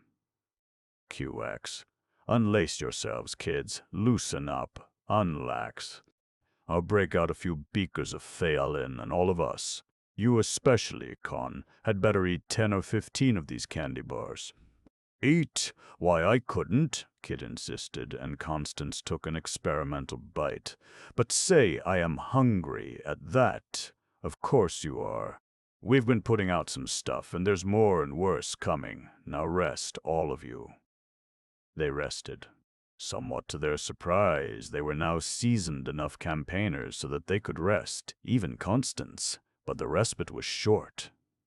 Area K, the headquarters and the citadel of his ultimate supremacy and the innermost circle of the Bosconian Empire, contained all that remained of Eddorian life. No tight linkage yet, kids. Kit the organizer went smoothly to work. Individual effort. A flash of fusion perhaps now and then if any of us call for it, but no unit until I give the word. Then give it everything you've got. Cam, analyze that screen and set us up a pattern for it. You'll find that it'll take some doing. See whether it's absolutely homogeneous. Hunt for weak spots, if any. Con, narrow down to the sharpest needle you can possibly make and start pecking. Not too hard. Don't tire yourself, just to get acquainted with the texture of the thing and keep them awake. K, take over our guard so that Eddore can join the other Arisians. Cat, come along with me. You'll have to help with the Arisians until I call you into the unit. You Arisians, except Mentor, blanket this dome. Thinner than that, solider, harder. There. A trifle off balance yet. Give me just a little more, here on this side. QX, hold it right there. SQUEZ. Cat, watch 'em. Hold them right there and in balance until you're sure that the Eddorians aren't going to be able to put any bulges up through the blanket. Now, Mentor, you and the Lensman, tell them to give us, for the next 5 seconds, absolutely everything that they can deliver. When they're at absolute peak, hit us with it all. Hit us dead center, and don't pull your punch. We'll be ready. Con, get ready to stick that needle there. They'll think it's just another peck, I hope, and prepare to blast as you never blasted before. K, get ready to drop that screen and stiffen the needle. When those Lensmen hit us, even you will know that you're not just being patted on the back. The rest of us will brace you and keep the shock from killing us all. Here it comes. Make unit. Go! The unit struck. The needle of pure force drove against the Eddorians' supposedly absolutely impenetrable shield. The unit's thrust was, of itself, like nothing ever before known. The Lensman's piledriver blow, the integrated sum total of the top effort of every first-stage Lensman of the entire galactic patrol, was of itself irresistible. Something had to give way. For an instant it seemed as though nothing were happening or ever would happen. Strong young arms laced the straining five into a group as motionless and as sculpturesque as statuary, while between their bodies and around them there came into being a gigantic lens, a lens whose splendor filled the entire room with radiance. Under that awful concentration of force, something had to give way. The unit held. The Arisians held, the Lensman held, the needle of force superlatively braced, neither bent nor broke. Therefore the Eddorian's screen was punctured, and in the instant of its puncturing it disappeared, as does a bubble when it breaks. There was no mopping up to do. Such was the torrent of force cascading into that citadel that within a moment after its shield went down all life within it was snuffed out. The Bosconian War was over. 29. Did you kids come through QX? The frightful combat over, the dreadful tension a thing of the past, Kit's first thought was for his sisters. They were unharmed. None of the five had suffered anything except mental exhaustion. Recuperation was rapid. Better we hunt that tube up and get Dad out of it, don't you think? Kit suggested. Have you got a story arranged that will hold together under examination? Camilla asked. Everything except a few minor details, which we can polish up later. Smoothly, the four girls linked their minds with their brothers. Effortlessly, the unit's thoughts surveyed all nearby space. No hyperspatial tube, nor any trace of one, was there. Tuned to Kinnison's pattern, the unit then scanned not only normal space and the then-present time, but also millions upon millions of other spaces and past and future times, all without finding the gray Lensman. Again and again the unit reached out, farther and farther, out to the extreme limit of even its extraordinary range. Every space and every time was empty. The children of the lens broke their linkage and stared at each other aghast. They knew starkly what it must mean, but that conclusion was unthinkable. Kinnison, their dad, the hub of the universe, the unshakable, immutable rock of civilization, he couldn't be dead. They simply could not accept the logical explanations as the true one. And while they pondered, shaken, a call from their red Lensman mother impinged upon their consciousness. "You are together? Good. I have been so worried about Kim going into that trap. I have been trying to get in touch with him, but I cannot reach him. You children, with your greater power." She broke off as the dread import of the five's surface thoughts became clear to her.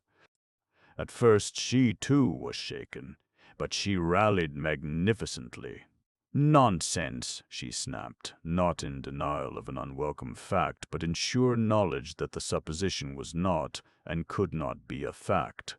Kimball Kinnison is alive.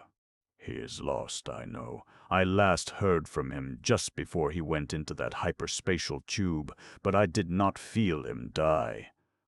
And if he died, no matter where or when or how, I would most certainly have felt it. So don't be idiots, children, please. Think, really think. I am going to do something, somehow. But what? Mentor the Arisian? I've never called him, and I'm terribly afraid that he might not be willing to do anything. I could go there and make him do something, but that would take so long. Tell me, what shall I? What can I do? Mentor, by all means, Kit decided. The most logical, the only possible solution. I am sure that in this case he will act. It is neither necessary nor desirable to go to Arisia. Now that the Eddorians had ceased to exist, intergalactic space presented no barrier to Arisian thought. But Kit did not enlighten his mother upon that point. "Link your mind with ours." She did so. "Mentor of Arisia," the clear-cut thought flashed out. Kinnison of Clovia is not present in this, his normal space and time, nor in any other continuum which we can reach. We ask assistance. Ah, 'tis Lensman, Clarissa, and the five. Imperturbably, Mentor's mind joined theirs on the instant. I have given the matter no attention, nor have I scanned my visualization of the cosmic all. It may be that Kinnison has passed on from this plane of exist. He has not, the red lensman interrupted violently, so violently that her thought had the impact of a physical blow. Mentor and the five alike could see her eyes flash and sparkle, could hear her voice crackle as she spoke aloud, the better to drive home her passionate conviction. Kim is alive. I told the children so, and I now tell you so. No matter where or when he might be, in whatever possible extra-dimensional nook or cranny of the entire macrocosmic universe, or in any possible isle of time between plus and minus eternity, he could not die, he could not possibly die, without my knowing it. So find him, please, please find him, Mentor. Or, if you can't or won't, just give me the littlest, tiniest hint as to how to go about it, and I will find him myself. The five were appalled, especially Kit, who knew, as the others did not, just how much afraid of Mentor his mother had always been. To direct such a thought as that to any Arisian was unthinkable, but Mentor's only reaction was one of pleased interest. There is much of truth, daughter, in your thought, he replied slowly. Human love, in its highest manifestation, can be a mighty, a really tremendous thing.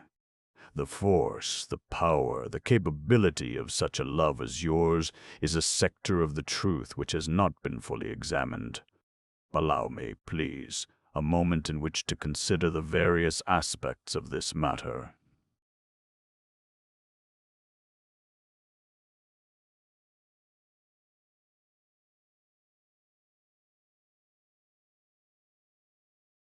It took more than a moment. It took more than the 29 seconds which the Arisian had needed to solve an earlier and supposedly similar Kinnison problem.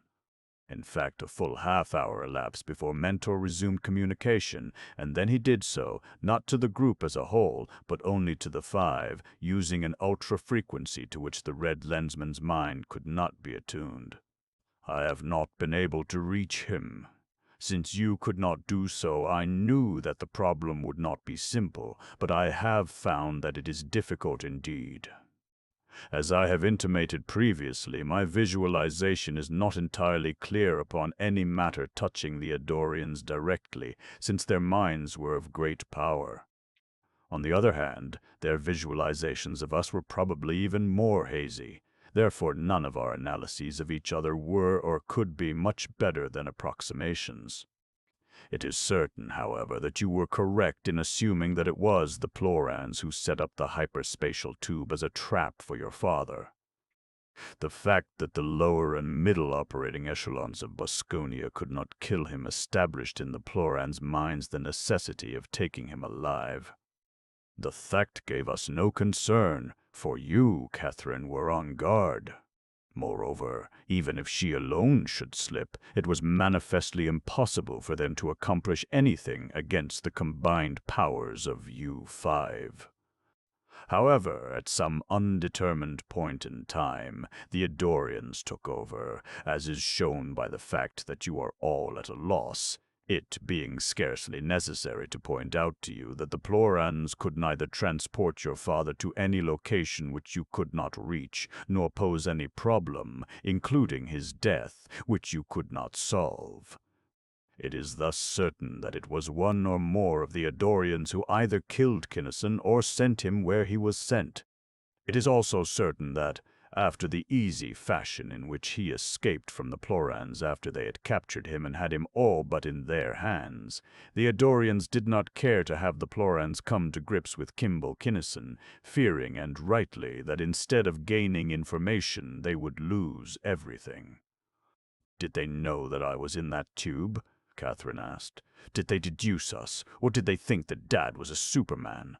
That is one of the many points which are obscure. But it made no difference, before or after the event, to them or to us, as you should perceive. Of course, they knew that there was at least one third-level mind at work in the field. They must have deduced that it was Arisian work. Whether it was Dad himself or whether it was coming to his aid at need would make no difference. They knew very well that he was the keystone of civilization, and that to do away with him would be the shrewdest move they could make. Therefore, we still do not understand why they didn't kill him outright and be done with it, if they didn't.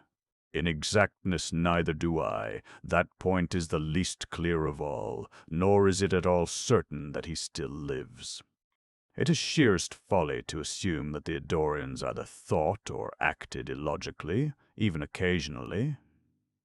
Therefore, if Kinnison is not dead, whatever was done was calculated to be even more final than death itself. This premise, if adopted, forces the conclusion that they considered the possibility of our knowing enough about the next cycle of existence to be able to reach him there. Kit frowned. You still harp on the possibility of his death. Does not your visualization cover that? Not since the Eddorians took control. I have not consciously emphasized the probability of your father's death. I have merely considered it. In the case of two mutually exclusive events, neither of which can be shown to have happened, both must be studied with care. Assume for the moment that your mother's theory is the truth, that your father is still alive. In that case, what was done and how it was done are eminently clear. Clear? Not to us. The five chorused. While they did not know at all exactly the power of our minds, they could establish limits beyond which neither they nor we could go.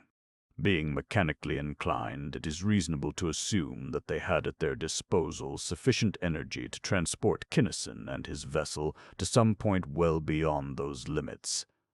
They would have given control to a director by chance so that his ultimate destination would be unknown and unknowable. He would, of course, land safely. How? How could they? Possibly. In time, that knowledge will be yours, not now.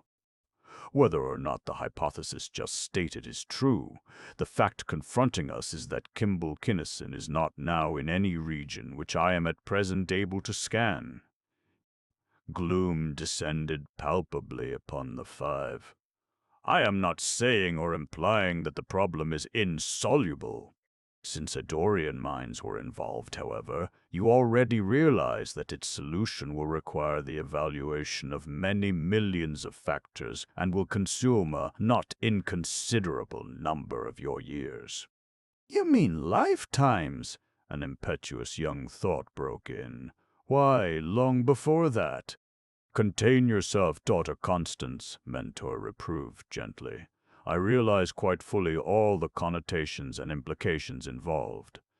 I was about to say that it may prove desirable to assist your mother in the application of powers which may very well transcend in some respects those of either Arisia or Eddore. He shifted the band of thought to include the red lensman and went on as though he were just emerging from contemplation. Children, it appears that the solution of this problem by ordinary processes will require more time than can conveniently be spared. Moreover, it affords a priceless and perhaps a unique opportunity of increasing our store of knowledge. Be informed, however, that the probability is exceedingly great that in this project you, Clarissa, will lose your life. Better not, Mother. When Mentor says anything like that, it means suicide. We don't want to lose you, too, Kit pleaded, and the four girls added their pleas to his. Clarissa knew that suicide was against the code, but she also knew that, as long as there was any chance at all, Lensman always went in. Exactly how great? She demanded vibrantly. It isn't absolutely certain. It can't be. No, daughter, it is not absolutely certain. QX, then, I'm going in. Nothing can stop me. Very well. Tighten your linkage, Clarissa, with me. Yours will be the task of sending your thought to your husband wherever and whenever in total space and in total time he may be. If it can be done, you can do it. You alone of all the entities in existence can do it. I can neither help you nor guide you in your quest, but by virtue of your relationship to him whom we are seeking, your oneness with him, you will require neither help nor guidance. My part will be to follow you and to construct the means of his return, but the real labor is and must be yours alone. Take a moment, therefore, to prepare yourself against the effort, for it will not be small. Gather your resources, daughter. Assemble all your forces and your every power. They watched Clarissa in her distant room throw herself prone upon her bed. She closed her eyes, buried her nose in the counterpane, and gripped a side rail fiercely in each hand. "Can't we help too?" the five implored, as one. "I do not know." Mentor's thought was as passionless as the voice of fate. "I know of no force at your disposal which can affect in any way that which is to happen. Since I do not know the full measure of your powers, however, it would be well for you to accompany us, keeping yourselves alert to take instant advantage of any opportunity to be of aid. Are you ready, daughter Clarissa?" "I am ready," and the red Lensman launched her thought. Clarissa Kinnison did not know, then or ever, did not have even the faintest inkling of what she did or of how she did it. Nor, tied to her by bonds of heritage, love, and sympathy though they were, and of immense powers of mind though they were, did any of the five succeed, until after many years had passed, in elucidating the many complex phenomena involved. Even Mentor, the ancient Arisian sage, never did understand. All that any of them knew was that an infinitely loving and intensely suffering woman, stretched rigidly upon a bed, hurled out through space and time a passionately questing thought, a thought behind which she put everything she had. Clarissa Kinnison, red Lensman, had much, and every iota of that impressive sum total ached for, yearned for, and insistently demanded her Kim, her one and only Kim. Kim, her husband, Kim, the father of her children, Kim, her lover, Kim, her other half, Kim, her all in all for so many perfect years. Kim, Kim, wherever you are, Kim, or whenever, listen. Listen and answer. Hear me. You must hear me calling. I need you, Kim, from the bottom of my soul. Kim, my Kim, Ki I am. Through countless spaces and through untellable times that poignant thought sped, driven by a woman's fears, a woman's hopes, a woman's all-surpassing love, urged ever onward and ever outward by the irresistible force of a magnificent woman's frankly bared soul. Outward, farther, farther out, farther, arse. Clarissa's body went limp upon her bed. Her heart slowed, her breathing almost stopped. Kit probed quickly, finding that those secret cells into which she had scarcely dared to glance were now empty and bare. Even the red Lensman's tremendous reserves of vital force were exhausted. "Mother, come back! Come back to us! Please, please, mums, come back! Know you, children, your mother so little?" They knew her. They knew starkly that she would not come back. Regardless of any danger to herself, regardless of life itself, she would not return until she had found her Kim. "But do something, Mentor. Do something!" "What?" "Nothing can be done." It was simply a question of which was the greater, the volume of the required hypersphere or her remarkable store of vitality. "Shut up!" Kit blazed. "We'll do something. Come on, kids, and we'll try." "The unit," Catherine shrieked. "Link up quick. Cam, make Mother's pattern all of it. Hurry." "Now, unit, grab it. Make her one of us, a 6-ply unit. Make her come in and snap it up. There. Now, Kit, drive us. Drive us." Kit drove. As the surging life force of the unit pushed a measure of vitality back into Clarissa's inert body, she gained a little strength and did not grow weaker. The children, however, did, and Mentor, who had been entirely unmoved by the woman's imminent death, became highly concerned. "Children, return!" he first ordered, then entreated.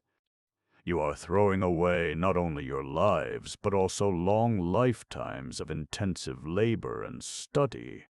They paid no attention. He had known that they would not. No more than their mother would, those children abandoned such a mission unaccomplished. 7 Kinnisons would come back or none. The Arisian pondered and brightened. Now that a theretofore impossible linkage had been made, the outlook changed, the odds shifted. The unit's delicacy of web, its driving force, had not been enough, or, rather, it would have taken too long. Adding the red Lensman's affinity for her husband, however. Yes, definitely, this unit of his should now succeed. It did. Before any of the 5 weakened to the danger point, the unit, again 5-fold, snapped back. Clarissa's life force, which had tried so valiantly to fill all of space and all of time, was flowing back into her. A tight, hard beam ran, it seemed, to infinity and vanished. Mentor had been unable to follow the unit, but he could and did follow that beam to Kinnison. Abruptly, the trace was hidden by the walls of a hyperspatial tube.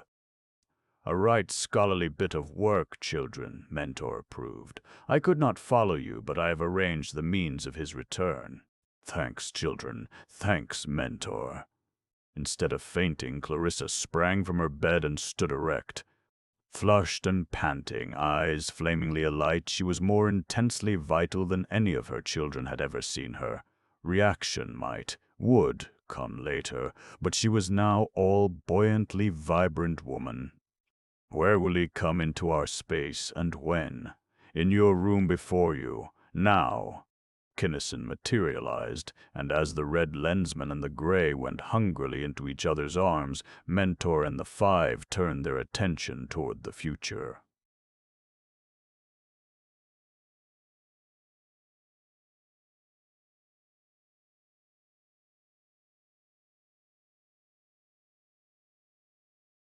"First, the hyperspatial tube, which was called the hellhole in space," Kit began. "We must establish as fact in the minds of all civilization that the Plorans were actually at the top of Boscone. The story, as we have arranged it, is that Plor was the top, and, which happens to be the truth, that it was destroyed through the efforts of the second-stage Lensman. The hellhole is to be explained as being operated by the Ploran residuum, which every Lensman knows all about and which he will never forget. The problem of Dad's whereabouts was different from the previous one in degree only, not in kind. To all except us, there never were any Eddorians. Any objections? Will that version hold?" The consensus was that the story was sound and tight. The time has come, then, Karen thought, to go into the very important matter of our reason for being and our purpose in life. "You have intimated repeatedly that you Arisians are resigning your guardianship of civilization, and that we are to take over, and I have just perceived the terribly shocking fact that you 4 are now alone, that all the other Arisians have already gone." "We are not ready, Mentor. You know that we are not. This scares me through and through." "You are ready, children, for everything that will have to be done. You have not come to your full maturity and power, of course. That stage will come only with time. It is best for you, however, that we leave you now. Your race is potentially vastly stronger and abler than ours. We reached some time ago the highest point attainable to us. We could no longer adapt ourselves to the ever-increasing complexity of life. You, a young new race amply equipped for any emergency within reckonable time, will be able to do so. In capability and in equipment, you begin where we leave off." "But we know, you've taught us." "Scarcely anything," Constance protested. "I have taught you exactly enough. That we do not know exactly what changes to anticipate is implicit in the fact that our race is out of date. Further Arisian teaching would tend to set you in the outdated Arisian mold and thereby defeat our every purpose. As I have informed you repeatedly, we ourselves do not know what extra qualities you possess. Hence we are in no sense competent to instruct you in the natures or in the uses of them. It is certain, however, that you have those extra qualities. It is equally certain that you possess the abilities to develop them to the full. I have set your feet on the sure way to the full development of those abilities. But that will take much time, sir, Kit thought, and if you leave us now, we won't have it. You will have time enough and to spare. Oh, then we won't have to do it right away? Constance broke in. Good. We are all glad of that, Camilla added. We're too full of our own lives, too eager for experiences to enjoy the prospect of living such lives as you Arisians have lived.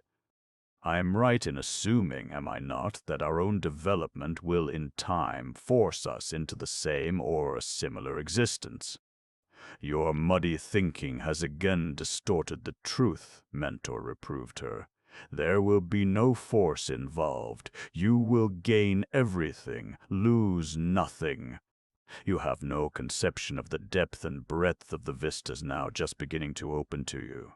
Your lives will be immeasurably fuller, higher, greater than any heretofore known to this universe. As your capabilities increase, you will find that you will no longer care for the society of entities less able than your own kind. But I don't want to live forever, Constance wailed.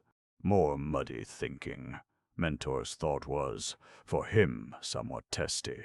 Perhaps in the present instance, barely excusable. You know that you are not immortal. You should know that an infinity of time is necessary for the acquirement of infinite knowledge, and that your span of life will be just as short in comparison with your capacity to live and to learn as that of Homo sapiens. When the time comes, you will need to, change your manner of living. Tell us when, Kat suggested. It would be nice to know so that we could get ready. I could tell you, since in that way my visualization is clear, but I will not. 50 years, 100, 1,000,000, what matters it?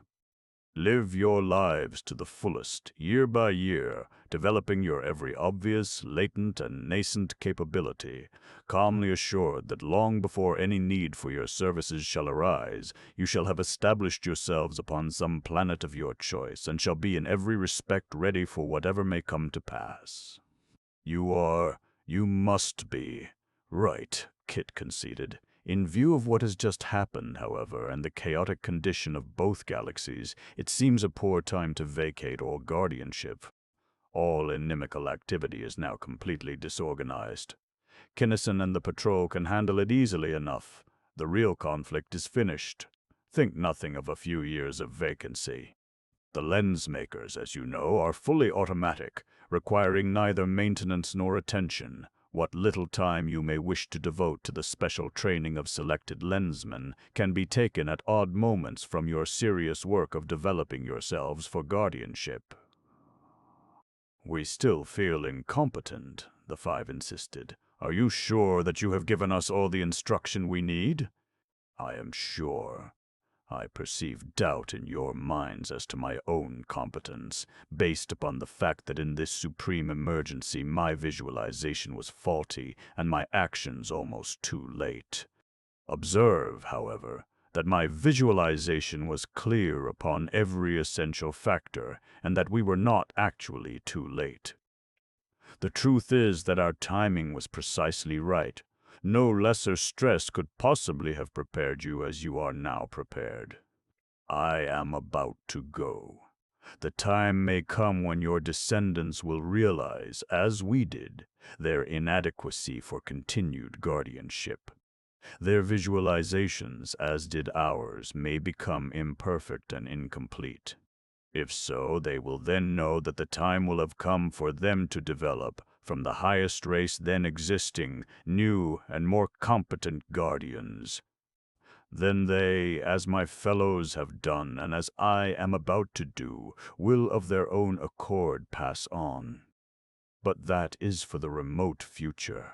As to you, children, doubtful now and hesitant as is only natural, you may believe implicitly what I now tell you is the truth, that even though we Arisians are no longer here, all shall be well, with us, with you, and with all civilization. The deeply resonant pseudo-voice ceased. The Kinnisons knew that Mentor, the last of the Arisians, was gone. Epilogue. To you who have scanned this report, further greetings. Since I, who compiled it, am only a youth, a guardian only by title, and hence unable to visualize even approximately either the time of nor the necessity for the opening of this flask of force, I have no idea as to the bodily shape or the mental attainments of you, the entity to whom it has now been made available. You already know that civilization is again threatened seriously. You probably know something of the basic nature of that threat. While studying this tape, you have become informed that the situation is sufficiently grave to have made it again necessary to force certain selected minds prematurely into the third level of lensmanship. You have already learned that in ancient times, civilization after civilization fell before it could rise much above the level of barbarism.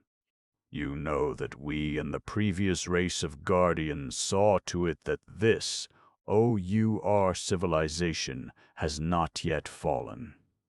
Know now that the task of your race, so soon to replace us, will be to see to it that it does not fall.